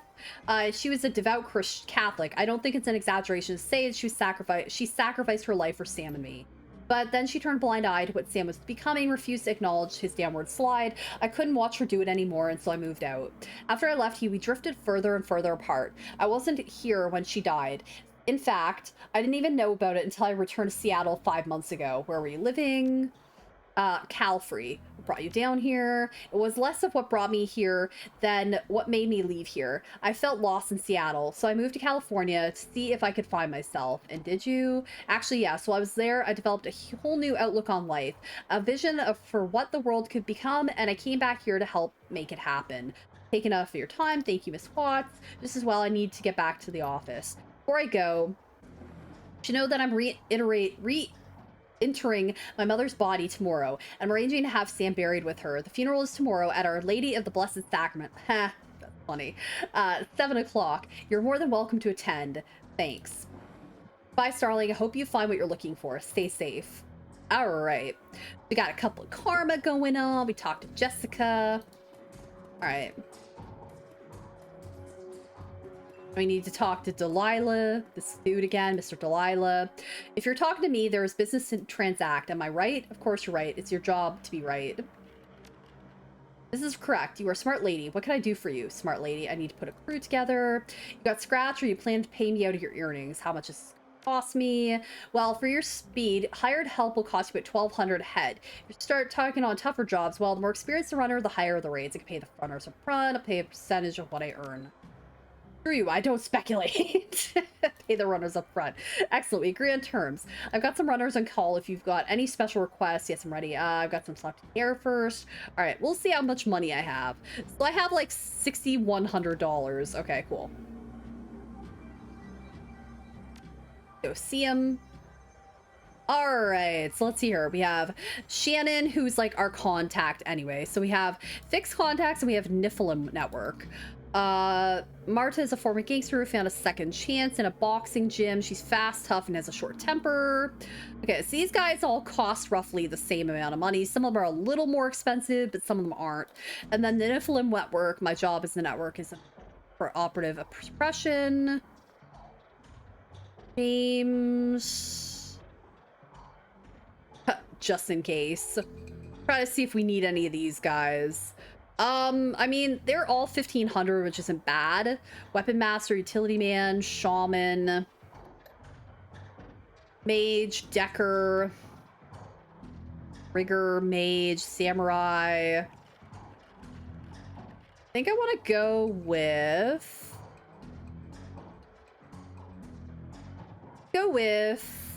this Urban Shaman, I guess. We'll go with him. And... we will go with... I'm almost thinking a samurai or something. Let's go with this guy. All right, cool. Firm. Yes. All right. Yeah, she's probably busy with family. I know on the weekends she's busy, so... return to the docks to meet Shannon Halfsky. Although the Ripper's latest victim was her brother, Shannon appears cool and professional. A consummate runner by birth.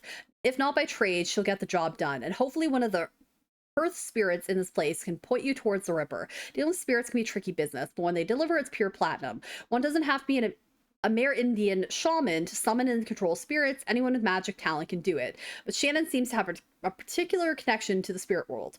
As you approach the gate, you know something's not right. The dock's already strange and uncomfortable at night. Trigger the need for caution. Then you see it. The guards are missing and the gate's been smashed in. All right. Equip. Let's see here.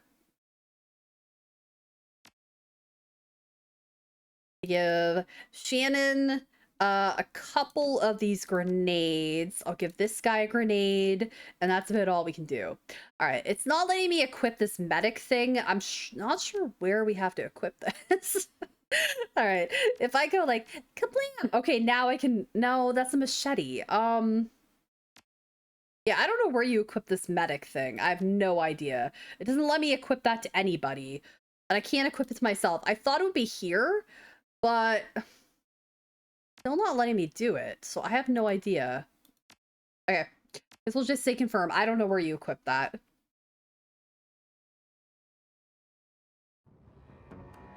You have karma available to improve your character's attributes. Sure. All right. Where do I want to do for this? I have 8. Let's bump up our strength.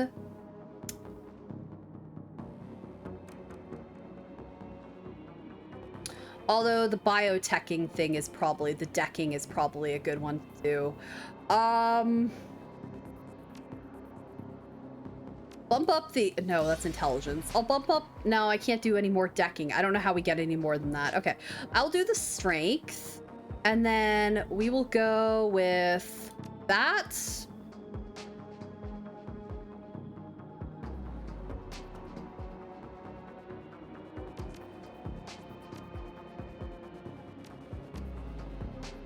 I think I already have this.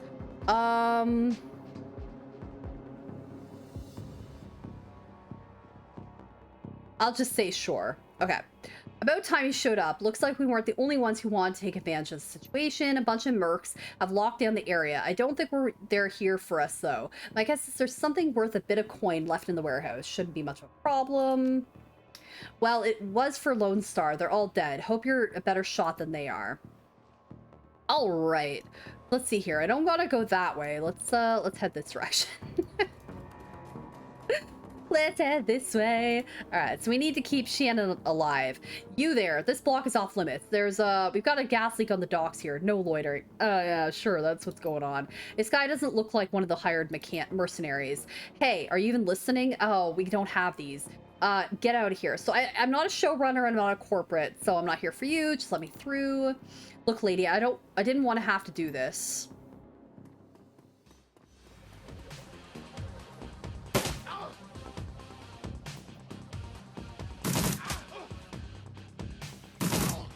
There, I didn't want to have to do it either, but guess what?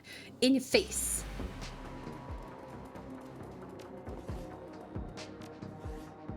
I'm gonna, oh, I can't save right now, okay. I was gonna say, maybe I can save, but no, that's not the way it's gonna be. Okay, we got a couple, 3 more dudes showing up, 4 more dudes showing up. All right.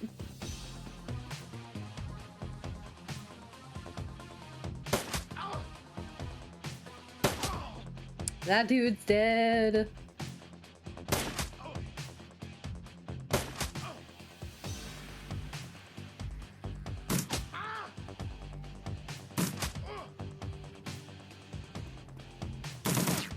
Missed me. Okay,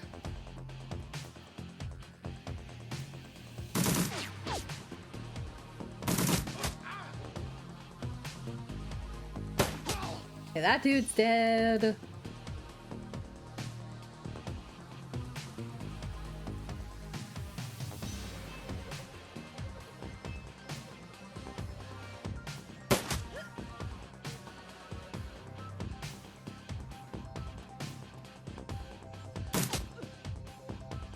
All we can do, they keep, look how far they're going away.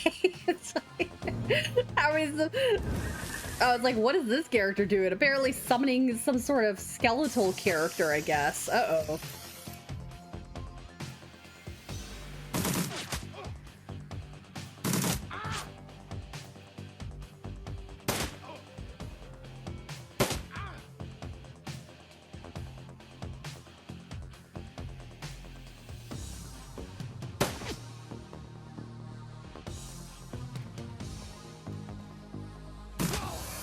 Alright, we kill him, we get rid of that other thing. Cool.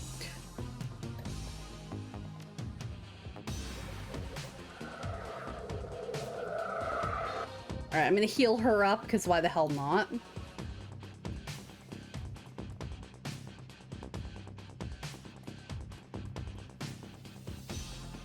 Fortunately, it didn't really seem to do much, but that's alright.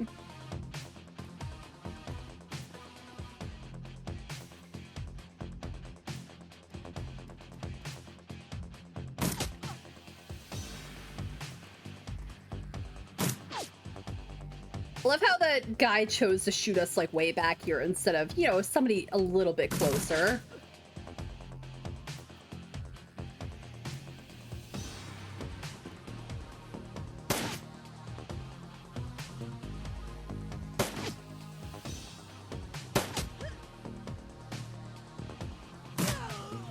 There we go. As soon as the last mark hits the ground, the docks become eerily silent. Grab this. Okay, we got the warehouse key. Cool. And we got 4 karma. Nice. All right, let me see if I can buy anything with my karma points. I need quickness. Yeah, I can't do any decking. I'm curious why. Willpower. Charisma. I'm gonna buy charisma, I think. I feel like charisma might be a good one to have. Okay. Let's head back inside. All right. Yes. I don't think there's anything else we need to do out here, but we'll head inside. But I appreciate you guys watching. It means a lot to me that you're here. You head inside the darkened warehouse with Shannon. Her eyes have that far-off gaze associated with looking into the astral plane. When the world changed, the Native American tribes made a resurgence swell, demanding a place in the new world. They got it. The Salish Shidhi? I apologize if I pronounced that wrong. Council now represents 8.6 million American Indians across a multitude of tribes. Salish, Maka, basically all these tribes. I don't want to butcher any of them. Well, thank you, Ben. I appreciate that. They adapted to the awakening better than other nations, thanks to a deeper connection to the world, both physical and spiritual. You can see their connection alive in Shannon now. You notice a shift in her focus as she returns to the present. She nods to you. She can sense the spirits in this place. Now you just need to find them. Cool. Oh yeah, there was a post on Reddit. Somebody mentioned about like slugging and tunneling and all this crap that happens like in Dead by Daylight. And yeah, killers say I prioritize my own fun, but like slugging, tunneling, and camping and all that stuff. And I commented under it about like the match that I had as what was it? As like the Michael match that I had, and that person was an asshole and stuff. I got 136 likes, so there we go. 136 points. I mentioned how like the survivor, like I'll admit the survivor looped me, and they were good at looping. Like I think that they did a good job there. But then as soon as the match ended, like I basically let them get Juns. I kind of just did my own thing. And then in the in-game chat, the survivor was pissed off for whatever reason and told me never play Michael again. Well, they said JFC, so Jesus fucking Christ. Like, never play Michael again. And I'm just like, I was having fun playing the game, like, not sure why they were upset, and they won, and have a nice day. But I got 136 upvotes, so that's something. So, yay, at least something. All right. Let's see here. So I feel like, okay, this is a Shadowrunner, so we gotta attack this guy.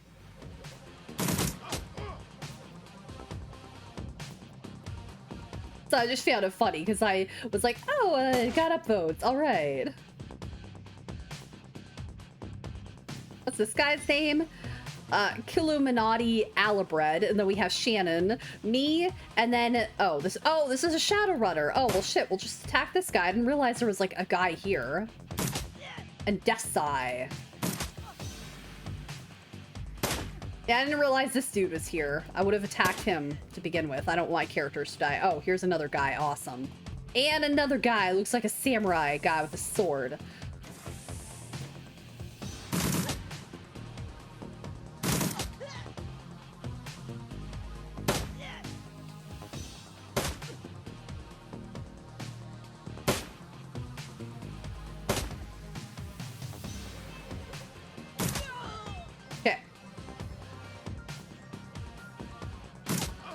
We need to get rid of these guys before we can move on, apparently. Uh-oh, my character is not having a fun time. Everybody's attacking her.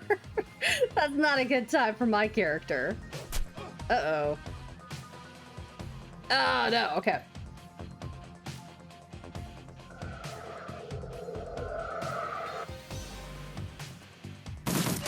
I need to kill, and they need to die.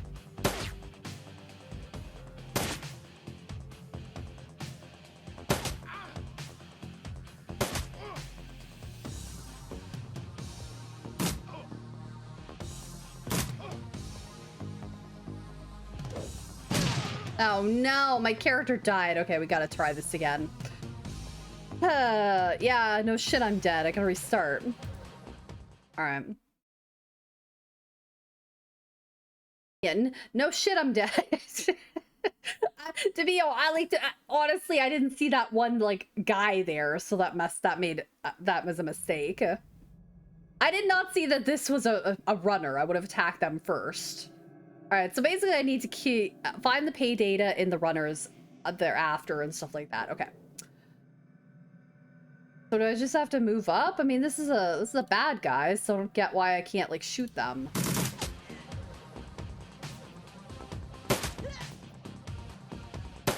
I need to like attack this. I need to kill and they need to die with a t-shirt. I say some weird shit. All right.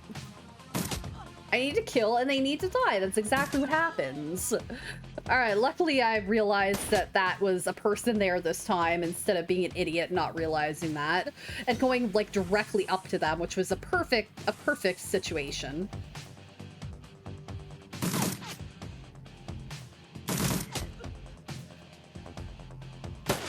Okay, I feel like he's just, oh no, I didn't mean to move up there. Shit.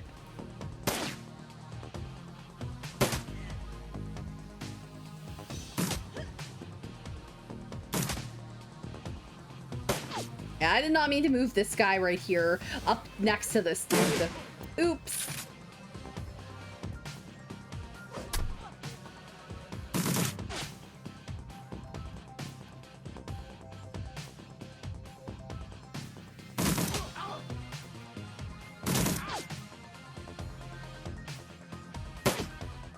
How in the hell did I miss that guy? He's like 10 feet away from me. Same thing, how the hell did I miss that dude? Alright, well, this character's almost dead, so I feel like we're good there.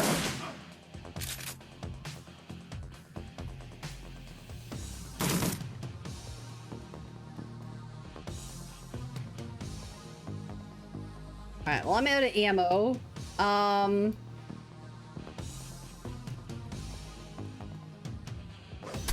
Blammo! Take that, you dink.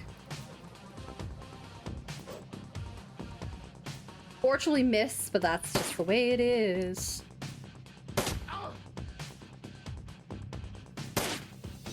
How is my guy missing repeatedly? I don't get it. He's new, but he keeps missing. The guy is barely that far away from me.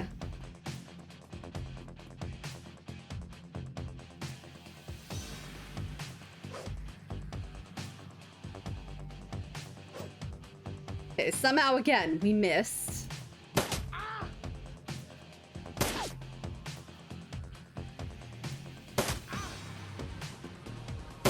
Okay, that guy's finally dead. Woohoo. And that guy's dead. All right, we did it. I think we did it. Not sure. It's still showing like stuff is happening, so I have no idea.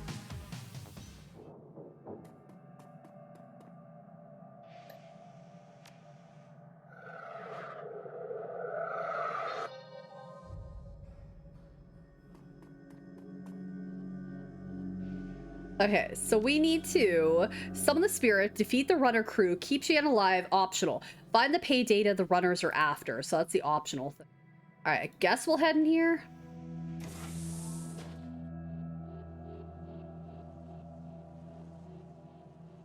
So by the fact that we're taking turns like this, I feel like we're probably like, you know, still gonna encounter like somebody that's gonna do some damage. Okay, I'm gonna give myself, oh, we can't. I'm gonna move up here then with the rest of my crew. All right. Anything in here that we can do? It doesn't really look like it. So I guess we have to head out here. This is like the parts that's a little frustrating because I don't know where we're supposed to go now. And it's also like, okay, well, we're spending turns doing this. Okay, that's not where I want to go. I'm not sure if we have to head over this direction or where we have to go. Okay, might as well head over this way.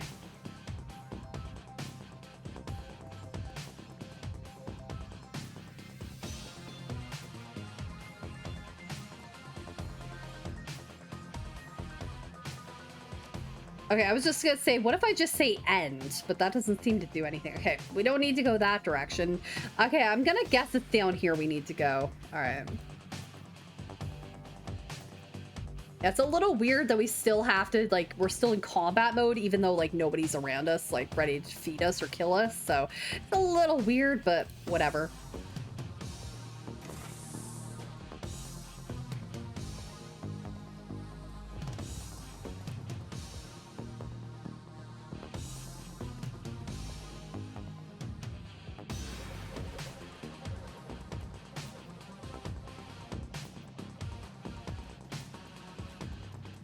Oh, here we go. I finally found a dude. They take a bit of time to figure out where the hell they were. All right.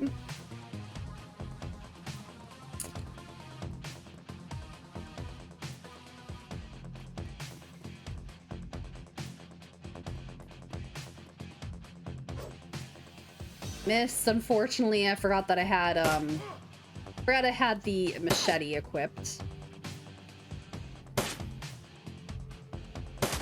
Really great, I'm missing these dudes that are like a few feet in front of me. Awesome.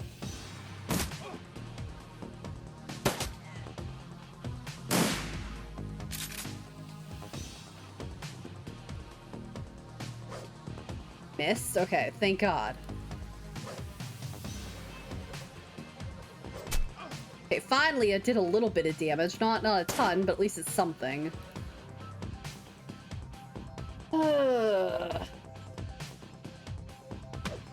Yeah, just good old-fashioned hitting in the face. Yeah, we're not doing any damage to these guys. They're not, like, taking any friggin' hits or damage. Okay, finally, there we go. Alright, we can't take anything. We can't pick that up. I think we have to wait until the thing's over.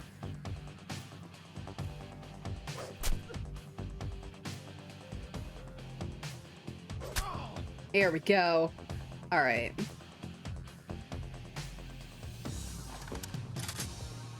Feel like it's better to, like, reload our weapon, you know?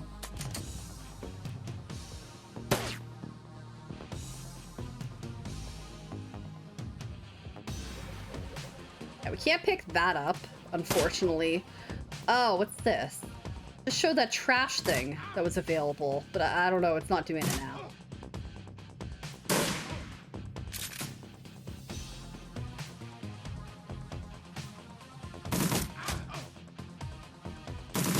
There, go suck on it.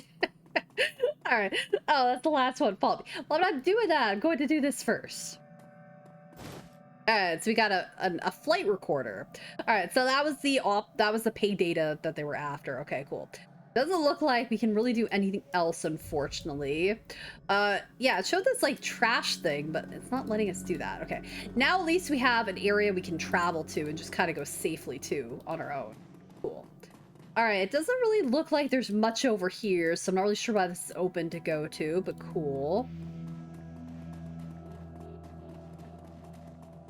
Alright.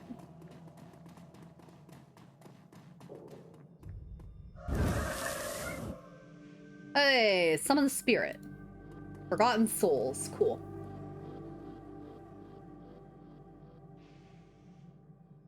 That's a little sad that's a child. The air grows cold, and the spirits of dead children coalesce from the vapor of your breath. Their cherubic faces are burned, and their lips quiver as if they are about to cry. But their eyes are round and vacant, and they glare at you, now unblinking. We are the innocents who have perished in the flames, choking on smoke as we fell from the sky, crying for our mothers. You bring anchors to our world, which was once home to us, and we will use them to testify. Show the first magical fetish spirits. We no longer see the world of flesh seeker, only essence and auras of living things. Words, though. Words may echo through the veil, and sometimes we may hear them. Last night, this place was filled with a scream that went on, drawing us to it. It was a man crying out for witness as he died. And so he came to bear witness, but fled in terror before the malevolent spirit that profaned the man's remains. This spirit was other. It was not of this place. It had twisted its way through the veil and through the dark to come here. Second one. When the other had gone and we returned to our vigil, we found two creatures of flesh. One you would call an elf, unsullied by technology and able to channel energies of the cosmos, yet the spirit was corrupted from within. He was dark and twisted, yet not like the others, so we did not flee.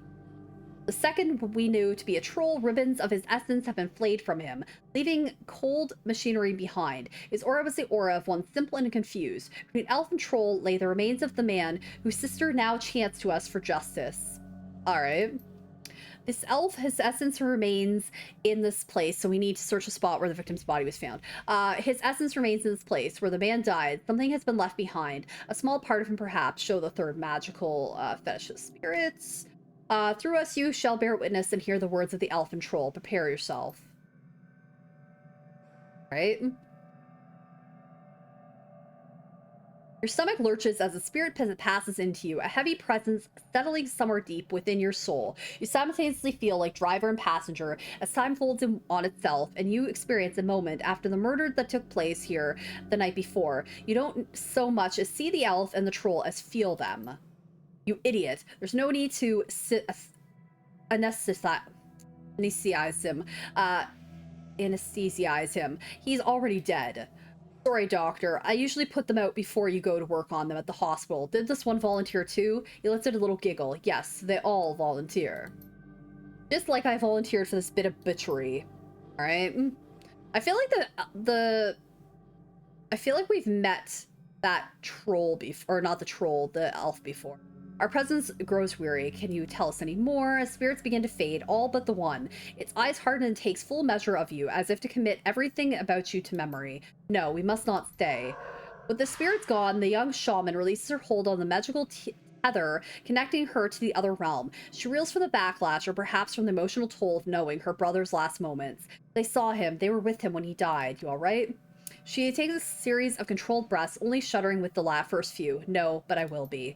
I don't want that for him. Not what those poor souls have endured. My brother deserves to be free. He will be once we find his killer. Can't get more free than death. He is free. What we do now, we do it for a living. He will be once we find the killer. Yes, the elf and the troll. We have to find that piece of the elf the spirit spoke of. It's our best hope of stopping this. All right.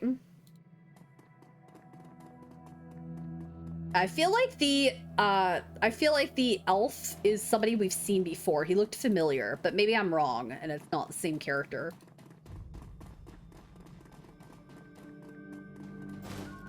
All right. So we got DNA evidence, search the spot where the victim body was found. Yes, apparently. So we got 8 karma. Blood. This is what the spirits want us to find. The piece of my brother's killer. It's not much, but it's enough. She scowls at it, looking every bit like she intends to reach through this small sample and dismember its owner from afar. Perhaps she can. Is that enough to target a spell? Can you track him with that? I can, given enough time, but I'm still feeling quite drained. I'll need to rest before I can try anything so involved. When I'm able, I'll commune with Bear, consult the spirits, and do what it must be done. But in the meantime, you might take some potion, or a portion of the sample to pursue a more conventional avenue of attack. I have some friends who might be able to help. Good. Let me know if you learn anything about this elf and troll pair. And should you find them, I want to be there when they are brought low. I want to see the light leave their eyes. For my brother, I'll see what I can do. Okay. She's just really all about, like, yeah. I mean, it's understandable. She cared about her brother, so. Let's see. What do I want to do here? I could do strength. I could do intelligence. I can't do decking, unfortunately. So I guess we'll go with intelligence. And then, oh, okay, I get it, because this is intelligence, so we need that at least to be the highest. Now we can get that if we have 5 more. So I'm gonna go, okay, confirm. We'll go ahead with that. All right, so we need to head back. I don't think we have anything else to do. Yeah, return to the Union. Cool.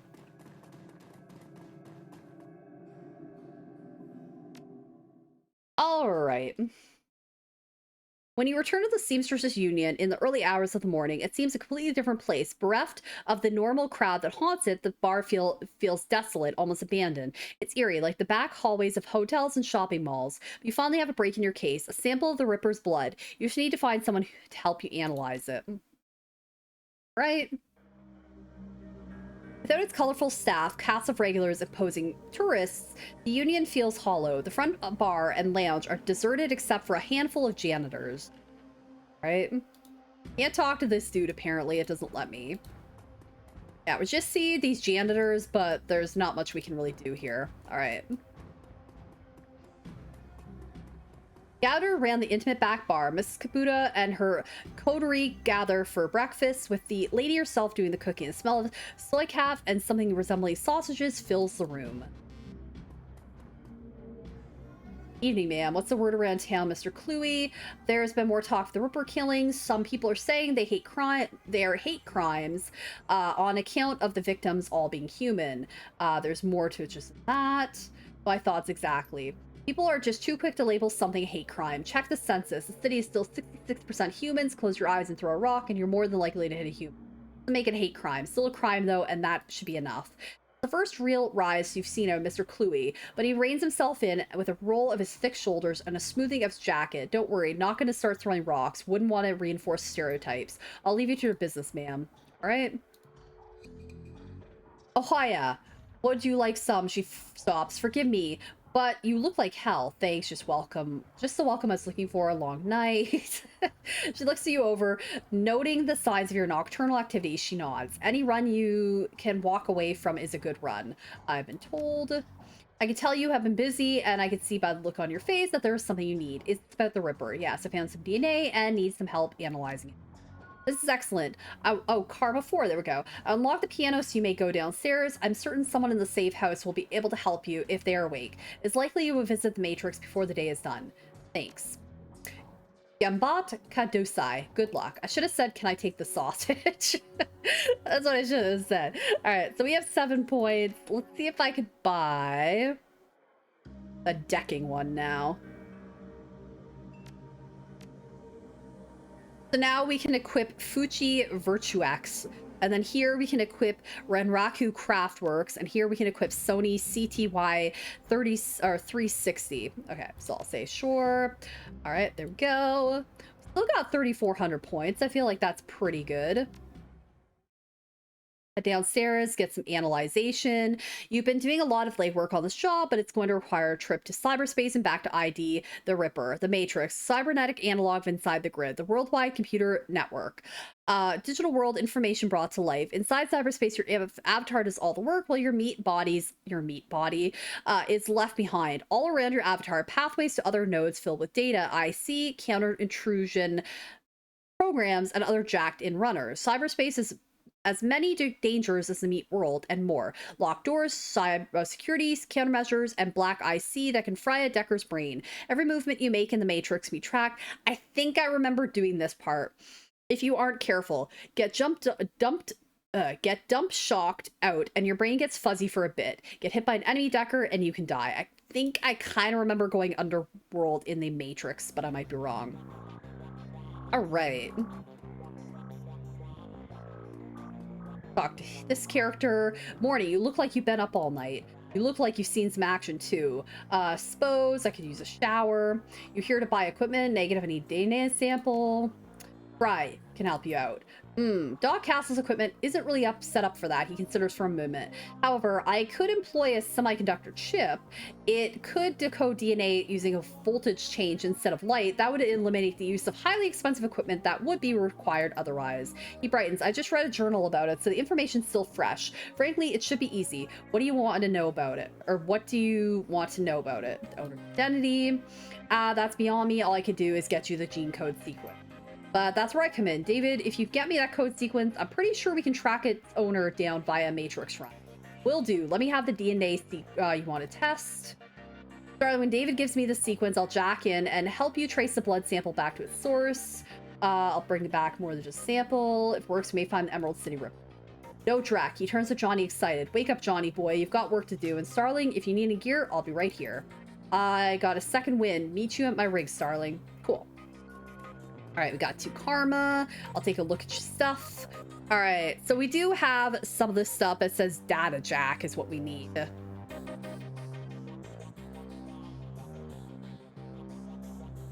All right, I don't really want to, I mean, we have medic level 2, but I don't know where the hell to, like, get this. I'm not sure how we equip this. That's the thing. Didn't let me equip it last time, so I don't want to buy anything from him. I mean, I guess I can buy that because might as well, but I have no idea otherwise how we like equip that.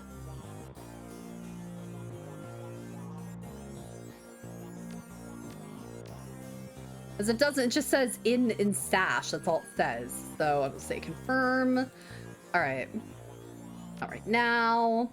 All right, so I have, what, 4 of these for karma. See if there's anything else I want to buy here. Intelligence, biotech.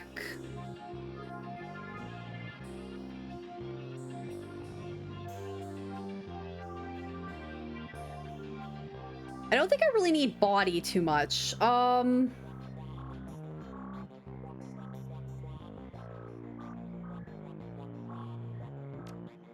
go with that, and I'll go with my melee weapons. Okay, I feel good about that. All right, cool. We'll go back to spend karma. So if I go, where is it? What I just bought.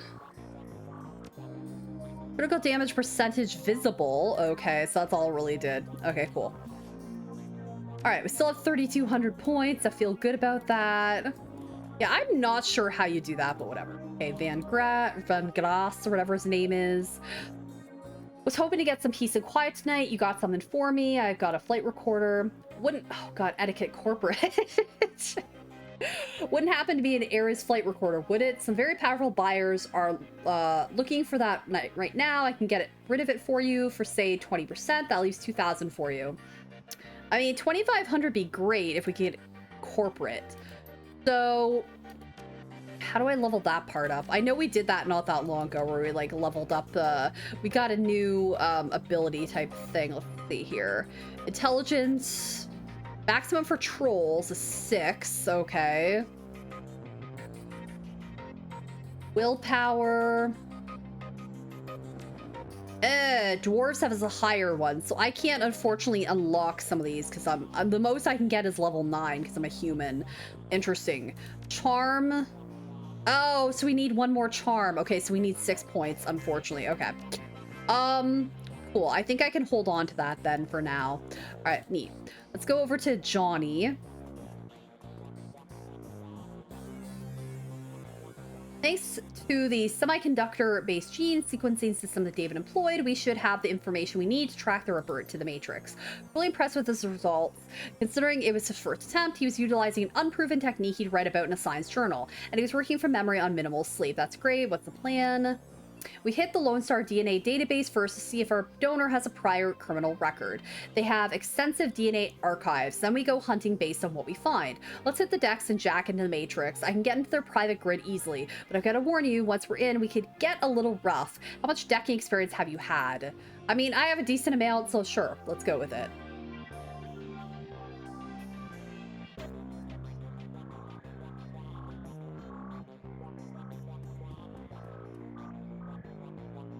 I mean, do I just stay here? Like, not sure what I have to do.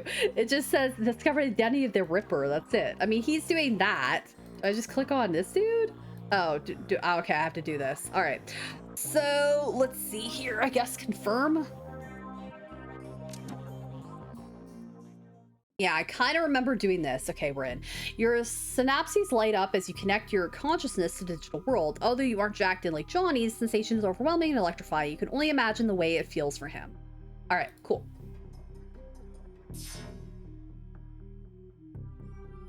Yeah, I kind of remember doing this, but not like a ton.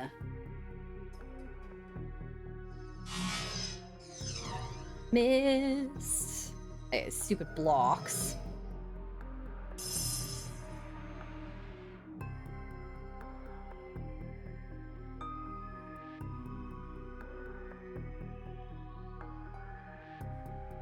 I'm wondering if I'm supposed to have a weapon, because it doesn't really look like we have any weapons. We just have this. I probably should have given him a weapon. Oops.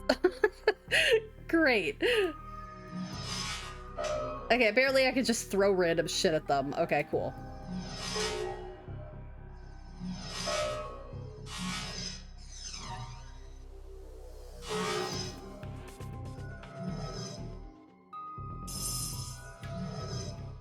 Okay, I wasn't sure how, but I guess we can just like do this and it'll attack them. Okay, there we go.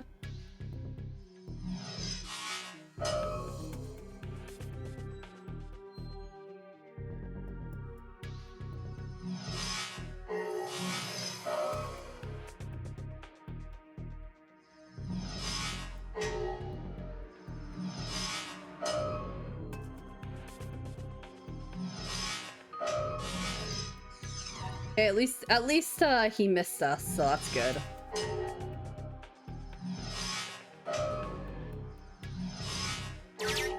All right, the IC is down. Let's see if there's a match for the fingerprints. Okay, cool. 100% match. All right. Silas Forsberg, deceased. Chop shop surgical assistant, breaking and entering 2 counts, indecency 1 count. Brought in for questioning on accusation of unlicensed plastic surgery. No charges were filed. All right.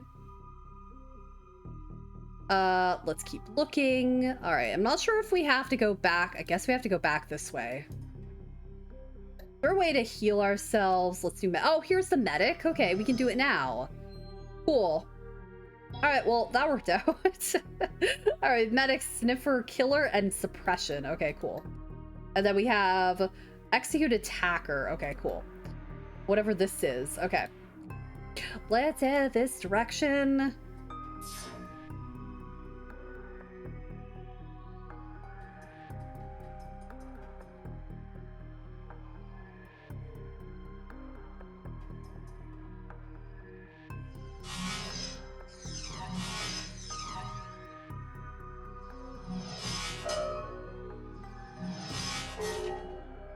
Hey, he's dead. It's giving me like Tron vibes right now.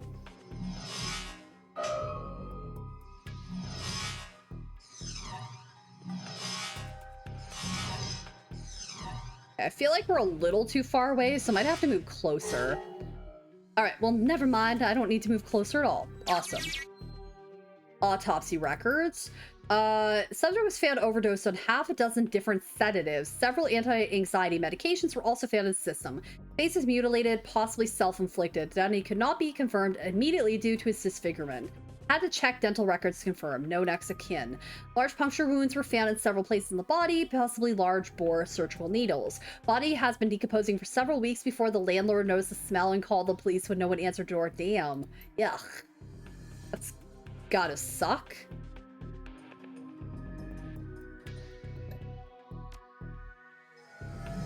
Heal ourselves. So at least now I know where the heck, like, where we can use, medic. Thank God.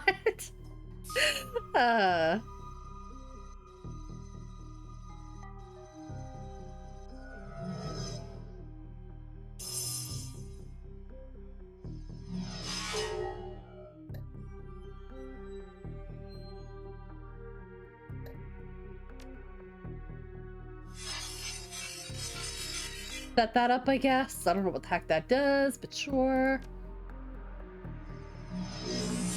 Might as well use some of this stuff like we've never utilized it before, so might as well.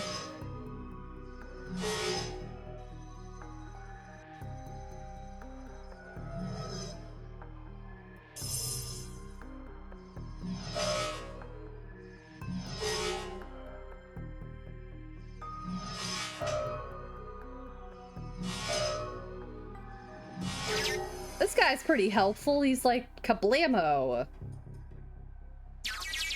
Alright. Turn on Newsnet 1. Return on subject. Silas Forsberg. The body of Silas Forsberg, a chop shop surgical assistant, was found in an apartment in Snohomish earlier this week. That isn't Snohomish in Washington. The body had been there for as long as a week when Forsberg's landlord noticed a rancid smell and contacted authorities. Lone Star representatives have issued a statement saying Forsberg's death has been ruled a suicide. According to reports, his body a mass of puncture wounds and the cause of death was determined to be an overdose of anti-stress medications and sedatives. Yeah, that doesn't sound right. Snohomish. I'm pretty sure that's in Washington. Snohomish. Maybe I'm wrong. It's not in Washington. Okay, there is a place called Snohomish in Washington. Okay, cool. I only know that because I think there was somebody on 90 Day Fiancé that was from there, so there we go. The man's employer claims he was a dedicated employee, though he suffered from bouts of depression. Forsberg's next of kin cannot be located, but the attorney appointed to his estate had located a will written weeks prior, leaving all his belongings to a psychiatrist. That doesn't seem suspicious at all. His will left everything to a psychiatrist who probably has access to his medication, possibly. The identity of the psychiatrist has not been released due to privacy concerns. Yet another sad end to a life, as is far too common here in the sprawl. Yeah, that seems suspicious as hell. Let's just put that out there. Now might be onto something. Jack out of the land. Okay.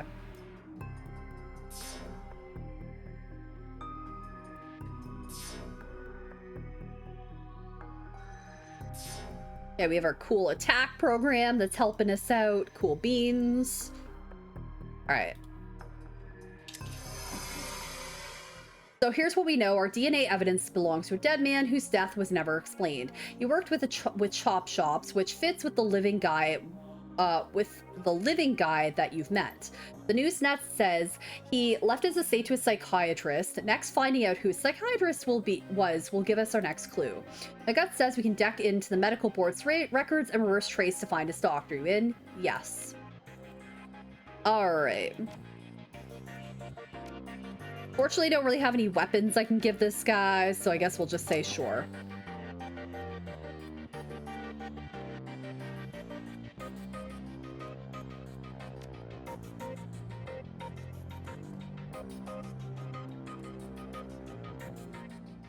All right. Oh no, I didn't mean to do that. All right, confirm. All right, so I guess we have to go this way. Let me set up that really cool, like, killer character. Wait, can I not set it up? It wasn't the killer. What the heck was it? We set up that cool, like, robot thing that helped us out a minute ago. All right. Oh, it's this. Okay.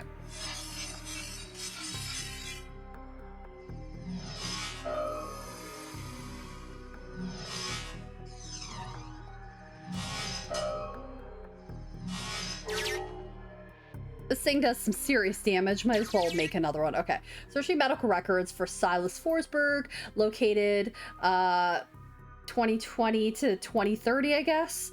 One particular pediatrician's entry stands out from the rest. Child suffers from a chronic depression and social anxiety, most likely caused by his physical abnormalities. We've seen many cases like this recently with the outbreak of changeling children being born. The aberrant physiology we're seeing, there is no telling what sort of brain functions are affected. Prescribed a series of sedatives last year that seemed to have no effect, upping the dosage. Okay, so that's the same one, 2030 to 2040. Data missing, contact, or corrupt. Contact your administrator for help. Okay, 2040 now. The file is quite large. It takes well over an hour to read through. File entry, however, is the most significant. It's written by Dr. Henry Holmes. H.H. Holmes? I think this guy might be involved in something, because H.H. Holmes, even though it doesn't say that, but Henry Holmes makes me think of H.H. Holmes, which was a serial killer, so there we go. Silas has overcome a significant mental disorders and no longer goes through periods of violent episodes. Latest medications have proven especially effective, but I believe that being treated by another elf has significantly impacted his treatment. Unfortunately, so is this dude an elf? And that's who we saw because he says another elf. Your Stardust is under 500? Probably. You spend like, you spend you did the Hydrate earlier, you did the Mario Death earlier, you did Hydrate yesterday, you did Salty yesterday, so probably, I would say yes. Yeah, he's a vicious killer. Yeah, I know, right? He was. It's awful. I think Leonardo DiCaprio was supposed to play him in a movie or some crap. Unfortunately, my efforts to maintain an emotional boundary with him have proven challenging. He was bonded to me in an unhealthy and frankly unnerving way. His hero worship exhibits itself in the form of mimicked speech patterns and adopting my dress. Yeah, I don't think any of this is true. For this reason and for the health of the patient, I'm assigning another doctor to this case. I'll inform him at his next session. All right. I found that out. You didn't know that? That's what I heard, but this was like a while ago, so who even knows if this is happening anymore? H.H. Holmes movie. I thought that's what was happening, but honestly, who the hell knows? I don't even know if it's happening. Apparently, watch H.H. Holmes' Original Evil streaming online on Hulu. Herman Webster Mudgett, better known as Dr. Henry Howard Holmes. Wasn't this guy just named Henry Holmes a second ago? Was that not the doctor's name a second ago? Is that what the hell it was? Can we go back in there? Was his name Henry Holmes or Howard Holmes? Because that might be him. I thought they were doing that, but I can't find. Oh, Scorsese and DiCaprio producing H.H. Holmes TV series back in 2019. So I don't know how true this is. The Devil in the White City for Hulu. So I don't know when they're actually making that happen, but that's what it says. Devil in the White City, according to Amazon or IMDb, an architect works to build up the 1893 World's Fair while a serial killer H.H. Holmes uses a fair to attract and kill women. So there we go. Okay, I gotta look that up. H.H. Holmes. Shadowrun returns. Oh, Howard Henry Holmes. So it is him. It is this guy. This is the creep from earlier that looked like weird and shit. It is this guy. All right, so we have seen this dude before. Okay, cool. So that's totally who it's supposed to be. His name is Henry Howard Holmes. So this is him. Okay, let's go this direction. What a creep.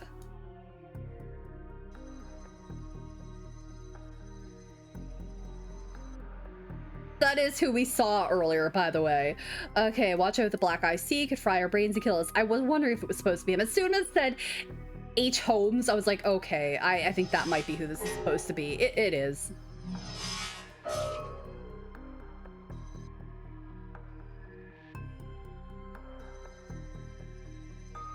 I know a little bit about my history and stuff like that, especially when serial killers and stuff are involved. I'm pretty knowledgeable about that sort of thing.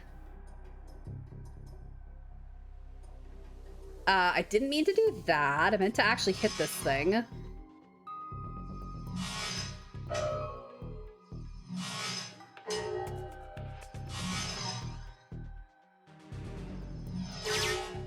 Bye. Okay, medical ward 2.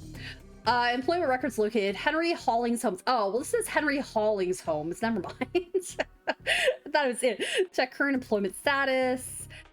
Dr. Henry Holmes currently holds the position of chief psychiatrist and administrator at Mercy Mental Hospital, Snohomish, Washington. Check current employment status. Okay, so that's basically what it says. Previous employers. Okay, so he worked at the Mercy Hospital in Snohomish, Washington. He's attending psychiatrist there, and then in 2030 to 2040, he had a private practice. All right, cool. Now we gotta head back. Oh, I was right. All right, so I gotta head this way. All right. Yeah, so I don't know when that's happening, but yeah.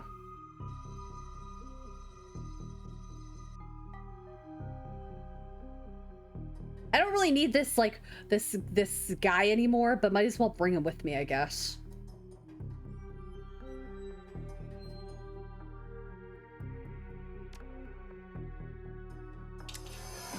All right. Woohoo! So we got 6 karma. Oh, I think that's what we needed. Reality is at the end of day contextual, and as the meat world comes back into focus, your head once again tries to settle on which world is the real one. While the philosophical question lingers, your meat body demands food and drink. You disconnect from your deck to find that the Union safe house has risen. All right, I forget which thing I wanted to buy. There was something that cost 6.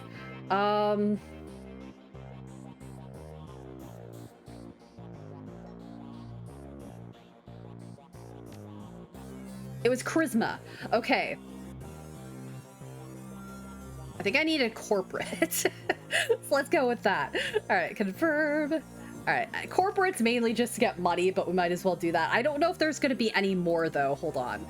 So let me see if I go. Okay, I don't want that. I want to go here. If I can build up my character anymore, get more like stuff there. Hold on. Let me see real quick. So if I get 8 and 9, so I can get 2 more etiquette. Unfortunately, I'm not I don't know if I can get this or not, but if I'm an elf, apparently elves have like the highest, well, dwarves too, so I guess it really depends. Give me an elf or a dwarf and then it kind of like helps you out. So if I play this again, I'm definitely gonna go ahead and do that. All right, so now we can talk to Van Grass. And now we can do the etiquette corporate. So we have this, and I'm gonna say 2,500. Shrewd, all right, I'll do you a favor. Woohoo! Right. Yay, we got 2,500 for it. There's a cockroach in my eggs. Oh, cool. That's a protein boost. Yeah, no, I don't think I want that, but cool. Armor, take a look. I don't think we needed anything. A ganger mask. Quickness 1, HP 5. I'm gonna stick with what I have, actually. All right. David looks almost as tired as you do. You could tell that this case has gotten under his skin, like it has yours. Any luck in there? We found an exact match for the DNA, but it was linked to a dead chopped shop assistant by the name of Silas Forsberg. Now I have my theories, but what do you think is going on here? Starling, Silas must have an identical twin brother, maybe faked his death. DNA evidence doesn't belong to the killer. Let's say he might have an identical brother. A bit out there as far as theories go. I guess we can't rule it out just yet. Did you see anything in the autopsy report that could fill in some more detail? The face is so mangled they had to use dental records to identify him. I mean, that was true. That matches up with something I've seen runners try. It's easy enough to find a body shop. They'll make a replica set of teeth for you. Find some schlub off the street. No one will miss. Swap the teeth and throw the heat off your trail for a while. Lucky I've never been that desperate. But why would you need to go through those links? Did the police records something linking him to a different crime? Had a corp gunning for him, maybe? Probably got in over his head on loans. Chop shop assistant doesn't pay well. I mean, he had a prior for unlicensed plastic surgery. We know that part, but I don't remember. Was that for him? I'll just say that one. True, wouldn't look too good on someone's record if they wanted to become a doctor. I think this is beginning to come together. Late Silas left all of his belongings to a doctor. Dr. Holmes, employment records have him as the administrator at Mercy Mental, and the picture of his file matches the person you saw downtown. Same person's DNA belongs to. All the evidence points to him being the killer, whoever he really is. He's get a pig day. That one. This guy, oh, 4,000. All right, woo. This guy clearly did not want to be failed. If I was you, I'd hire a team before heading over there. Side-loaded a ton of valuable data from those Lone Star Matrix nodes. Here's your cut. You're not coming.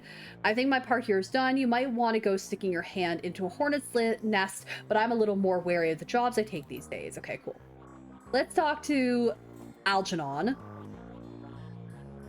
Algernon looks same as always, so much so that one may wonder if he ever takes time to eat or sleep. Perhaps his presence on this plane of existence is insubstantial enough that he isn't subject to such base needs, or perhaps he just does these things when no one is looking. Dark clouds surround you, my friend, but perhaps there is something I could provide that would help with whatever weighs so heavily on you. Let me see what you've got. All right. Oh yeah, he has a bunch of powers and stuff like that. We need spell casting for most of these. All right, I'm gonna say exit. All right, cool. Let's talk to Grubman, I guess. Grubberman or whatever his name is. Despite the hour, Buster is fastidiously put together in another wrinkle-free suit. He shows every indication that he's been up for hours, sunk to his elbows in a dozen crates, each containing objects of sinister matte black hidden beneath curls of straw-colored packing foam. The foam flies about as he inventories the shipment, clinging to every surface except for Buster's immaculate suit. Just in time, I've got a whole slew of new toys in from a supplier back east. Factory Fresh is still smelling of their mother's gun oil, but there's something in this batch that you'd be interested in. How long have you been in the trade? Well, let's see here. I left Cal Free on July 8th, 2038 at 6:13 in the morning. It was a Thursday. From there, I wandered a bit, plied my skills as a merc in a half dozen different wars, official or otherwise. Never did take to running the shadows like some of the boys I knew. Too subtle for my taste, I suppose. Really, there was no shortage of full-scale engagements to be had, so I didn't want to work. Might still be doing it today if I hadn't lost the arm. How'd you lose it? It was also stupid. Some Azzies were lobbying smokers behind our lines, more to mess with us than anything. I decided to toss one back and didn't it just figure that the one I grabbed ate a smoker. I got it off, but only just barely. Shredded my old arm pretty good, but I got plenty of other scars to remember the moment by as well, but the arm was the big one. Take the word of advice from an old soldier. Make sure you're never holding a grenade in one hand unless you just pulled the pin with the other. Now, if I haven't given you a reason to doubt my professional competence, how about we talk turkey? What can I get you, Lucy? All right. I'm gonna look and see first, like, what my, I'm gonna say never mind. I'll talk to him in a second. I want to see what my weapon is at the moment. All right. So I have a 6 and a 30, and a 4 and a 1, a 6 and a 30. Okay. So we'll talk to him again, 6 and 30. I mean, damage is 12, so that's pretty good. Cap is 10, so not as much. This one's not as good, unfortunately, and I also need ranged combat 4, which I don't have. So I feel like I'm not really gonna have very good luck with most of this. And he has just guns. Oh, he has katanas and stuff too. Okay, axes, but I need close combat and stuff for that. Baseball bat. All right, I think we're good. I don't think I need to buy anything from him. Okay, never mind. All right. Who the heck do I have to talk to again? Hire runners and head to Mercy Hospital. Okay. Talk to Sarah. One glance is all you need to tell that the good doctor is exhausted. Her crumpled scrubs are stained with a mix of blood and other fluids too colorful to be naturally occurring in the human body. Her eyes are those of a person who has built up a substantial sleep debt and has no idea when or how to begin paying it off. I'm not one to talk, but you look like Drek. Afraid there isn't much I can do for that. Doc Castle snaps her fingers and calls forth the spirit normally seen perched on her shoulder. Appears from out of the ether, and the doctor immediately seems less fatigued than she was a moment before. Now what can I do for you? I'd like to take a look at your cyberware. All right, so we can use some of the stuff. So I do need a data jack to buy stuff, so I guess I'll put a data jack there. Silver Tech Cyber Arm gives us plus 6 HP. Armor. Basic powerful metal machine replacement for your legs adds plus 8 HP and 1 quickness. I mean, that costs a lot. It's 2,000. We definitely have enough money for that. I'm just gonna buy this. Cyberware causes essence loss. This affects the magic rating of your character as magic's essentially equal to essence rounded down. That's very important for spellcasters. The base number of spell slots available to casters equal to half of their magic rounded down. Therefore, losing essence can cause spell slots to be permanently lost. Oh, well, I don't want to do that then. we'll just say no to that then. Okay, we'll say never mind. Oh wait, no, she has something wrong with her. I'm gonna talk to her. Okay, everything all right there, Doc? Here at the Union, yeah, fine. I'm just getting back to myself. Days here tend to be slow, so I volunteered at a medical center on the other side of Turretsville, and I had a rough shift.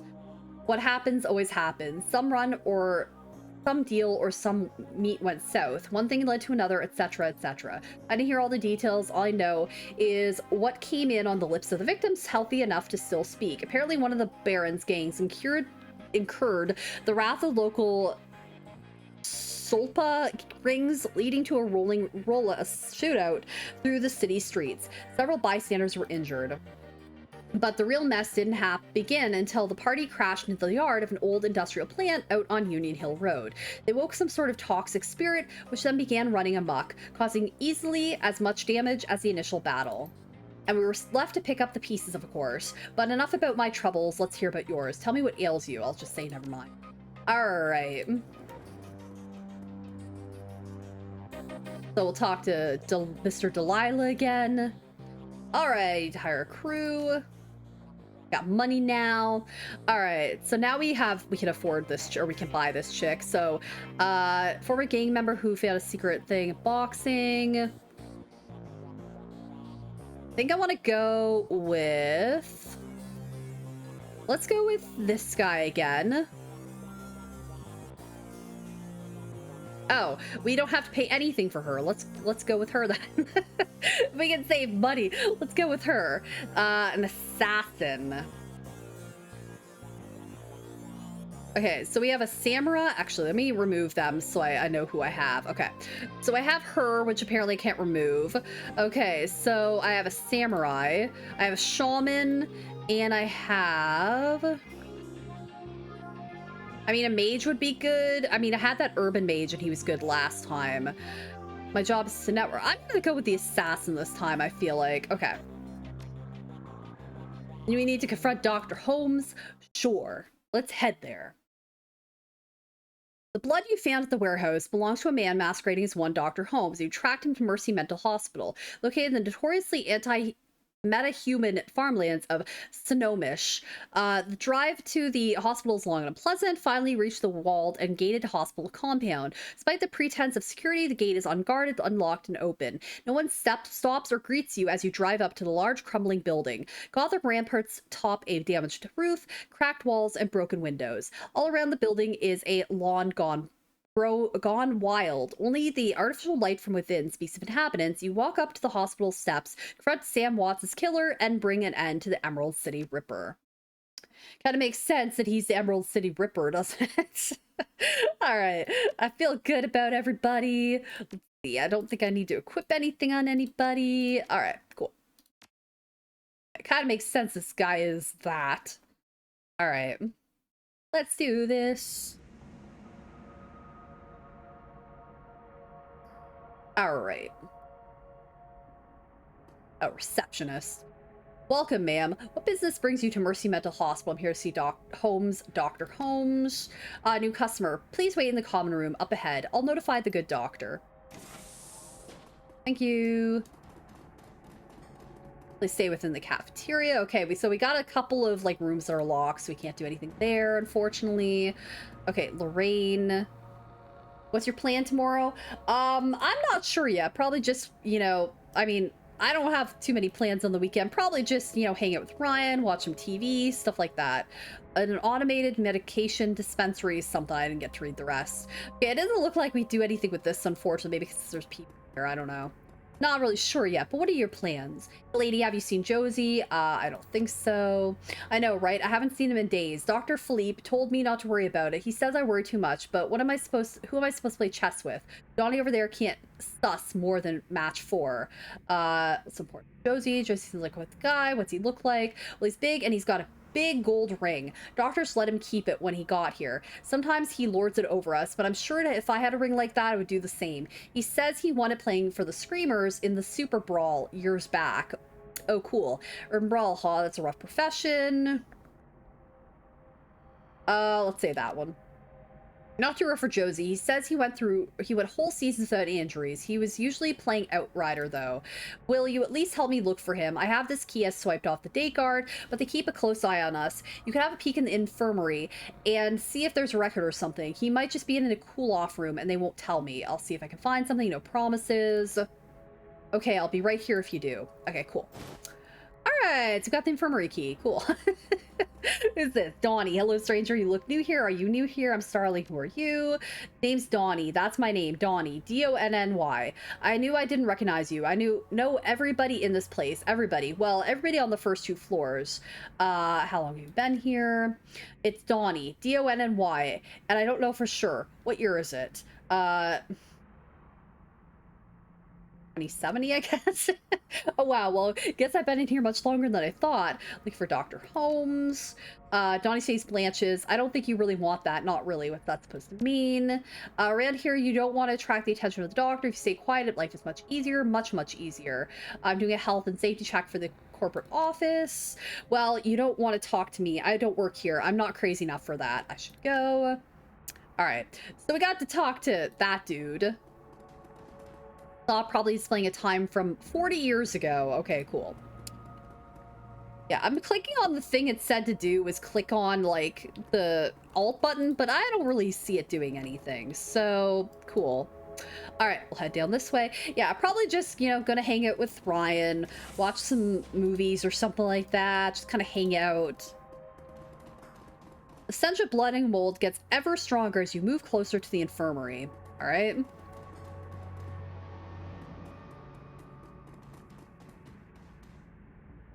Patient information for Josiah C. Dawson is this Josie? Is open on the cyber terminal. Read the medical history. Josiah C. Dawson, born 2015, so July 18th, 2015. This is in kilograms and meters and stuff. I don't know what this equates to. Retired. Allergies, none. Ribaxitine and alprazolam. Post-traumatic stress disorder, deceased. All right. Patient had undocumented cyber in the left arm, as well as multiple pieces of shrapnel in various locations. Complications would likely arise if transplanted to another host. The rest of the body is in excellent condition and can be used to improve other subjects, as well as fulfill some custom requests. Alright. Doesn't really seem like we can read much off of that, but cool. Surgical cart is strewn with gruesome tools, motorized saws, and metal vices.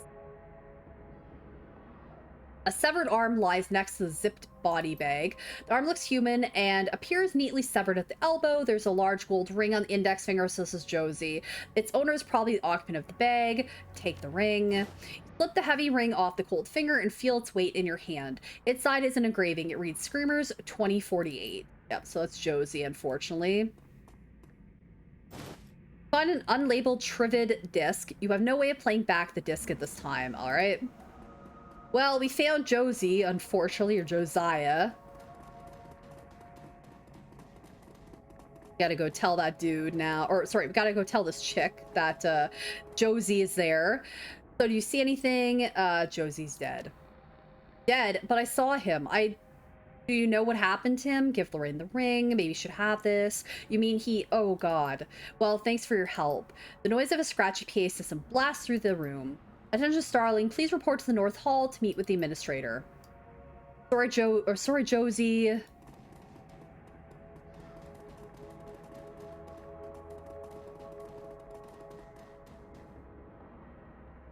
Look how creepy this dude is. No wonder he's the serial killer. The elf standing before you may quite possibly be the ugliest elf you've ever seen. Yeah, this dude from before. The meticulously clean lab coat, format jacket, an old-fashioned bow tie give him the look of an undertaker from centuries past. As you approach the window, he locks eyes with you, smiling a thin, unnerving smile. Good day to you. How can I help you? Dr. Holmes, aka Silas Forsberg. How about we chat? You Holmes, or Silas, whatever you're calling yourself. I presume you're a hard man to reach, especially considering you're dead. I'll say this one. I'm sorry, who's dead? He acts genuinely confused, but he can't seem to drop the smile from his lips. All right, if that's how you want to play it, I have reason to believe you're involved in the killings. Cut the act. I know you killed the real Holmes, and I know you're running around town carving up people for parts. Racket you're doing here. I'll say this first one. He forces a sigh through the plaster grin on his face. We see so many delusions in this place, and still I can be surprised. Suppose I shouldn't be. After all, this is a place for broken things. It's only fitting that a broken mind should seek us out. Guards! Well, we got a bunch of karma. It's just unfortunately I can't like utilize it right now because we're in a oh yes I can. Okay, let's see.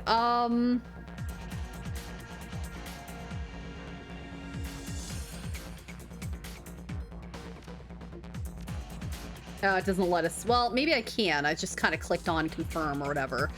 All right, let's see if I can actually use a willpower or something. Charisma. Yep, there we go. Okay, I'll do willpower or whatever. Okay, cool.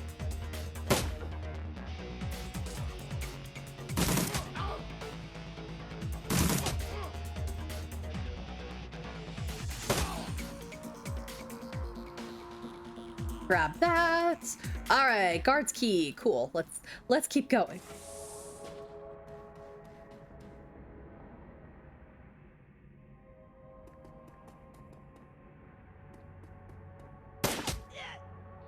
Somehow they hit us way the hell out there. Sure, makes sense.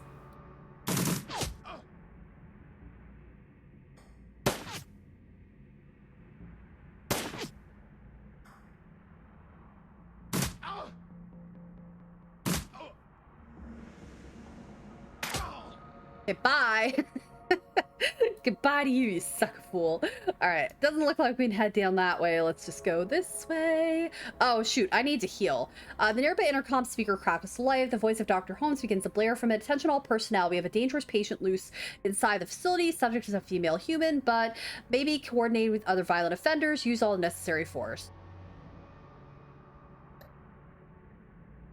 Okay, so I need to heal her. When I get to my character, I'll have to heal. Oh, look at it in this room. All right, cool. All right, yeah, I'm gonna go ahead. I'm gonna do heal wound for Oh, can I only heal, like, for that? I thought I could heal...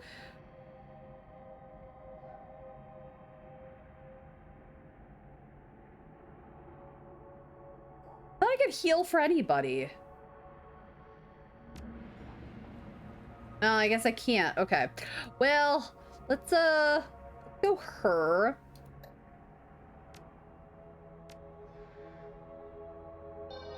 Not a ton of healing, but at least it's something, I guess. All right.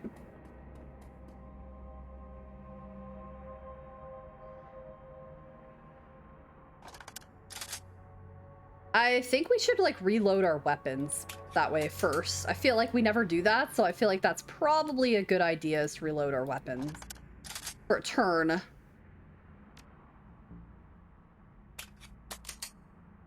All right.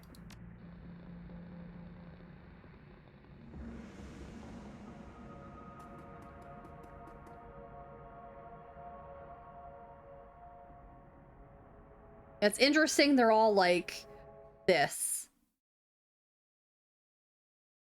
Halls of disrepair. As you venture deeper into this asylum, you see that the inside is every bit as bad as the outside. Gone is any attempt to uphold sanitary hospital aesthetics. Peeling paint, cracked floors, and exposed conduit, the pretense of mental care is shattered. Its modern era, Mercy Mental Hospital is a throwback to the barbaric asylums of old, prisons and torture chambers, rather than places of healing. It's clear that Dr. Holmes is spending his money on something other than this facility. You continue on, Holmes can only run so far.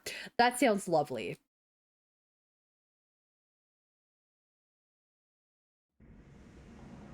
All right.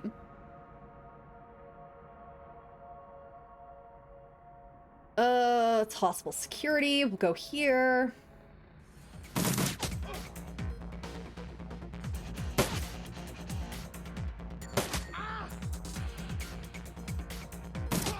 That guy's dead. Bye to you. Joop-de-doo.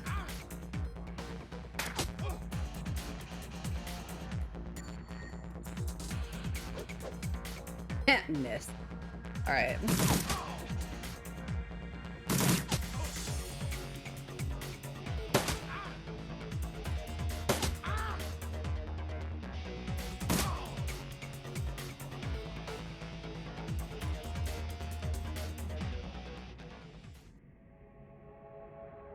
I don't know if there was a way, like, if we go here, if we can actually go into, like, this area. I'm not sure.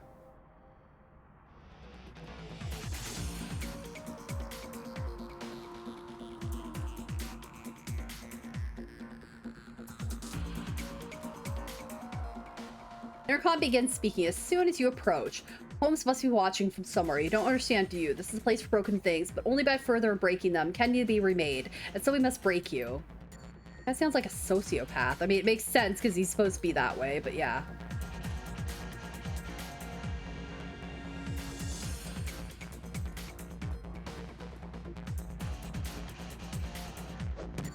Oh, great. This, like, these mental patients are coming out. Awesome.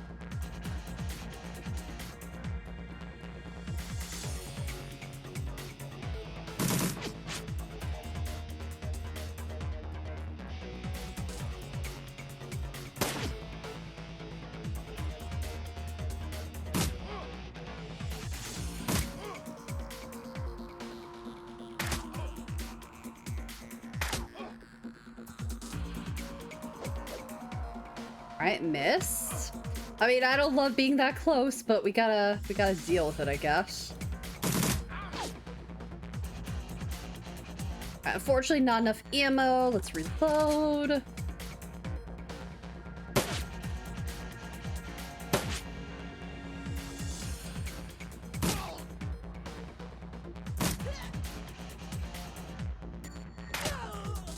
Alright, they're both dead. Woohoo.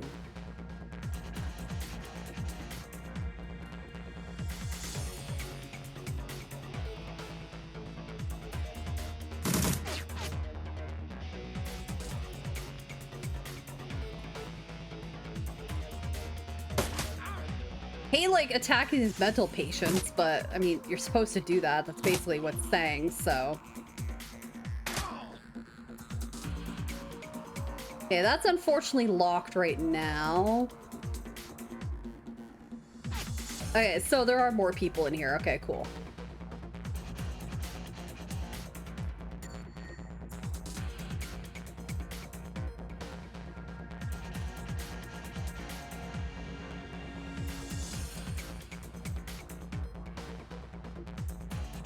Okay. Oh, it's this guy. Shoot. I didn't realize I was using him. Okay. That's why I was wondering why, like, I could barely move anywhere. It's because I was doing that.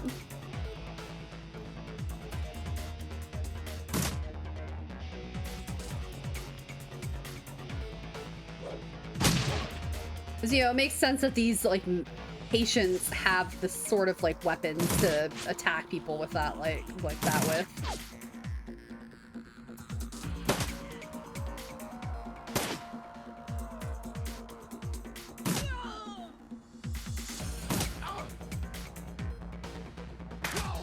Okay, they're taken care of.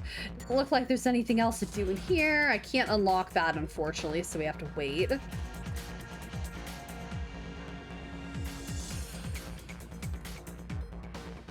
Alright, let's,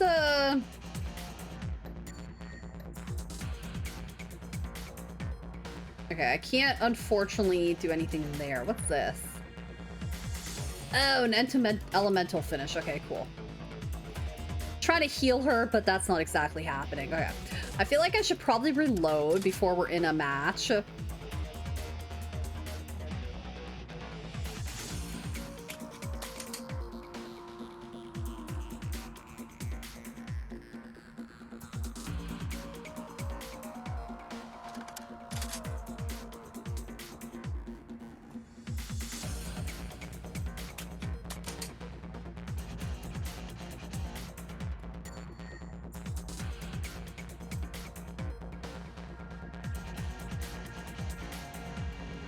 feel like it's better to reload when we're not actually in like a match than it is, yeah.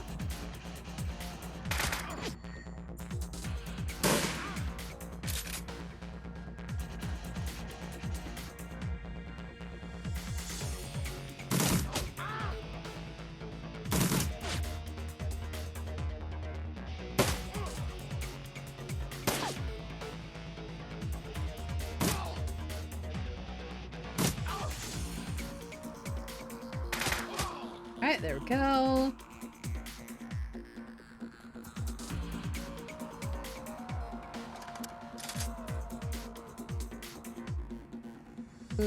Go here, I guess.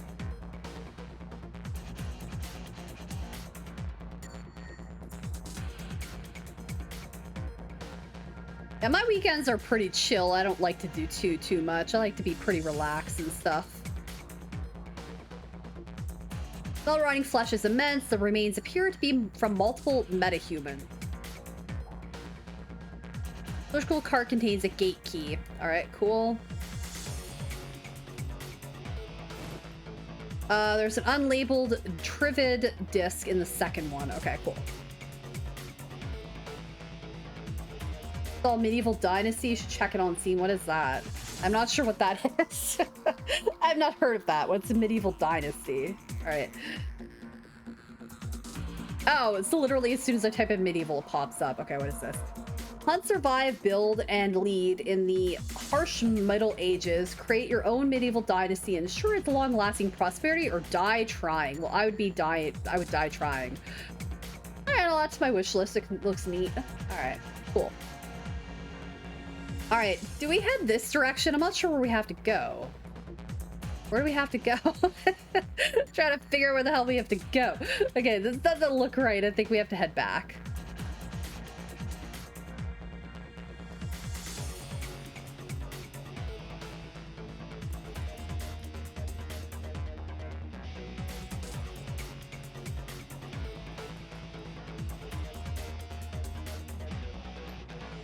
I have no way of healing this character, unfortunately, so that's just the way it is. Oh, now we can go through here. Okay, cool.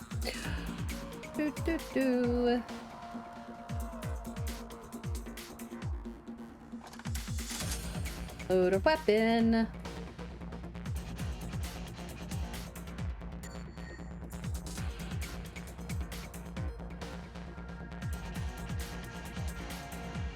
survival game where you have to build house.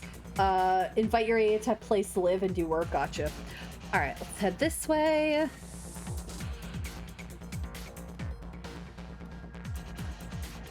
From another intercom, Dr. Holmes continues. Someone once told me that I was a broken thing, but he also said I could remake myself. He wanted to break me down so I could put myself back together again, and I did, but only after I broke him. So, like, did this dude kill his doctor and is pretending to be his doctor? I don't know. Your make you as well. What wonderfully twisted thoughts must churn in a mind such as yours, but I'm more inclined to use you for parts. Oh, that's lovely.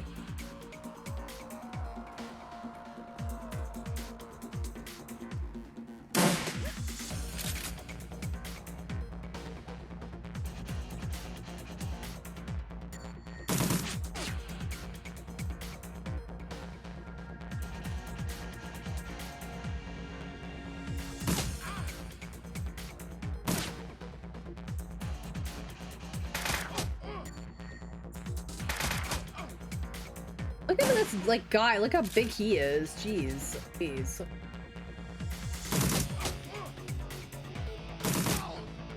Right, well, he is dead now, so goodbye. Alright, she really needs to heal. This sucks.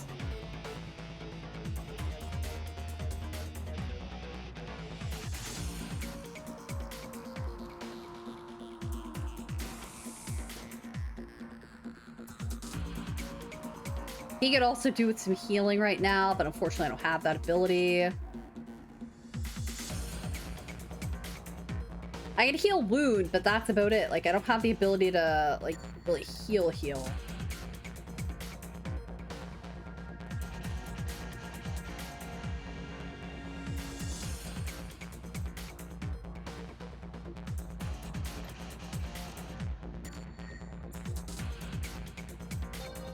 Might as well heal him up, I guess. Okay, well, I can't use that because I think we ran out of thing, but that's fine.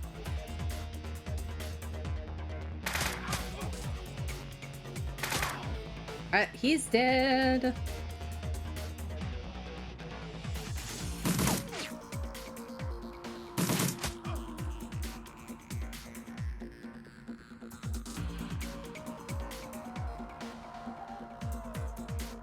I need to have her turn. It's like this guy's right here with him, so it's a little difficult. I keep, like, picking him instead.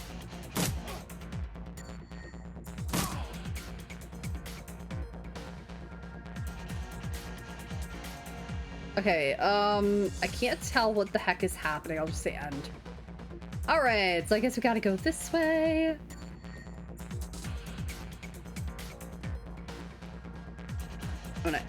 I'm gonna ramp up their ammo.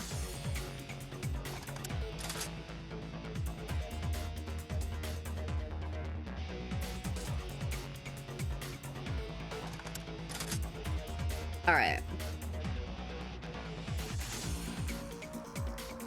I meant to reload my weapon and I kind of forgot, so oops. Alright, by all means come. You have proven yourself a truly fine specimen. I can think of 100 uses for one such as yourself, sure. Oh, wait. Let's go here first. What's this? Oh, the Trivid player holds a collection of personal diaries. Some of the video files are missing and certain play back of Trio number 1. Got some cutout chips in the last week. Tried them out on patients with violent flashbacks, hoping it would at least mellow them out some. It was like night and day, and once the chip was installed, all their psychotic break triggers were blocked. Miss Yuskin has gone 4 days without attacking the staff or herself. Oh, we don't have number 2, but we have number 3. Today's interview, Miss Yuskin told me she hated her legs, said they were stumpy, unattractive. I haven't done a transplant in years, but offered to give her new legs. Her face lit up like it was Christmas. At least her cutout can block out the surgery and painful recovery process. I put in the order to the organ grinders to send me anything leggy. Maybe I'll get some elf legs in and see how she likes them. I was walking to the Oregon Grinders downtown, and there was some kind of event happening at Mega Media. They had a puppet there from Maria Mercurio's label with a PersonaFX chip installed, making her an exact doppelganger. They were just using her to hawk some SimSense re-release of a Mercurial live show, but it gave me an idea. The cutouts, the body modifications, and my healthy supply of patience, I'm perfectly set up to be a Bunraku fixer. If I can find a supplier for PersonaFX chips, I can sell full-service Bunraku, even program the behavior trees. Oh, cool. If I had a buyer for the first Bunraku, a man in the Barrens offered me 20,000 for the female troll I've been modifying. He likes them big, he says. All that's left is to arrange a delivery. He says he can put me in touch with some other buyers if I'll accommodate special orders. These morons' lives are already over anyway. The least they could do is line my pockets. Oh, that's a lovely sentiment right there. What a lovely guy. His morons' lives are over. They might as well accommodate me. Like, you're an ass.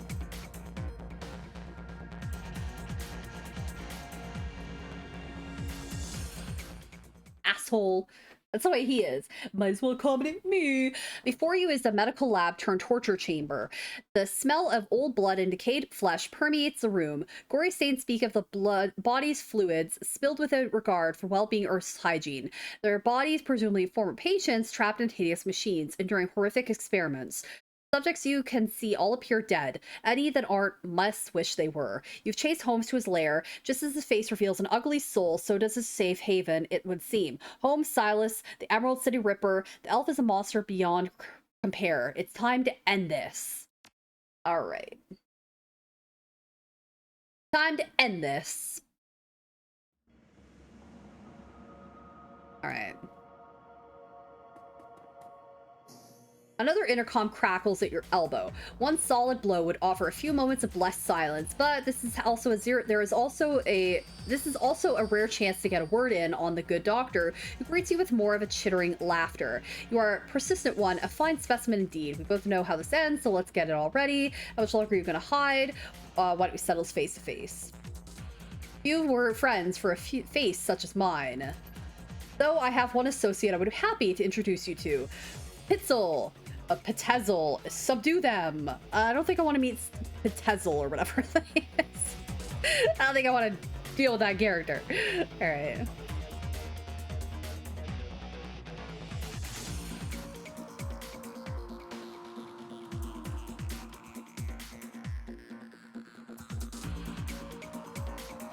Oh, great. This werewolf looking thing. I don't even know what this is. Great. They have like a whole bunch of characters going on here. Awesome.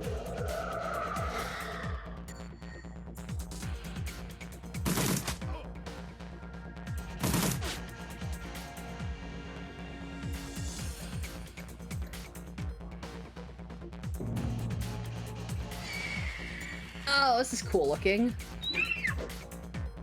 What's its name? Primeval? Yeah, Primeval. Cool.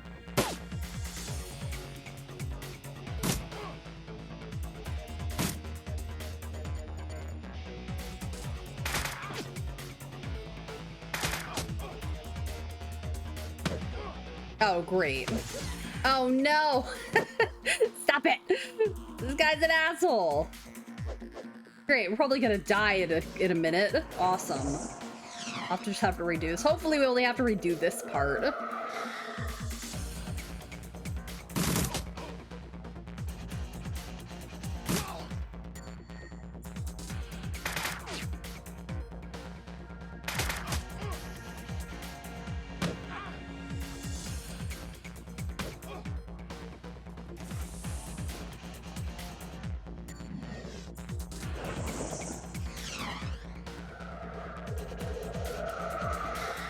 Oh, great. Our guys are like asleep and my guy's almost dead. Awesome.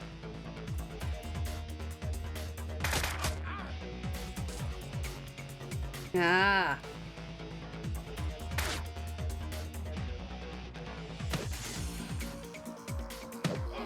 Great. Our characters are almost dead. Awesome. And there we go. Great. Okay, well, we have to redo this. I also accidentally missed a couple of turns. Okay, restart level. All right. Well, I already read that part, so I'm not reading that again. I'm not reading it again. All right.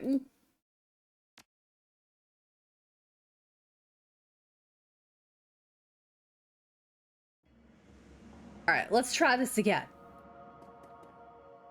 All right, let's get it on already. Patience, we're not done here yet. I have one more last examination to conduct.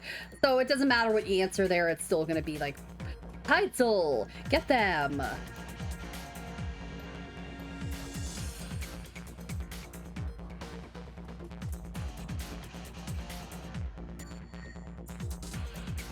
Okay, we have those grenades, but I can't really use those right now.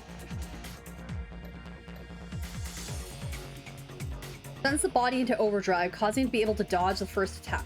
All right, cool. And then some, like, grenades. Okay, cool. All right, let's try this again.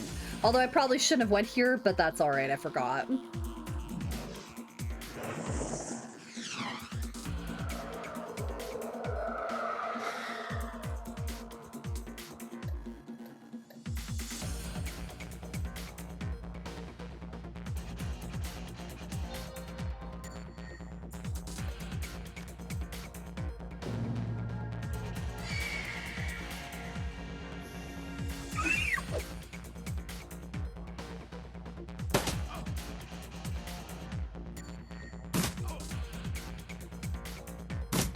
Sucks, because, like, we're not getting a lot of turns, unfortunately.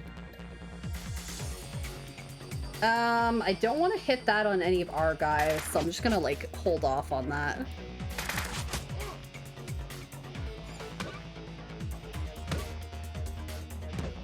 If he attacks this guy, then that means he doesn't attack our characters, so I'm good with that.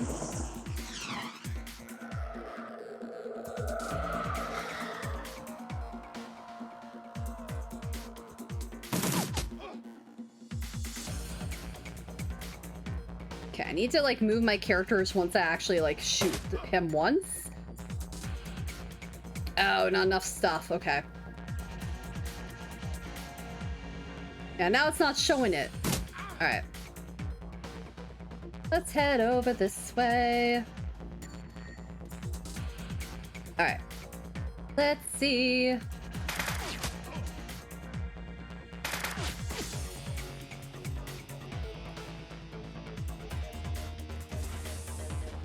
Might have a better chance if I'm playing it like this. All right.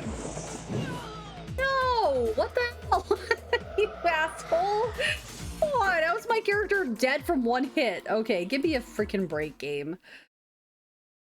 Give me a freaking break, you asshole.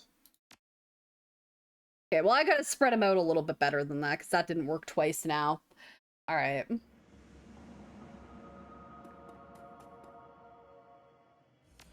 Doesn't really matter what I pick there. It seems to be like he sends out that guy. All right, let's put us here.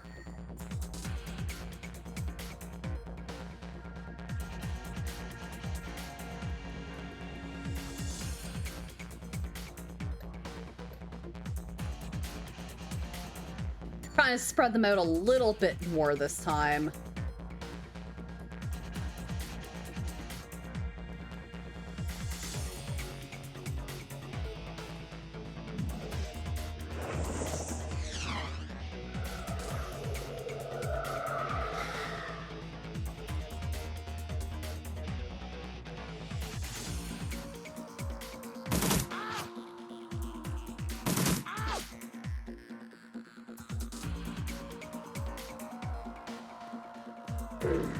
Oh, there we go. Okay, cool. So I summoned Pestilence. Cool. Alright, well, that worked out. Cool.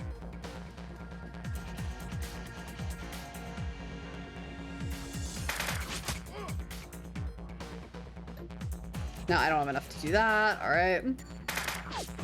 So now we know what that does. Cool. No, stop it.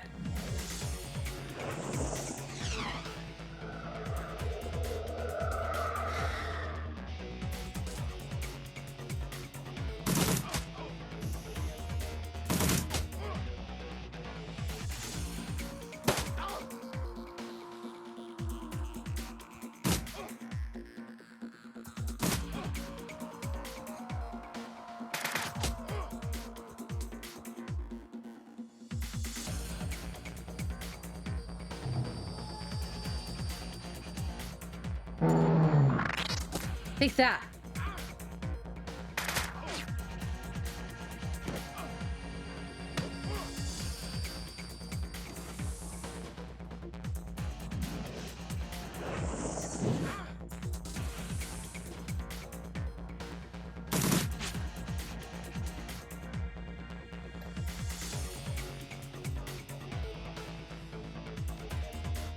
Oh, can we only use it on ourselves?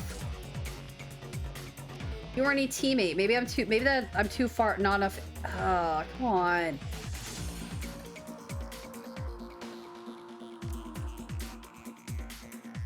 Okay, I apparently can only use it on myself, which sucks because I don't want to use it on myself. Okay. Put her over here then, I guess.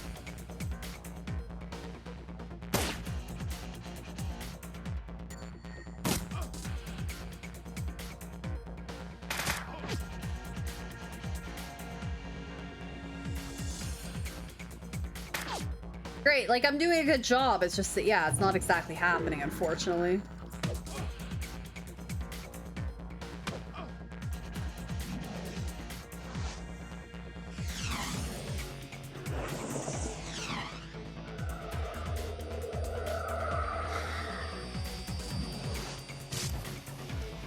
Wait, what the hell? Why are you attacking me?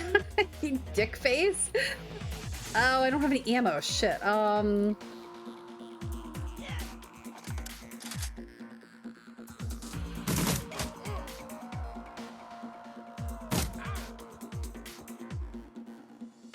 I need to get the hell out of my character's like gonna die soon.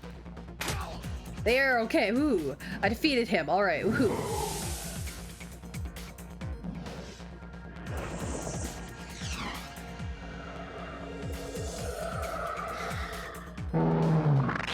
Yes, attack him. Alright. Time changes in the US. Oh yeah, it does. It does change. Okay, I need to heal him up. I don't even care. Just heal him up. Get him healed. Just a smidge. All right. Oh no, what does this mean? Death 2? What the heck does that mean?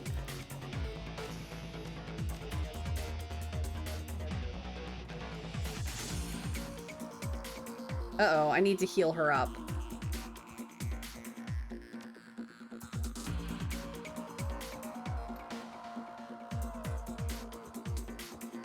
Because before it was 9 hours, 30 minutes difference in India, US.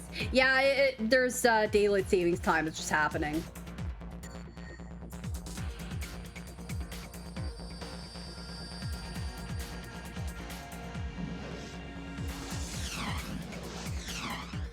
All right. So I need to move, like, I need to heal this chick. Can't do it, though. I'm not sure what day it starts.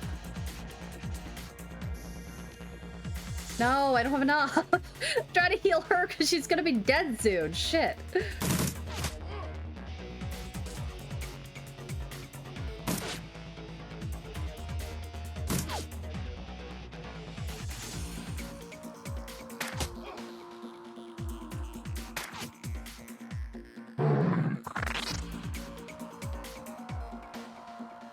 No, that character's dead. All right. Well, that sucks, but not much we can do about it, I guess.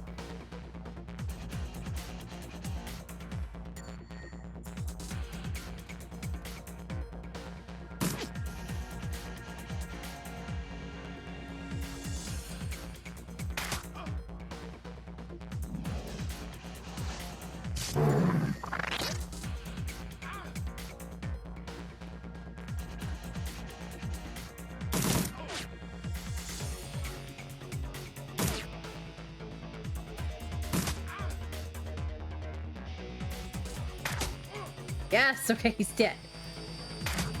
Guess we have to attack Pestilence now, which sucks.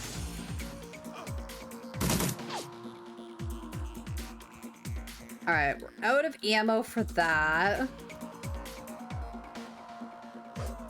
Lambo, take that. I'm out of ammo.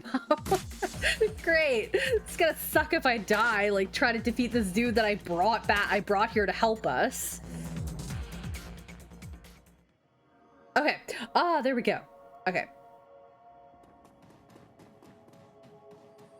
Holmes drops to the ground, the light in his eyes fading fast, but something keeps the shriveled husk of his soul stuck to the mortal coil for a few moments more.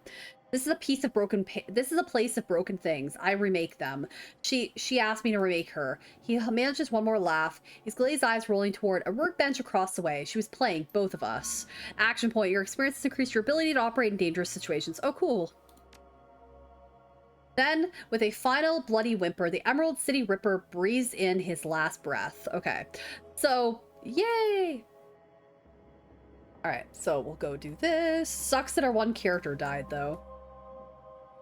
Holmes' workbench falls somewhere between the coroner's slab and a medieval torture device. It is decorated in the many colors of death and littered with instruments of that trade. To one side, there's a leather-bound journal stuffed with uneven pages. To the other is a pock sack, its small screen still glowing. Beneath the bench is a rolled sheath of papers held closed with a tied length of surgical tubing. Escape the workspace. I guess we'll do that. The bench has clearly played host to numerous bodies over its lifetime. It includes limb restraints as well as skeletal traction mechanisms. At this table, Holmes's likely dismembered bodies, or quite possibly put them back together. The tackiness of the blood suggests it has been used relatively recently. Skip journal. Leafing through the pages, you find a few intelligible entries. Holmes may not have been a real doctor, but his handwriting certainly fits the stereotype. Stuffed in the last few pages is a copy of a disinterment order from a local cemetery with the grave's occupant marked as Melinda Watts. Huh. So this must be Sam's mom, I'm guessing. Access the pocket secretary. Holmes is still logged in, granting you access to his currently loaded files. Prominent among them is a hospital report for a donor program. It lists organs beside the names and vital statistics of the recipients. Your eye catches Sam's name beside the entry for liver. Also on the list are the Reaper's other known victims, along with several others who may have shared in the same fate. Got 4,500 money, though. There is also a large sum of money, which can be easily transferred to your account. Examine the rolled sheet of paper. Unfurling the large sheet of paper, you discover a diagram of the human female form rendered to an impressive level of detail. It appears to be the blueprint for making Holmes' very own monster. Alright, that kid doesn't sound unhinged or anything like that. Sucks that one character died, though. Sad. Oh, who are these? Who the hell are you? Alright. His chip slot is still fresh, the open wound pink and wet and lurid. His voice drips innuendo, but his eyes say nobody's home. Well, hello there. Did you come to play? No thanks. I just want to know what's going on. I'm not in the mood. Are you okay? How long have you been here? Of course we're okay. We're ready for a little party. You want to have a little play party with me. By her name. She's assembled a standard config. Face of a schoolgirl, body of a stripper. Oh god. You'll need some thick beer goggles to miss the work she's had done. Great. Coolness forever. Puppet stares blankly at you.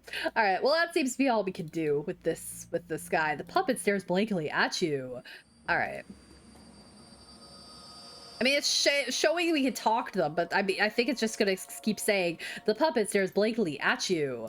All right, it doesn't really look like. Oh wait, yes, here we go. Person afflicts chip wiper. Oh wait, we can do that. Oh, here we go. Erase Holmes's programming. His eyes focus and his hand raises slowly to touch his head wound. The fingers come away wet and sticky. Panic twitches at the corners of his mouth as he surveys the room.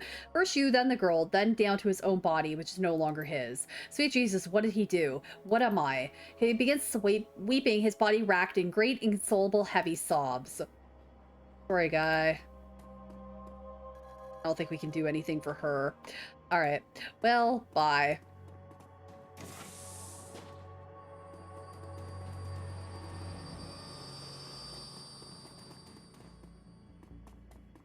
I mean, I was trying to help. I feel a little bad, but yes, continue. The ride back to the Seamstresses Union is quiet compared to the pandemonium left behind at Mercy Mental Hospital. Lone Star Squad cars pass you on the road, sirens blaring, no doubt in response to the aftermath of your showdown with the late Dr. Henry Holmes. The Emerald City Ripper, the man who violently repossessed the internal organs of Sam and Jessica's mom, Melinda Watts. And although the killer's dead and his grip on the city is broken, it's clear he wasn't working alone. There are loose ends aching to be tied. Taxi turns onto Redmond Way, cruising past now familiar landmarks until the Seamstresses Union in all its decadent, seedy glory materialized between swipes of its overworked windshield wipers. Time to reevaluate your next move. I'm curious how long this takes to beat. I'm gonna check because I'm not sure. So Shadowrun turns. It says it takes 12 hours, 14 hours if you do extra. So we're nowhere near close to beating this game. All right, I'll probably get Ed there. I'll let it load. Okay, the Union is quiet this afternoon. Salarymen and wage slaves haven't migrated from nearby offices and suburbs to dabble in the exotic yet. All right, so we need to plan our next move. I have plenty of freaking points. I guess I'll spend those first. We have like so much karma right now.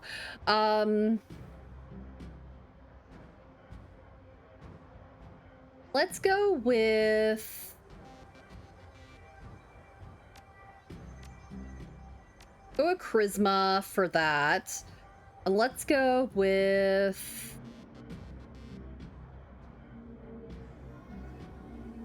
I guess Quickness? Alright, confirm. Alright, cool.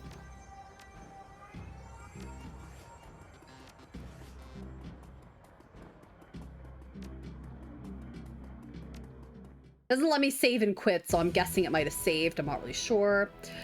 But I think I will end it there just because it's been like 5 hours so far, 5 hours and 20 minutes. So I think it's time to end there. But thank you guys for being here. I really appreciate it. Let's go. Yeah, but thank you guys for being here. I appreciate it. I don't have any activity feed stuff to thank, but I appreciate you guys being here. I'm not sure how many people are actually watching right now, but I know Electro is at least watching. But yeah, thank you guys for being here. I'll probably continue this tomorrow night because I do like it, but it's like 3:30 in the morning for me, so I get to get some sleep. It's also been 5 hours since I started streaming, but yeah, that's about it. But thank you guys for being here. I appreciate it. Have an awesome one, and I'll talk to you later. Bye, everyone. Thank you, Ben. All right, well, there's 2 of you here. But yeah, thank you guys for being here. I appreciate it. Have an awesome one. I'll talk to you later. Bye, everyone.